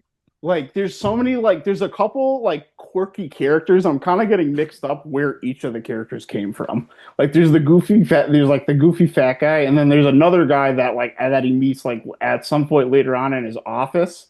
That he's just like a regular Japanese guy at the office, and when he's dancing, his alter ego is like a Spanish salsa dancer, and he's so over the top and chaotic. So this is kind of where the humor of the movie's coming from. And so this is going on, and this guy, as he's dancing, as you might suspect, this is where the movie's going. Is he starts to discover he really likes dancing, and it's because and as he gets to know the woman that he joined this class to try to meet, it becomes less of a ploy, and he just actually loves dancing, wants to dance with her for the love of dancing. And meanwhile, his wife back at home starts to get suspicious of why he's out all these hours, comes in late at night, and he's constantly smelling of other women's perfumes. So she hires a private detective and to follow him. So you have this like little like they don't spend a whole lot of time like following the guy, but you have like this little like side sub storyline with like this private detective following him now. And he like finds out what he's doing, and like he just tells the wife, he's like, "But I don't think he's cheating on you. I think he just really likes dancing." And like that's becomes like the joke there is like it's worse than if he was cheating on him. Like the way the movie plays out, that's like so. Uh, this movie though, it was pretty mellow, and it kind of had that this like type of like gentle humor. It's hard to describe. It's like it's other than just saying Japanese humor, but it's definitely more of like a drama before it's a comedy. But like the way it's a long movie, but it doesn't feel very long though, if that makes sense. Because the way like it doesn't even like have like these like strong plot points up until this point. It's kind of man, I am like really struggling here, and I honestly really like this movie. Take another Man, puff. dude. Take another puff. No, Clear you know your what mind. it is, dude. Uh, I watched this like a week ago, and I've watched just like so many movies from 2025 between then that I'm brain fogging it a little bit. Dude, I'm the same way. If I watch that shit a week before we record, I'm already like at Yeah, because 25%. I really liked it, and like I'm like completely like missing parts of the story because I'm like so scatterbrained, like not remembering this correctly. Um, but yeah, so I'm gonna back up for a second before I start fucking drowning So, once the private detective comes around and like this whole like punchline about it like that he likes dancing almost being worse, he starts to actually get really good at dancing because he really likes it, and obviously if you like something like you're gonna actually try harder at it and you're gonna get better at it. And he even has this little like showdown with a woman where she kind of calls him on his bullshit and like knew like you were checking me out, and yeah, this is serious now. Like you like we're not like if you that's what you came in for, you better just leave now. And then it eventually gets to the second half where like the real like kind of meat of the movie starts to begin where there's this junior like amateur competition for dancing, and her mother and like that the mother was also like this big dancer, so it's been a big thing for this family, and the ballroom dance teacher like also wants to follow in her parents' footsteps, and like but there's a lot of like drama behind that. But the guy eventually basically ends up being her through a series of misfortune, a series of events, ends up being that ballroom dancer's mother's partner, the one. Oh my god, I'm bogging this again. So there's just too many people in this movie, and I'm giving you the whole plot. But anyways, this guy ends up in a dance competition. Dude, what the Dude, fuck? this is the worst thing. This is the worst I've ever done. This is so bad. Man, it sucks that none of us have seen it, so we can't even help Yeah, you out because with we're it just either. like, what the No, fuck? it's like Are you telling me the movie? So can or you not? stop confusing me? I'm not. I'm confused. It's like there's so many things that happen like in this movie. Like, there's like moving parts that oh yeah, like this mother part character wasn't really important until now, but she's like kind of been in and out this whole movie. You know what I mean? So like I'm arriving to this like big plot point, and I'm like, oh yeah, now there's this character, but nobody knows who the fuck this woman character is now, even though she's like somewhat important. So there's so much going on in this movie. I should probably just start talking about the plot. But he gets into this damn competition, and that's like the big like this. Now you're getting to like the final act of the movie, and that's like kind of with the big everything is building towards between like the relationship, everything with his wife, and everything with the older woman, and what like all the paths of these people they're all going to be revealed in this final act, and it just like it builds to this, and it's like it's really funny in this like mellow like soft like Japanese way, and that I've really only seen in a handful of movies. I haven't seen that many modern Japanese comedies, honestly, outside of like really like slapsticky stuff. So it's like a But dramedy. yeah, it is. It's definitely a dramedy. Like it's a drama before it's anything else, but it's got like these like light touches of comedy, like adult humor in it. Uh, but I liked it a lot. The acting was really good. The lead guy, his name is Koji. It's Koji something. But he's the what was really on the package here. This guy's a really good actor. I should say his name, Koji Yakushu. And you might not recognize that name, but he's the lead actor from the Kurosawa movie Cure. He's the detective in it that's like really like just stoic. And it was like I noticed in this like his really good with like his facial acting and like his body language. So like it was really like interesting to like see like the the difference in a performance in this where he was much more like animated and much more like forthcoming as opposed to like that movie where he's so stoic and like it has this like veil of darkness to him, and he's very good at facial acting and body language in both in like these different ways. He's still acting today. He was in the movie Perfect Days that Vim Vendors directed. That got I think actually got nominated for Best International Picture like a year ago. So that was like a real like popular modern movie that he's still starring and stuff today. And there's a real popular Japanese comedy from the mid '80s called why am I blanking on the name of Tampopo. That's absolutely fucking hilarious. It's got a bunch of like weird like food jokes and naked Japanese women. It's a ton of fun. And he plays like a really goofy like younger man character in that movie. So it's like cool that I've seen this guy in a bunch of movies I've liked that I thought were great in a spectrum of like 40 years, like all playing like these different types of characters. So I anything else. He also has like some other like smaller parts in other Kurosawa movies. So you've probably seen this guy poking around, but he did a lot to make this movie really good.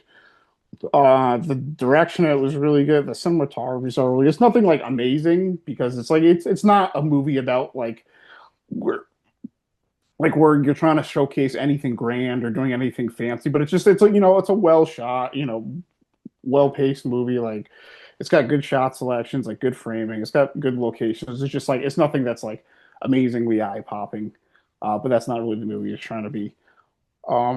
But yeah, this one was really really nice, and I would definitely be interested in seeing more from this director and more Japanese comedies like this.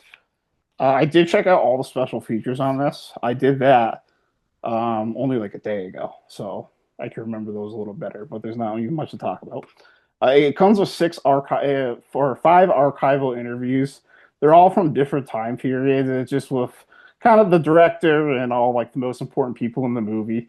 They're all like between 10 and 15 minutes, something like that. But they're not really much. It's all the same, just like basic questions like, oh, like what was your experience with dancing before? And a lot of that, most of the people in the cast like had done a lot of work before that, and that's why they got parts in the movie. But the director probably had the most interesting to say. I guess he wanted to make a movie about a Japanese salaryman and just like the mundanity of it. And one night when he was taking the train home, like he drove by a dance studio and was fascinated by these beautiful women dancing in the dance studio windows, and that's why. And the movie spurned from that. So I thought that was pretty interesting. That just like yeah, the man was inspired by looking out the window at the train and wrote an entire movie about it. So there's something on there, but there's not really much. It's from '96, so it's oldish, but you're also now that it's 30 years old, and these people were middle age, like late 30s, early 40s when they were in it. They're old and probably don't want to talk about it. I don't know if everyone's still around, but yeah, I thought this was a really good release. I'm glad I gave Film Movement another shot on the way out because it just there were a couple times this year I did want to kind of pick their title, but I just, man, Connie was just a year for me, and I just their titles are just calling to me all year, and it might just happen again next year, so we'll see. But I'm definitely going to try to have a little bit more variety next year. I don't want to pick like I was looking at the list breakdown of like the 10 picks I have, 4 were Connie and 2 were Film Movement, and then there weren't any other overlap or that. But that's like 60% from 2 labels is kind of a lot. I mean, it's kind of like how we are too. That's Like we all have our favorites. JP literally went on a whim and bought something that he expected you to fucking review. Yeah. To be fair though, Just like because. usually this is usually the oddball niche like review. But even though I did a terrible job of trying to pitch this movie. No, it was amazing. Actually, speaking of that, I missed a couple points in the Can you go back and start over? Can you run that back for me?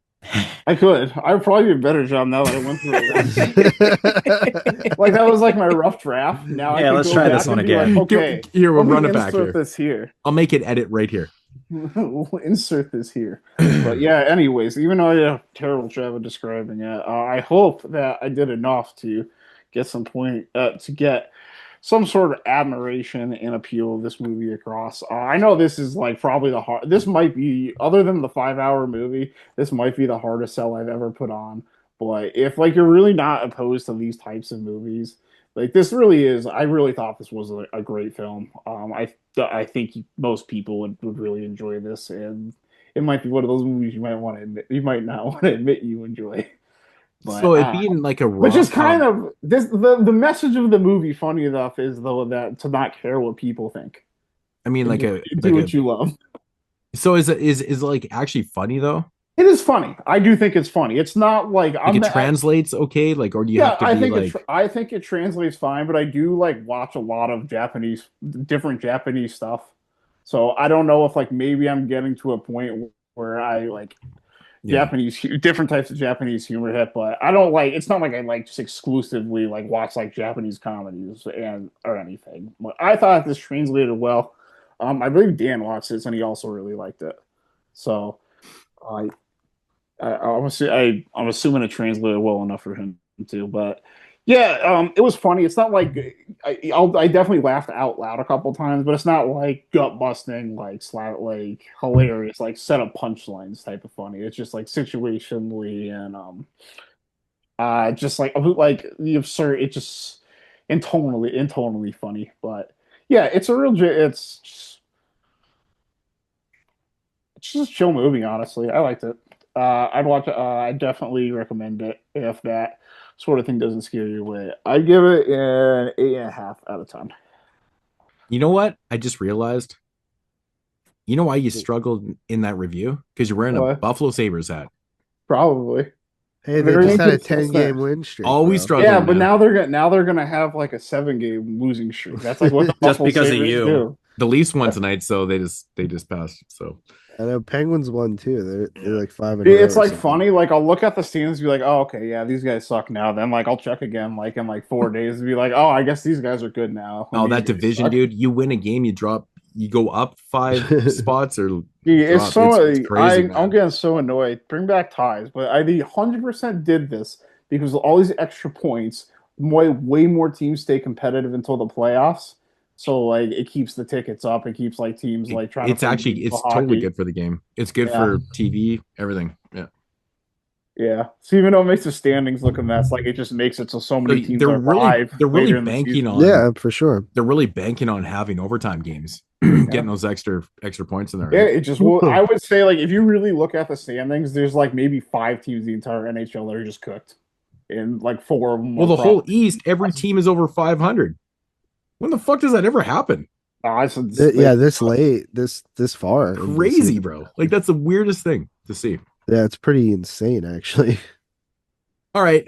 So, Tony, what do you got for us? All right. So, I'm going to talk about yet another brand new sub-label from Vinegar Syndrome. We were talking about, what is it, Revolver? I'm a reviver. Reviver. So, this is basically a sequel, I would say, to the Lost Picture Show box set that came out like, 3-4 years ago? That's what I thought too. So that box set was pretty cool. It comprised of like 10 lost films, and I assume it was a major success because now we have a dedicated sub label to this shit. Now, there's a few things that annoy me about this sub label. One, like I understand that they want to make like everything an absolute mystery. At least you at least be able to scratch it off, right? But one thing I hate about this packaging is that all the names of everything is completely redacted. Yeah.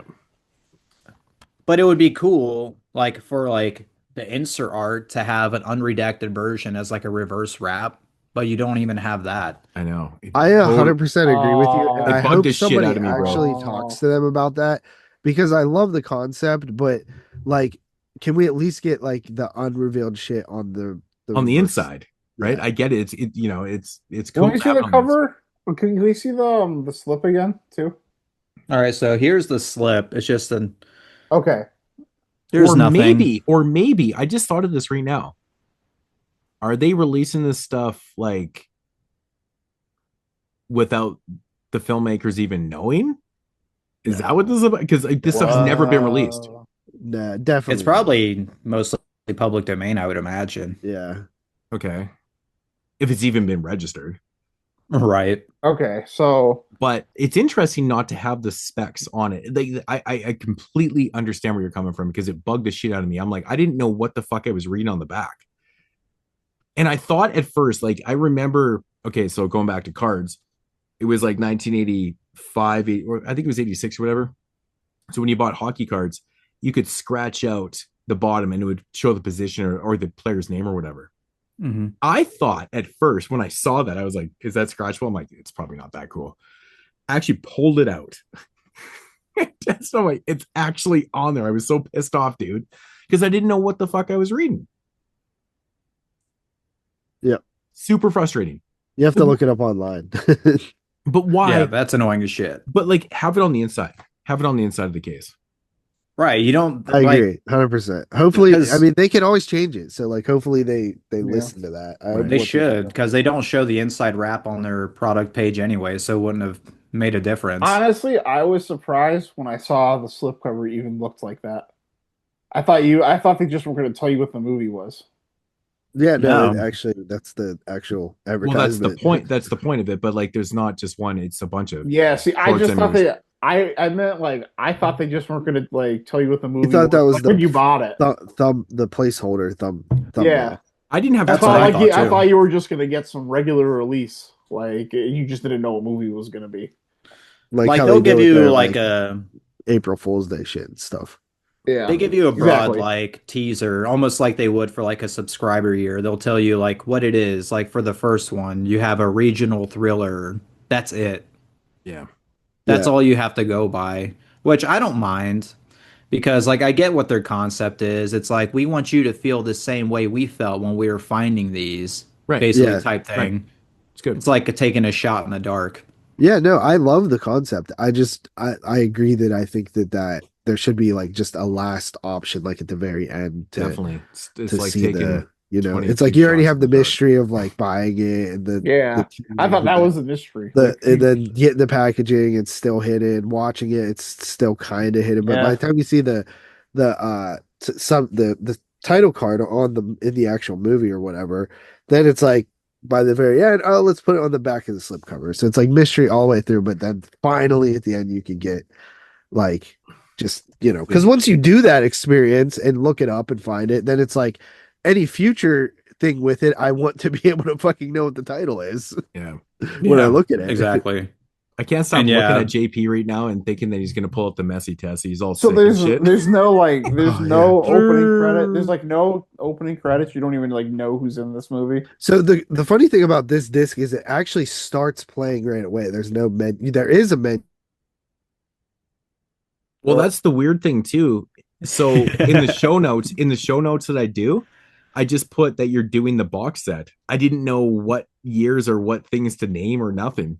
Okay, so 'Cause I'm gonna always get break, into I it. always break down everything. If you've ever seen the show notes that I do, it's like I break down everything, and I didn't know what the fuck to write.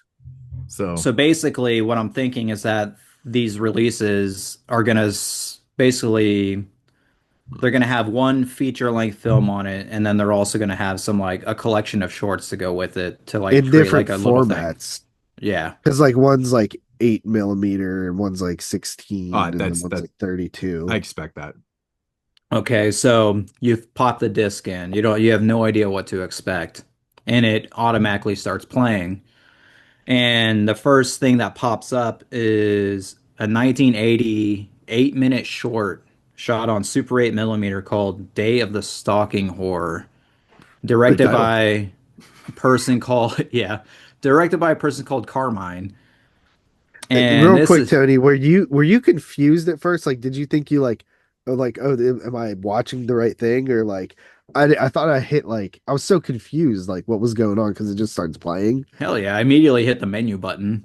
See, I always do that too when it's not, shit but starts next playing. time I won't do that because I did the same thing. I hit the menu button, and then you're still not quite sure because it's just like 8 millimeter, 16 minute. I'm like, is this one movie and like just a bunch of versions or what's Yeah, going the on menu here? screen, it shows something that you can't really decipher like on the background, but then it'll show like 8-minute short, 16 millimeter short, 35 millimeter short, 35 millimeter film. It's like it just shows you like that. It doesn't even show Yeah. you the titles in the menu screen either. Right.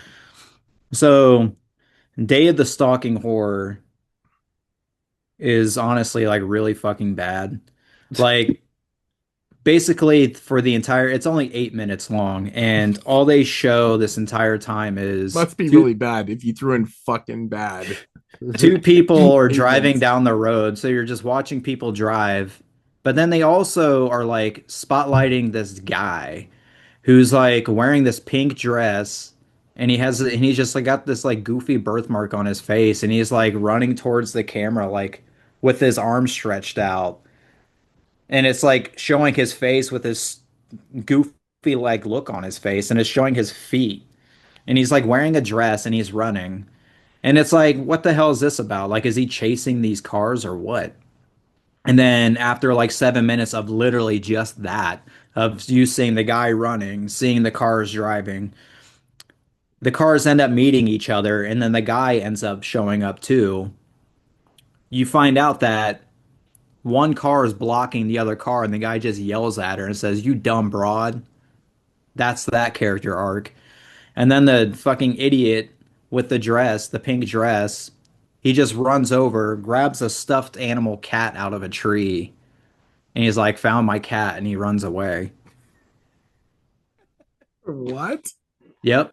And then it cuts to credits, and then there's like a title screen at the end that says, "And that's the way it is. Doo-dah, doo-dah."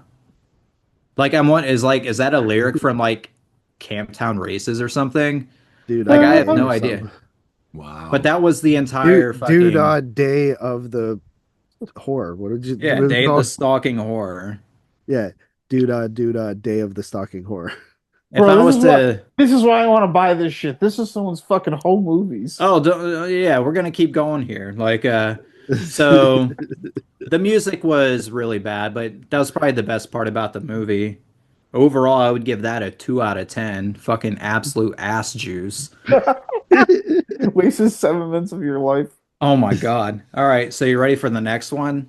So the next one is a 1973 16 millimeter short film called Friday 13. Oh God, Friday 13th. Yeah, but Friday it's 13, 1970 something. It's not Friday the 1973. 13th, it's What? Friday Oh, 13th. okay, okay. Just Friday I'm like, I'm 13. over here like hooked. Like Friday the 13th isn't like a popular like pop culture thing that existed before the movie. Yeah. This one doesn't have a credited director, but one thing that you'll find out as soon as it starts is that this movie has no audio. It is It's a Silent? silent film. it's not a silent It film, just doesn't It have the just audio. but they it is a lost the silent audio. film. They just lost the damn audio. This So is I'm just like gonna give you a play-by-play of what happens in this one. this sounds like a compilation. So of Vinegar movies Syndrome worse should than have put in their Vinegar own Syndrome. subtitles, just reading off the mouths and shit. Yeah, they could have. This So it is begins with the woman. She's answering the phone and she's talking to somebody. You have no idea what the hell this conversation is, and it goes on for probably like 30 seconds. She hangs up the phone, gets in her car, and leaves. And she goes to a movie theater, and and she goes and sees a double feature. And this is the most interesting part about it. There's two double features on the marquee, and this is in 1973. She either saw a double feature of Let the Good Times Roll, which is like a 50s rock and roll documentary, paired with Play It Again, Sam, a rom-com with Woody Allen and Diane Keaton. Yeah.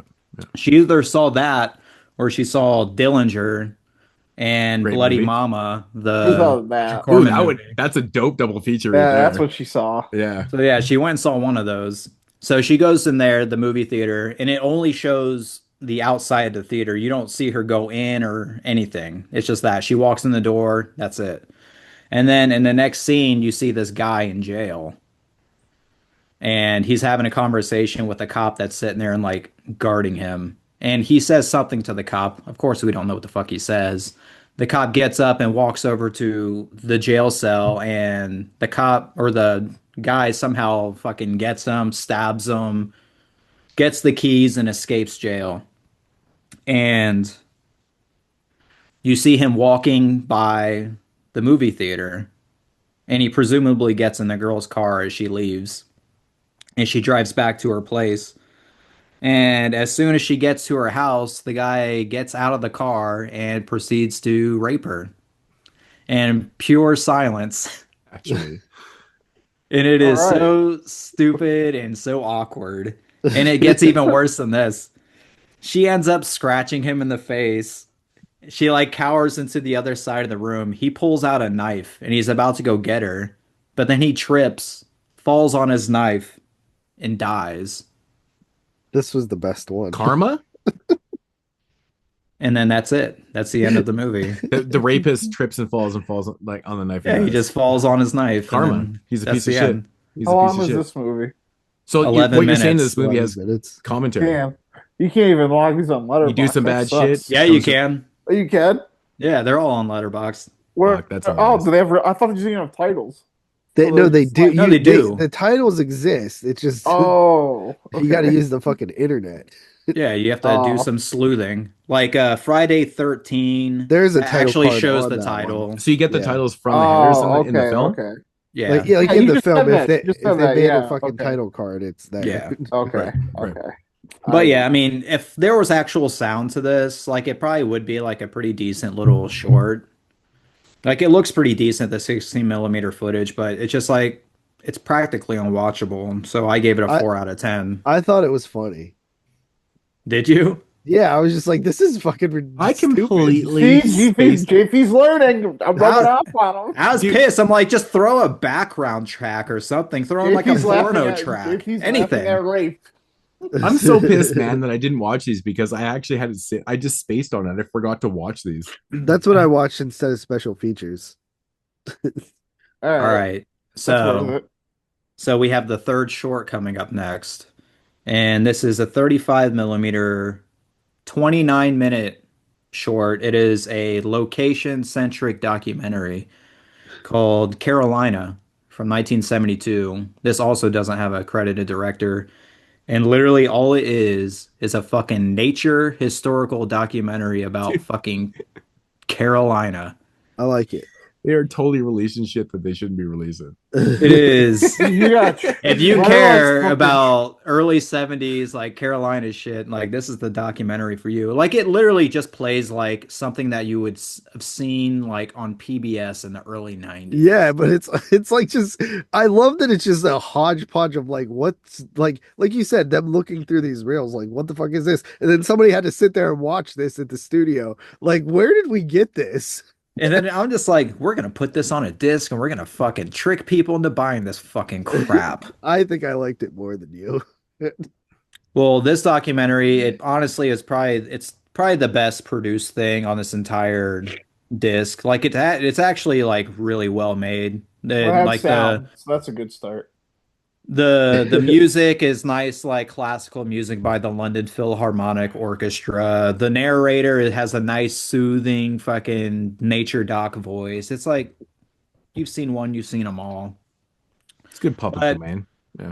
Yeah, it was fine. I give it a 5 out of 10. It's like Okay. I'm not a big nature doc type guy, so of Do you course I'm think Is Some there guy actually watching- people that are? JP Well, I'm apparently. wondering, Yeah, I love nature docs. do you think like the guy watching these reels wherever like watched us was like that was really good, and then like got someone else and like so they Phil watch this. No, I think it was like them sitting around and it was like, Joe, where the fuck did you get the canister number 42 at? Like where'd this come from, bro? And he's like, what is it? And he comes in and he's Number like, look at this 42. shit. It's just a documentary about Carolina.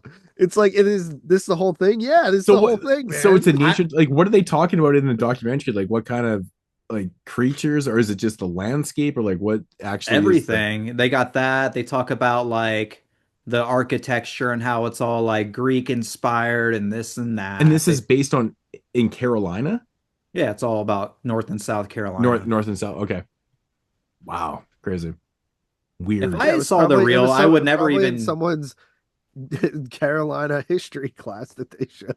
Right. I wouldn't even think that this would have been a lost That is film. I wouldn't even question fucking them like, trippy, oh, man. some dumbass nature doc. My nephew was just in school in South Carolina.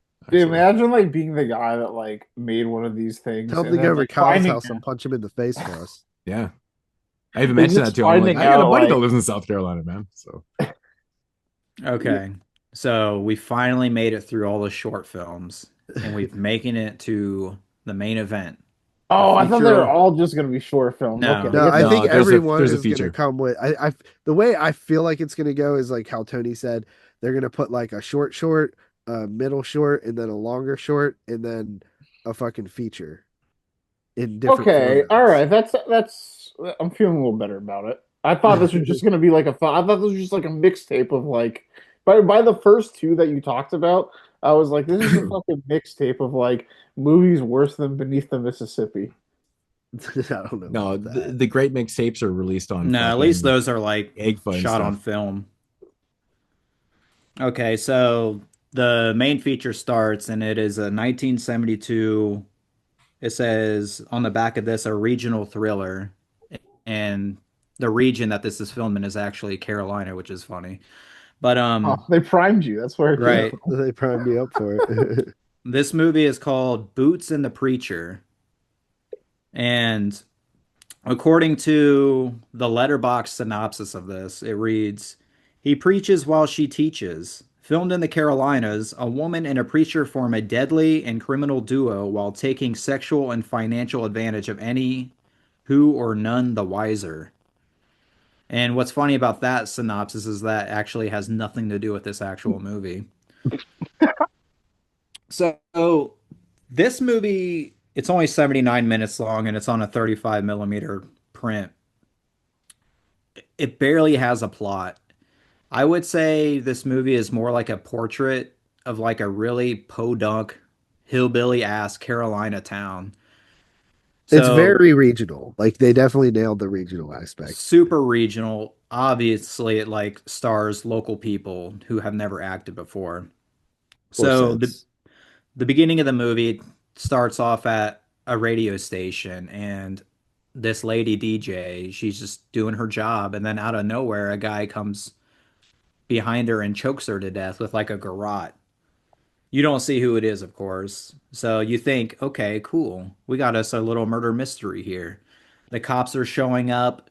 The woman's boyfriend shows up, and this guy, his name is Jim Arp, and he ends up getting top billing in this movie. He Jamar, was a local like musician basically in this town, and he was an ex Elvis impersonator. And this movie is actually like littered with a bunch of his songs. So it almost feels just like a vehicle to get his like music career off the ground, in my yeah, opinion. that's kind of funny. That's So cool. this guy, his name's Jim.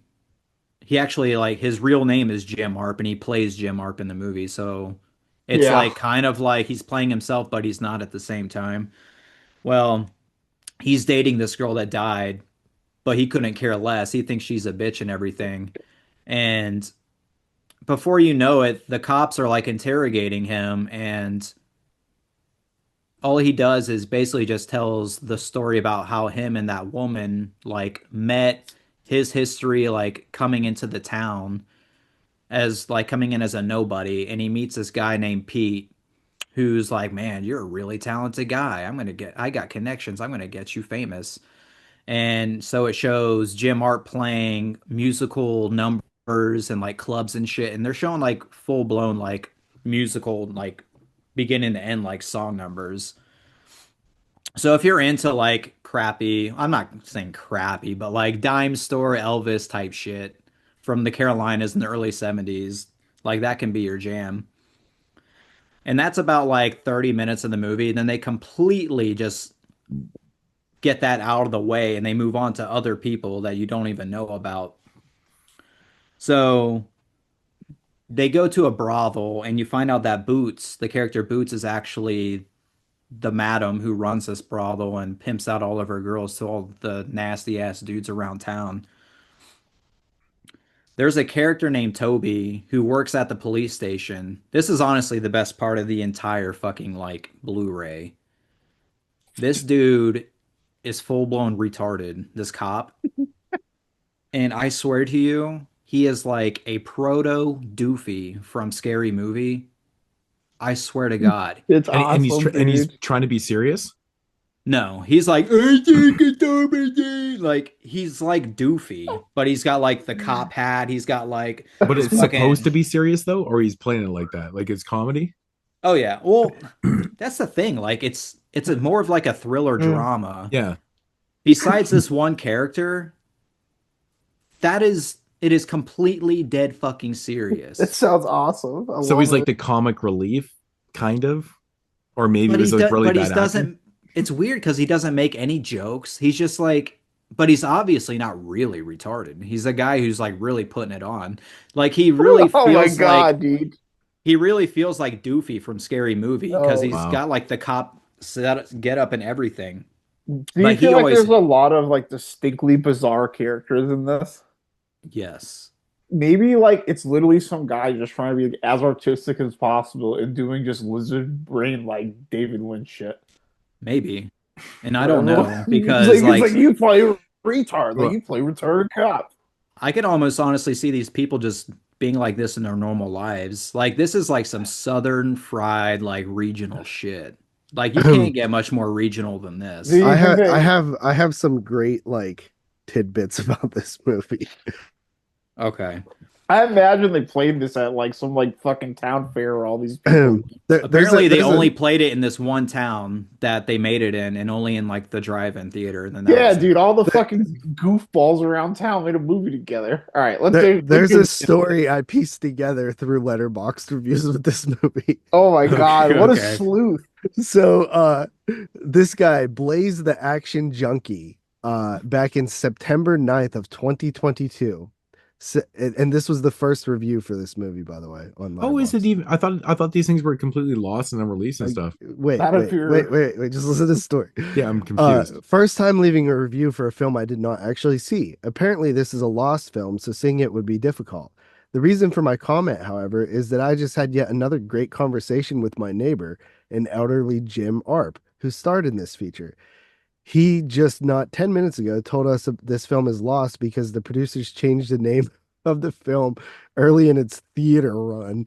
While that might not be the entire story, I'm sure it has something to do with it. Losing of this film.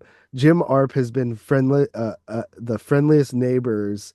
He talks about his rockabilly days impersonating Elvis. He has a website commemorating his day in the music industry. He's humble and enjoys walks around the neighborhood where he'll frequently be seen talking to anyone who will listen. Even Mr. Arp doesn't know where to find a copy of this film, unfortunately. So that was in September of 2022. Well, you know where to find one now.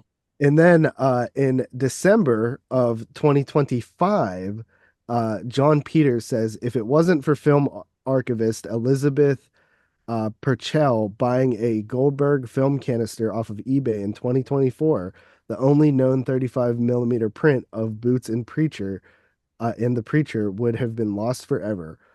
Already in really bad depleting state of repair, Vinegar Syndrome print archivist Oscar Becker and his restoration work resurrects this long lost film back from oblivion. So then after that, there is actually another follow-up review from this Blaze the Action Junkie guy. And he says, a special thanks to Vinegar Syndrome for finding this once lost film. Jim Arp was my neighbor in his final years after I moved to my current spot here in Crampton, North Carolina. In one Crampton? of our, yeah, Cramerton, sorry. In one of Creamerton. our conversations, I told him he was famous because he was in a lost movie. Being over 80 years old at that time, I'm not sure he exactly understood what a lost movie was, and seemed a bit saddened that the movie wasn't still around. He told me that he thought the movie was lost because they changed the title during the movie's theater run. About a year after his death, I was contacted by archivists from Vinegar Syndrome who saw my first review of this flick, which was basically just a post about knowing my Jim Arp as my neighbor. The fact that the film was found from eBay purchase of a Goldberg film canister by Vinegar Syndrome's film archivist Elizabeth Purcell is fairly astounding in my view. And even though the film is a B flick with no real talent behind it, it does bring me joy that Jim Arp is posthumously receiving a kind second chance of a bit of fame. His rockabilly music is what everyone writes that they enjoyed about this film, and he has this moment. Several other songs still searchable on YouTube.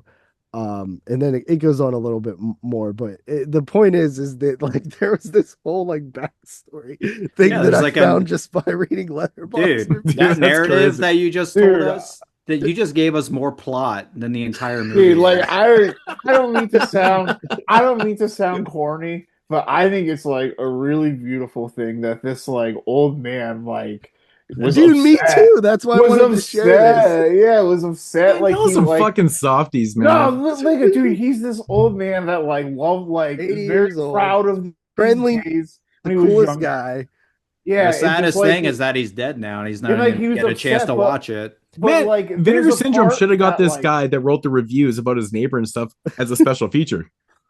but like it's just Talked about They like his should neighbor and have. shit. Yeah. it's like in the, but like now like this guy that was like upset has like this little piece of like now officially has this like little piece of immortality. Like if there is this guy is like spiritually aware somewhere, this guy is so like smiling that people are randomly buying this movie now, like and watching it on their fucking 4K TVs that he made like 50 something years ago. But With Yeah, you it all won't was the even it know was music in because it's not even on the case. dude, I just thought I was like What's it reading called this again? shit and I'm like I read that It's called Boots what's and the the movie called? Preacher. Boots that like and the makes me Preacher Boots want in to the that Preacher. makes me 1972. that story makes me like want to buy this now. Boots What? in the I think Preacher. it completely sold Boots and out. the Yeah, Oh, Preacher. like what I Boots mean and that's the always like Boots and the Preacher sounds like a porno. So the fact that you said that they probably changed the title makes so much sense because the Boots and the Preacher title makes no sense whatsoever because they're two of the most minor characters in this movie and they're not even connected whatsoever. So what would you think Besides it the would have been fact, called before? I don't Fucking know, boring. boring as fuck, Boring regional horror flick. boring regional Thriller flick. dumbass So townspeople. so basically this entire set is pretty ass balls. Pretty much. No, I don't think so. I thought it was really fun. Although this movie was really fucking boring. But I everything liked it. I sucked liked though. it. But it was the exploring that was fun and picturing like just finding like this chick just bought this on eBay and like it's like what is this? Like does anybody know what But this even the is? Lost Picture Show box set, man, like I watched the whole first disc, the first 5 films, and like it's hit and miss. But there was a couple films on there I actually enjoyed. You know, like it went from really I bad would to like pretty, all right. the thing I So would be really curious about is like Reviver 2. Like if it's more of the same of this, like it might be a tough sell to find that level of enjoyment again in this, but Oh, for if me if personally, see, it sounds like this to me shit this should broke have been my like ass. this should have been in like mixtape form. You know what I mean? Like I love mixtapes. Like it watching those was weird mixtape shit that I've been That's all fucking this is, yeah. it yeah, I is a love. mixtape. But like I'm talking like a fucking 3 hour mixtape of just like commercials and like I love that Yeah, shit. there's no commercials. It's just three different size shorts and a feature, but they all play in a row. There is a did you watch the special feature on there?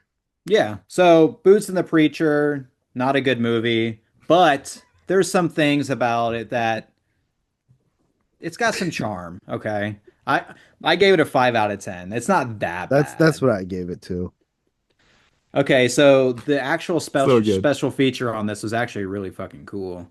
It's like a 14-minute little documentary that they made at the actual archive, and the Oscar guy who basically like runs the whole thing, he He's basically very entertaining too. I like his vibes and like the way he makes jokes and shit. He's funny. he basically takes like the print, and he like also explains that it came in like from this like canister from eBay. I didn't even know that it was like bought from them, like from this and that. So it's almost like what you were just saying is like about to like kind of match what I'm about to tell you about this documentary. But he doesn't even talk about the movie at all, really. All he does is talk about like print damage, scratches, like all the different types of artifacts you can get. He talks about the technicalities of film, what it's made of, the different layers of color that come on a It's very film. scientific. Yeah. And it's really neat. And it's a lot of stuff that I never knew about, like emulsion, like scratches on one side compared to like the film scratches on the other. He talks about how when you splice, depending on how the what tape you use to splice can alter the color artifacts on a film. And he shows all this type of shit. And I thought that was really cool. Yeah. And honestly, it's probably the best part of the entire thing. Yeah. But for me, like it was mostly just a bad experience, just from beginning to end. And I thought about it and I reflected and I thought about the Lost Pictures show. One, it came with our subscription, so I didn't have to pay anything extra for it. Two, they're selling you 10 movies, 10 feature-length movies on a box set for like $70. That's an easy pill to swallow. And now you have Reviver #1, and they're Wasn't it like asking 15 bucks? 15. I This? thought. Yeah, was it not? Nah, people paid. If you weren't a subscriber, you're paying $28 for this. I meant Twenty-seven us. Yeah. ninety nine. I think it was like 20. Maybe it was So, 18.99 for us or something like yeah. that. Fuck, I wish I I'd don't have watched remember if it this. was. But paying that much money for a single movie that's a mystery, to me, I think that's complete bullshit. Well, it's not just it's a mystery, but it's like a dog shit mystery. It's Right. Like like I just kept thinking when I was like looking this, I'm like, I feel like they're just duping us. I They're did That's you what just not I was a they're little they're bit just afraid they're of. just squeezing every little drop of money they can get out of us. did Give you me not another think Lost that it Pictures was box set. did you not think that it was gonna be like that though? Like I thought it maybe not quite like with the nature documentary and shit, but like I didn't expect this to be good. I didn't either. I mean, honestly, the movie that is on here is of the same caliber as the movies on the Lost Picture box set, but I'd rather have 10 movies instead of one. Because now, Well, like with the technically Lost you got Picture, four, but right? Like this, like I'm never gonna watch this again. no, it's like that is a total one and done This experience is a right there. total one and done, and now this is basically just like wasted like space on my Well, I shelf. mean, you could sell it for triple the price right now, so you didn't really lose out. And I might honestly. And from here on out, I'm probably gonna be very, very selective about my Reviver purchases. Maybe Like I'll get the if it next says one. a horror movie on the back, I'll probably do it. But if it's like Some regional thriller. thriller, fuck that shit. I would say as an overall experience, I would give this a 4 out of 10. Not a fan. My overall experience was more like a fucking 6.5 out of 10. Really? Dude, to me it was like the look, nothing in here is very great. But it was just like the like what's next? Like what is this? Like and it's like is this a whole fucking nature documentary? Like it just I don't know. It was something I think it literally takes me back to like the my thought of like how they reacted to it where they were like going through film canisters and stuff and have to watch this shit. And I guess it just put me in like that mindset of like how fun it would be to have that as a job. And maybe that like helped my enjoyment of the process a little bit. I was Um, imagining them laughing at us as we are like paying money to buy this bullshit. I think it's crazy that for a Reviver #1, something you're gonna fucking like put all your like resources behind, you pick those as your like launch off point. It's a It's good more- point because it's- you're but- thinking like, can it Like you want to like hit a home You- run with like your you're this is the also- best that they found? But you're also donating to charity in a way too, right? Like, because the 100% of the proceeds go to like archiving shit. So like, Were they I not don't like know. putting money back towards the archive before this release? Yeah, they probably are, but or Yeah, else they like- wouldn't have an archive. But I'm just saying, like, So what do you mean it's going to the It's- archive? Like, what does that mean? so they said 100% of the sales of the Reviver titles go straight to the cost of archiving stuff. Like, it doesn't go to like, the CEO's pockets or anything. It's just all to the archive. Okay. Is it going to make you want to buy volume 2, 3, 4? I will 5, and definitely 6? buy volume 2, and if volume 2 is not like slightly better than this one, then I'll probably stop. But I had enough fun with it to where I would be curious to see what they do in volume 2. I'll buy a horror movie. The next one they put out. If they say it's a horror film, I'll buy that. I think you also have to be in the mood for something like this. Like, if you're cramming or something, like, this is not like what you want to be sitting down watching. But I had a little fun with it. Wow. Well, you have to watch it now, Moodz. You own it. Yeah, I fucking have it sitting on my poker table, man. I just didn't get around to it. Just busy. Watching all these fucking movies. We're doing this prep for 2025, and I'm like, I'm done. And all of a sudden it's like, oh, you need to watch this and that and shit. I'm like, what the fuck? There is some incest rape in Boots and the Preacher too, if that's your thing. Oh, that's why JP gave it a Ooh. 6.5. Now it all makes sense. Yep. Damn, Jim. Damn. Jim. I knew there was an X factor in there. Does Jim Arp do the raping? No, Jim Arp is literally, since he actually doesn't come from that town, he's an outsider who lives there. He's the only decent person that lives there. Every Wow. other person that is in this movie is a reprehensible piece of shit. Dude, that sounds awesome. It doesn't It's sound not. it's not as awesome as it sounds, Tyler. I know. You guys are making it seem awesome. But yeah, Tony not a fan. I was a mild fan. Interesting. Okay. All right. So that is going to conclude the solo reviews. Let's get into this featured review here. Yeah. So we're going to take it back to 2007 with a film called TimeCrimes, directed by Nacho Libre. Vigilanto. I don't know. I think it's Probably Vigilando. Vigilanto. I don't know. Vigilanto. Nacho Nacho Vigilanto. Vigilando. Vigilanto. We can call him Nacho So Libre. he became Spanish Italian there, apparently. Vigilanto. All right. So have you guys ever seen this one before? Actually, no. Yeah, No. when it first came out, so it's been almost 20 years. I was gonna pull out the box set, man, because I have that like. So this is like a magnet release, a Vinegar Syndrome release. Wow. You guys have that old triple disc box set that had TimeCrimes, Let the Right One In, and I believe Sick Nurses was in that box set. It was like I the never weirdest even box, seen that and thing. they're all individual, whatever. Okay, They're all anyway. magnet movies. I've never actually owned this movie. Okay, I think I probably rented it from Blockbuster. So that box set probably came out, I want to say, man, like over 15 years ago. Like it's been a long time. Was Blockbuster still around in 2007? You were still renting from Blockbuster?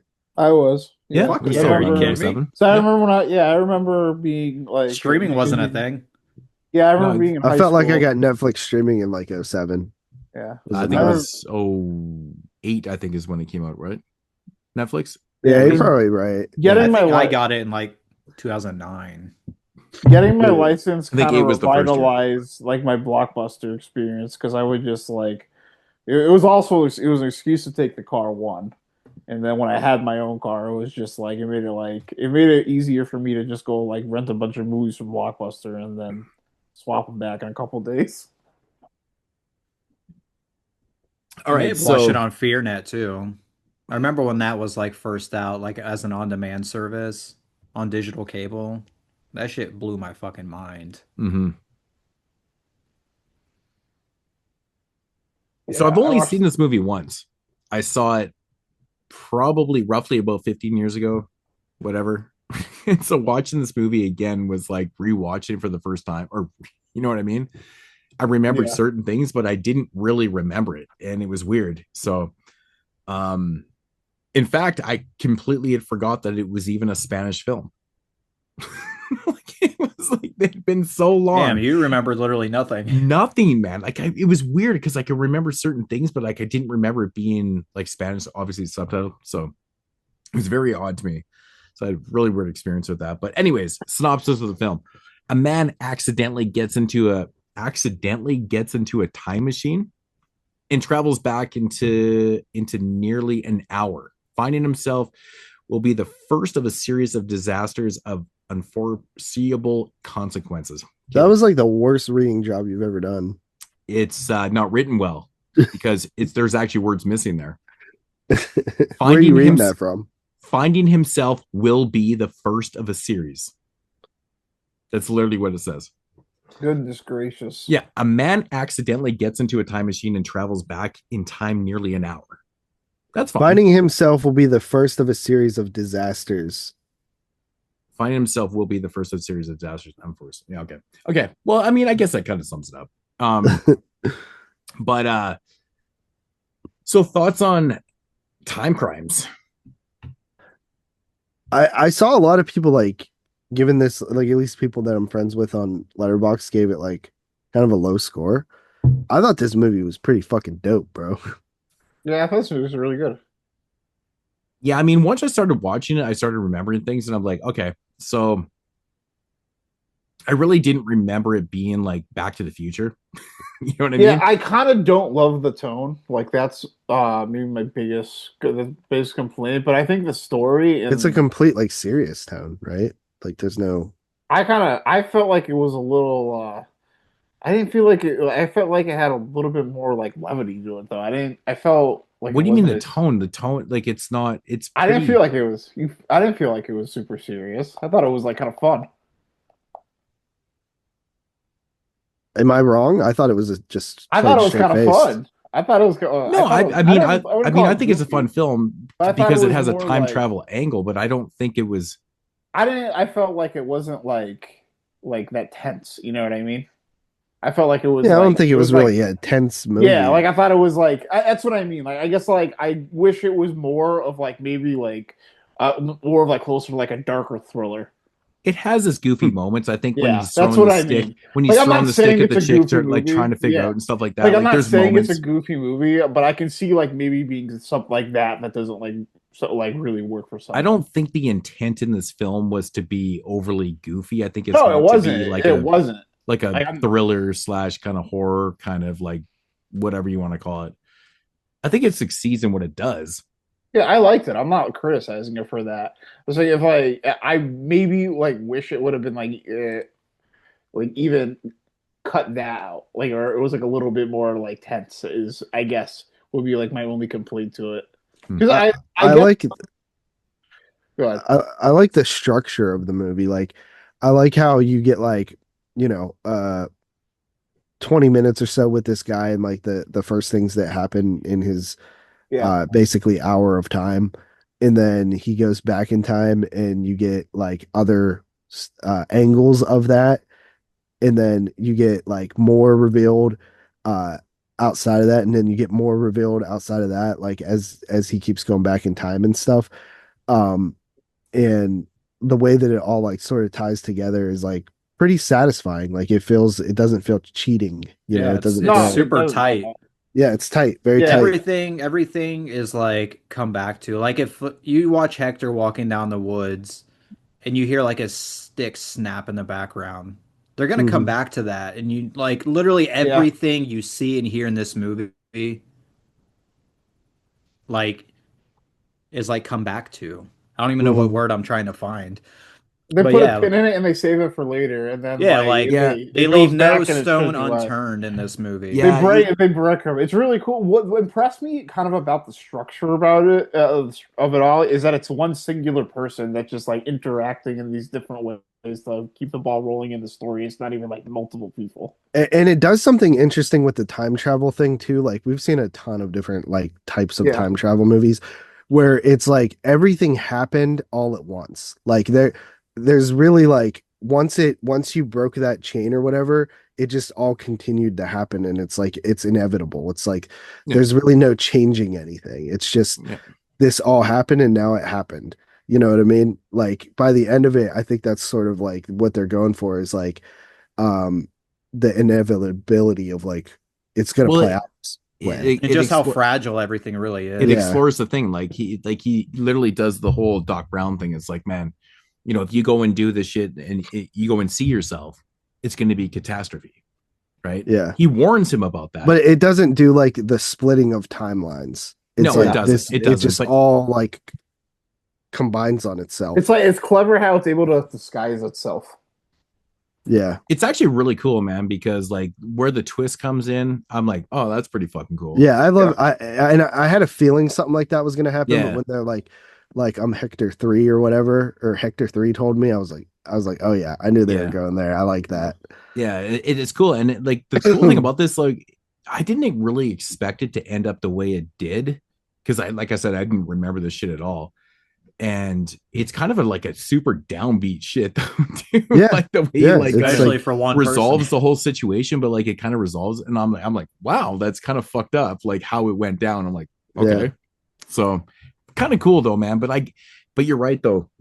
The coolest thing about the film is like, you know, creating Hector 2 and 3 and stuff, and seeing it all from different angles and like how it plays out is like, it's honestly the editing is really fucking good.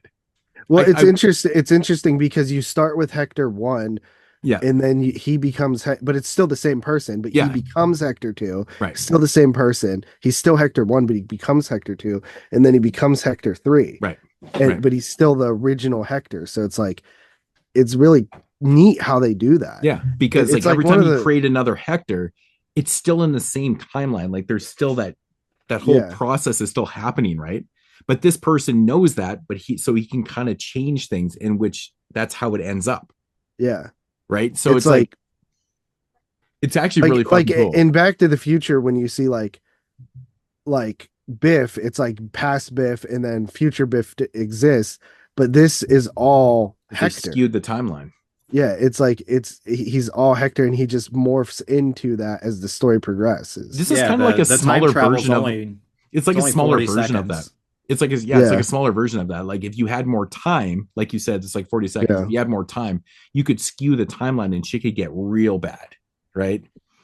So it's kind of cool, man. I love time travel movies. I think they're super cool. It's such a unique concept, and to do it like this, I'm like, dude, I have to say, man, the chick in this movie, man, fuck is she ever hot, dude? Oh my god. Tits. Yeah, bro, dude. Like when she's like, no, dude. Like I find her more attractive with her clothes. Like when she's wearing the red pants, I'm like, I miss those fucking hip hugger pants. Oh god, dude, I miss that shit.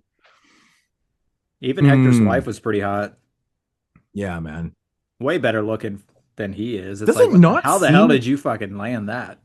I know. It didn't even make sense. That couple doesn't make any sense, does it? Like he seems like it almost seems like he's her dad.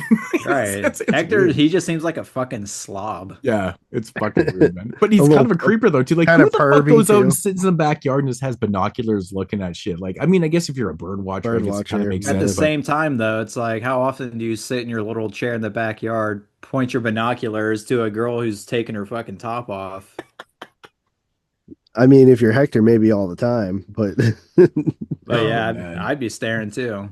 Yeah, I tell you what, if I'm not turning away. If I saw some motherfucker with bandages all over his fucking head, I wouldn't be cool about it. I'd be like, I love that reveal though, man. Like in the beginning, like when the whole bandages thing, he's like, yeah, this guy's following me with bandages and shit like that, and blah blah. And then when you learn how it happens, you're like, oh, that's fucking cool, man. That's awesome. Yeah. It was him. Yeah, it was I.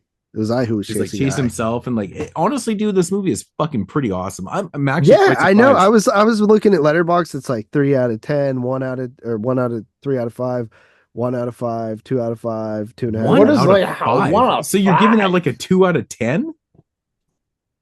Is that a product of not? A 1 out of 5. Yeah, well, but then he gave the latest shark movie probably a 12 out of 10. Yeah, but I have some people. I have some people that rate pretty hyperbole. So is he one of them? I don't. Oh, I don't really- Donatelli's the worst of all time. Yeah, bro. so it's one of those things. He's just hyperbole. He's like you on the fucking steroids, the juice. Oh, so he's like way more on the bell curve because a lot of like really, He likes what he likes, Yeah. and Like, he most loves stuff, like- creature features. And I'll think of like everything kind of shakes out where like really like where my ratings are. It's like it's really like center down. It's like a center bell curve. Man, this is a really hard movie to talk about without like giving everything away. Yeah, you just like have, Because it's kind of like a 20-minute movie where it just kind of it doesn't really repeat itself, but it does. But it progresses. I honestly there's think, a lot of plot for 92 minutes. but honestly, man, this movie rips by. It Yeah, really it's does because rip there's by. a lot of plot. There's something called it's just like the wheels always moving. Yeah, I think it's really cool, man. Like I love the scene where he throws the shit into the field and stuff, and then later on it comes back, and like I love that shit, man. It just catches up and it totally makes sense. And you're like, oh, that's awesome.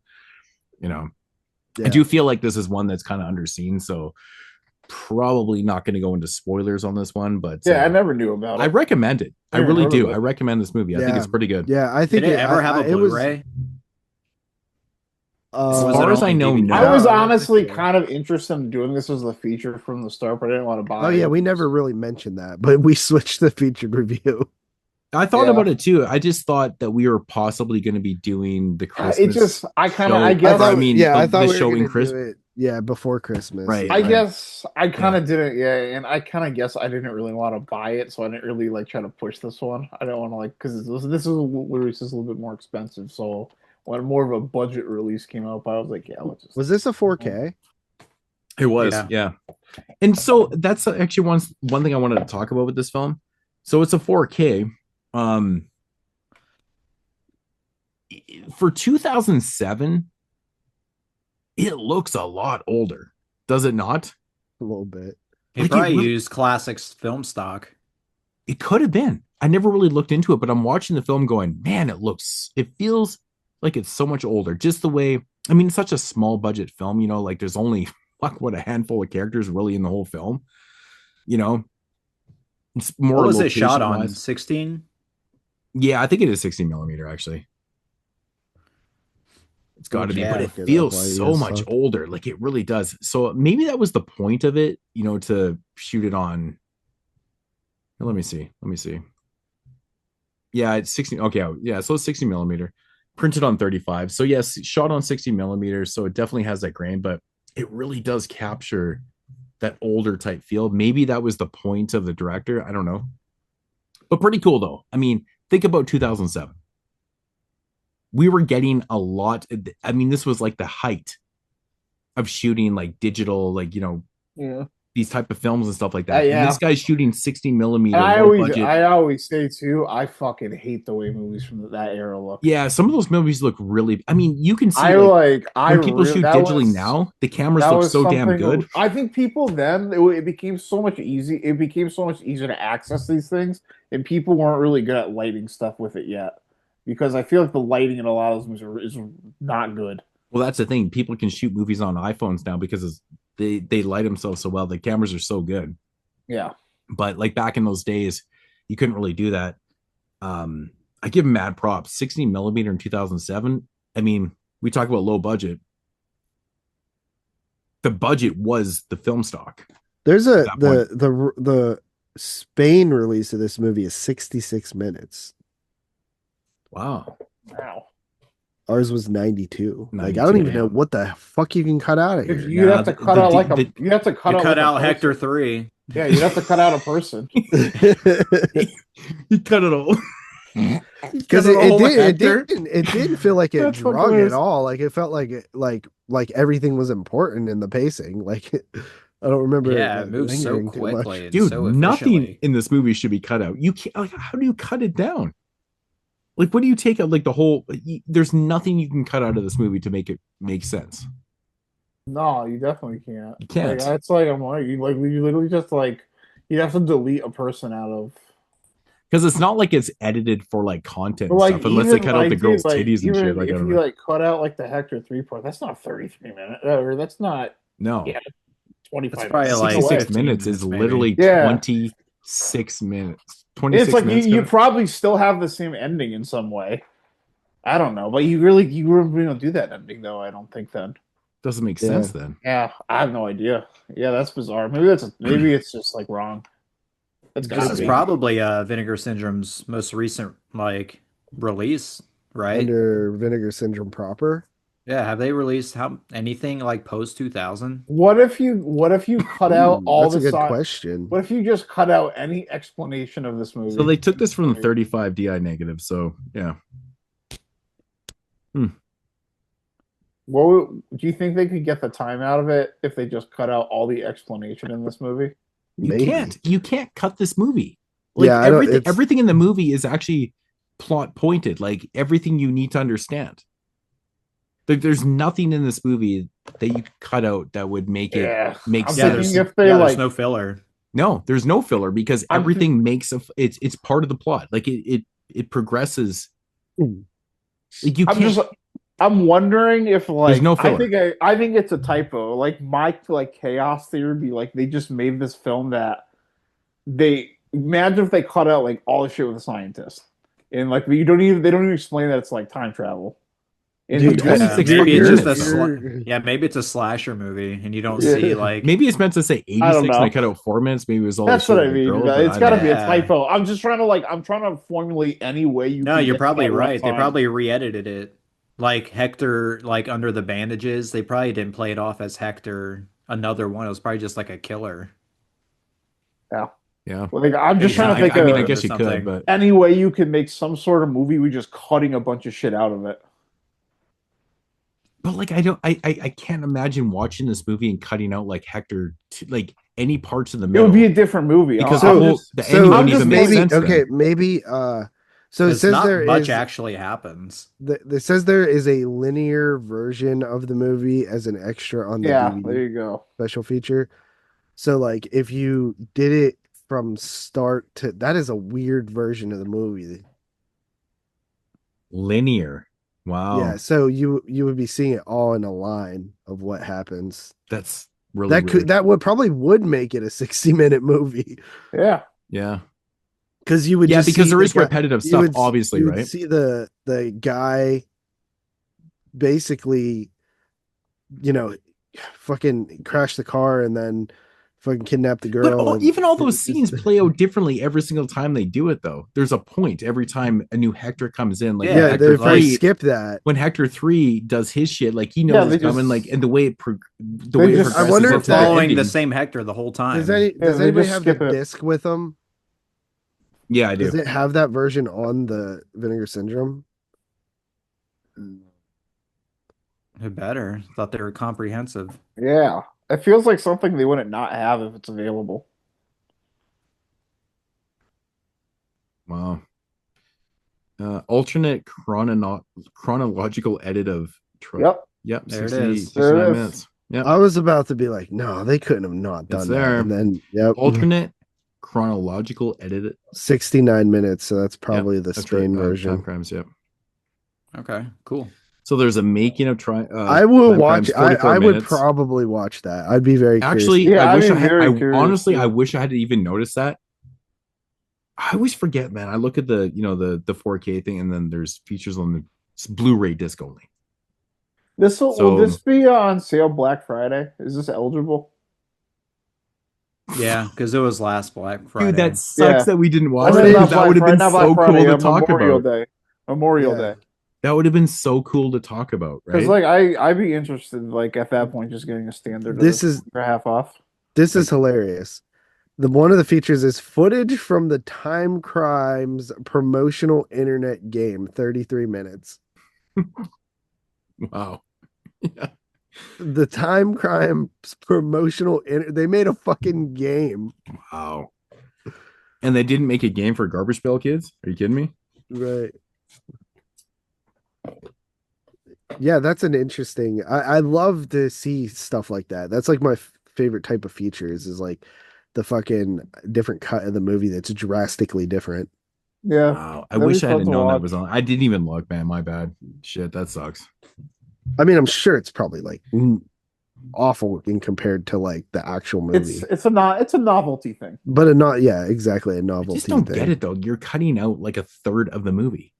Yeah, but it's like it's something you watch afterwards. It's like, okay, let's see, like let's watch it. Like, is this like all this was just taken out and it was just a straightforward What thing. it probably does is it probably makes what they actually did in the movie seem that much more impressive because how like close they got it to like just being like perfect. Yeah. Oh, it looks like the chronological cut was a Blockbuster exclusive. Well, Wow. now it's no longer exclusive Blockbuster. You don't Yeah. exist So anymore. that was Suck the it. version that you rented at Blockbuster? Apparently. Dude, Like you couldn't get that the would be full cut of the wild. movie? That would That's be so Well, no, wild. it comes with both. Oh, I see. Oh, I see what you're saying. Okay. That's sick. Wow. So yeah, that solves the mystery that Tony really rent this from Blockbuster. Wow, Blockbuster dude, fucking exclusive. Blockbuster was balling, man. They were fucking balling. You weren't getting. I That shit remember for no when they mom would and- do like the mom and pops. exclusive shit, the exclusive fucking game or the exclusive whatever. You want to see the most random mail day I just got? I was just talking about this shit. Howard the Duck. So after watching Garbage Pail Kid, I'm like, I need to upgrade my DVD. It's like to 4K. But Final Destination 6, I don't think I'm going to get to rewatch that. Uh-oh. What do you Why? mean? Today's Thursday. You have time. Tomorrow? No, I got like 4 rewatches I got to do tomorrow. I'm all done. That's What are why you I doing like after it. we're done recording? Probably go and hunt my wife. I don't know. Normal Hey, shit. that was a great answer. Throw on a little Final Destination in the That's a background. good. Yeah. Yeah, I like Little it. I guess I background could throw it on. noise. I might watch But- Howard the Duck, actually. You're There you pretty- go. There's a nice sex scene in that, isn't there? Yeah. Between a duck and Leah It's the Thompson. the little Yeah. fucking titties. Dude, That's the That only is- thing that's like made me interested in watching that movie. It was supposed to be made for kids, and they got it's so fucking bizarre. 80s were Oh. the best. They were the best. yeah, there's a couple more I was gonna watch, but just because I think there might be a chance they could Dude, land on this, but I'm not doing it. I'm cooked. I thought I've it was watched- fucking done. I've already watched 37 movies this year. All right. Jesus. 37? Jesus Christ. We're 8 days into the year. Mom, the Bro, movie. that's actually like completely abnormal. Yeah. 37, Hell. bro. I've How only am I watched at? 20. I've watched 22. I'm watching. I'm at like 14, bro. And I thought I was killing it. Yeah, So I thought it was averaging done. 5 a day. And everyone's like, you need to watch Bash Level 2. So I got home from work today and I was like, yeah, I got like 4 hours before the show starts. So I popped that in. I'm not going to lie. The reveal in this movie is the funniest thing I have seen since Chop. Yeah, I thought this I was laughed funny too. so fucking. This movie is dead serious.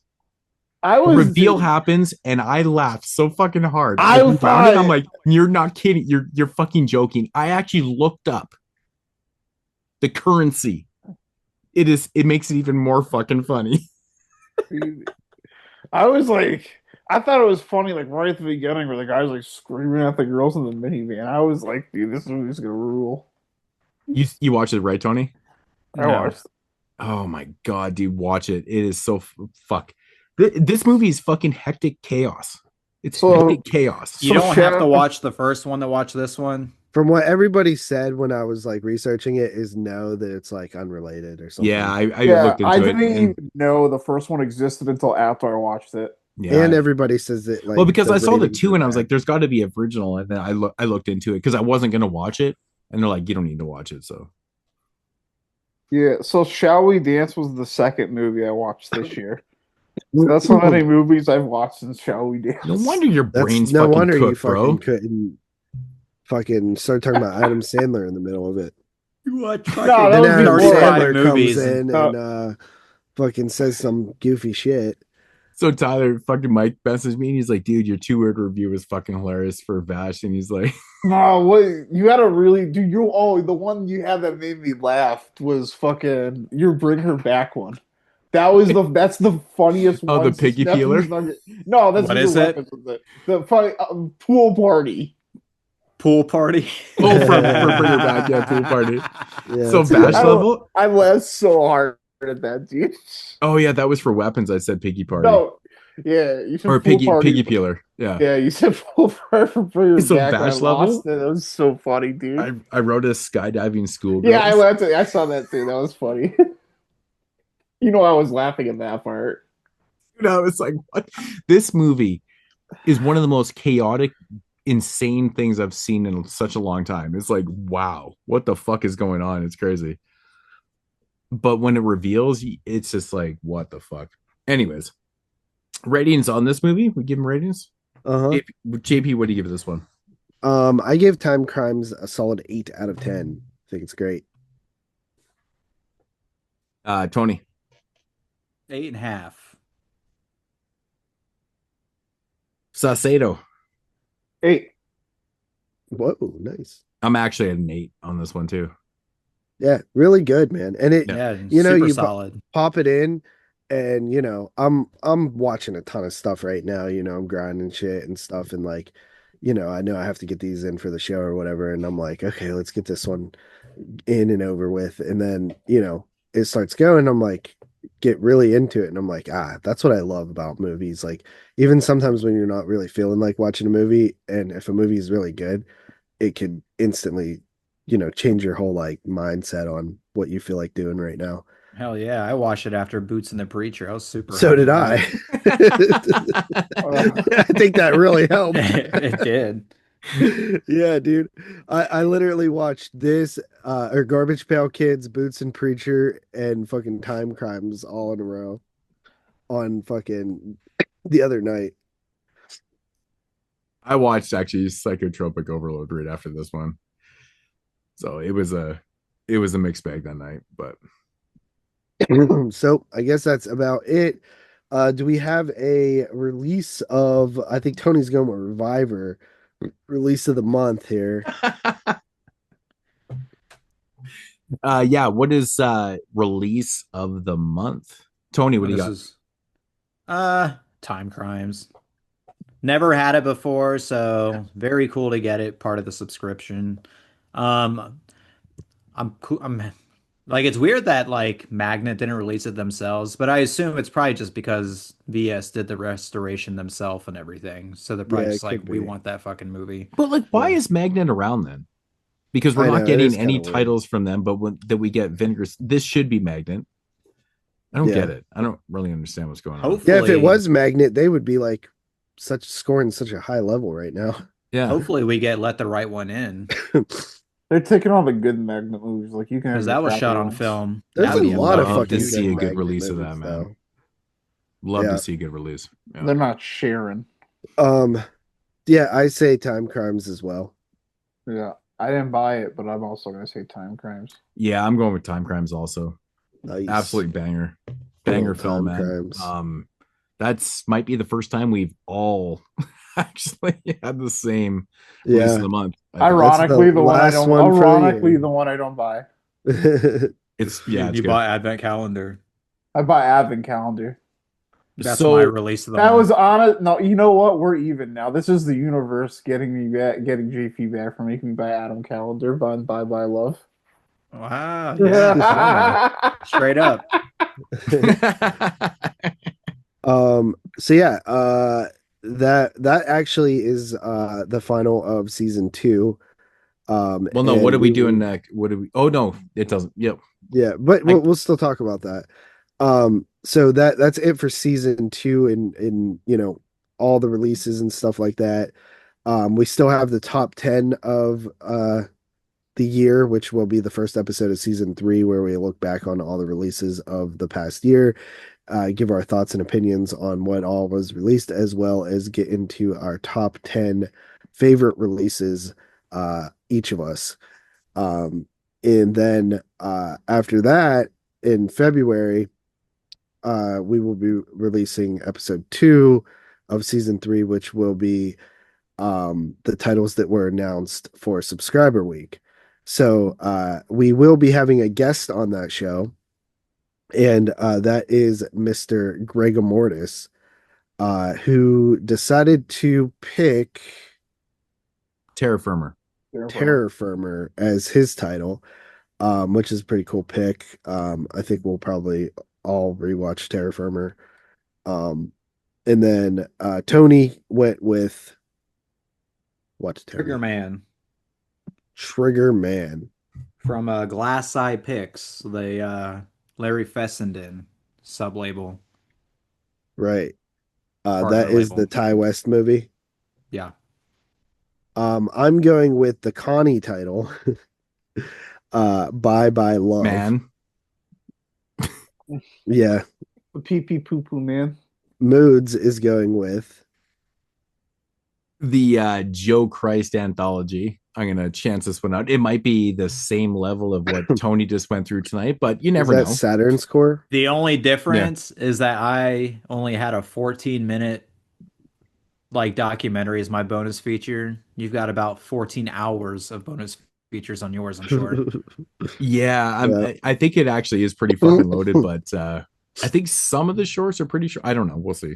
But Tyler is going with The Great Silence from Film Film Movement Movement Classics. I mean, if we're talking On in terms of 4K, best baby. films, this Um, one head above everything. What's actually funny is in season 1, when we did 5 recommendations, I recommended the Blu-ray of The Great Silence because you could buy it on the website when they brought over Film Movement Classics. So I had a feeling one day that we were going to get a 4K of this from them, and I haven't bought it just Yeah. because I figured it's gonna come Yeah, I've got the eventually. Blu-ray and now I've got the 4K. I've had Fuck it me. from even before they were even on Vinegar Syndrome. and then our featured review is going to be showcasing the new sub label that seems a little better than Reviver as a new sub label, and that is Icon Scope. And we're going to tackle Don't Be Afraid of the Dark, which is, of course, the 1973-ish TV movie about little killer things that live in a fireplace or something. So yeah, that'll be the lineup. And one thing I did want to say, we should actually keep track of what sub label or partner label each of our reviews are this year, and we could give some stats at the end of the year next year about like how many of each thing you picked or whatever. Be fun to look at. Yeah. So when you guys start typing your things in the spreadsheet, put in parentheses what label it is. Okay. Yeah. But Sounds good. yeah, I think that's it. All right, man. That's going to conclude season 2. I'm excited for season 3, man. Yeah, man. Season 3, episode 1. I'm always looking forward to. Top 10 lists are always so much fun. Yep. Curious, man. There's a lot to choose from. There really is. So, Yep. all right, guys. Check you then. And as usual, Check you later. deuces. Peace. All right.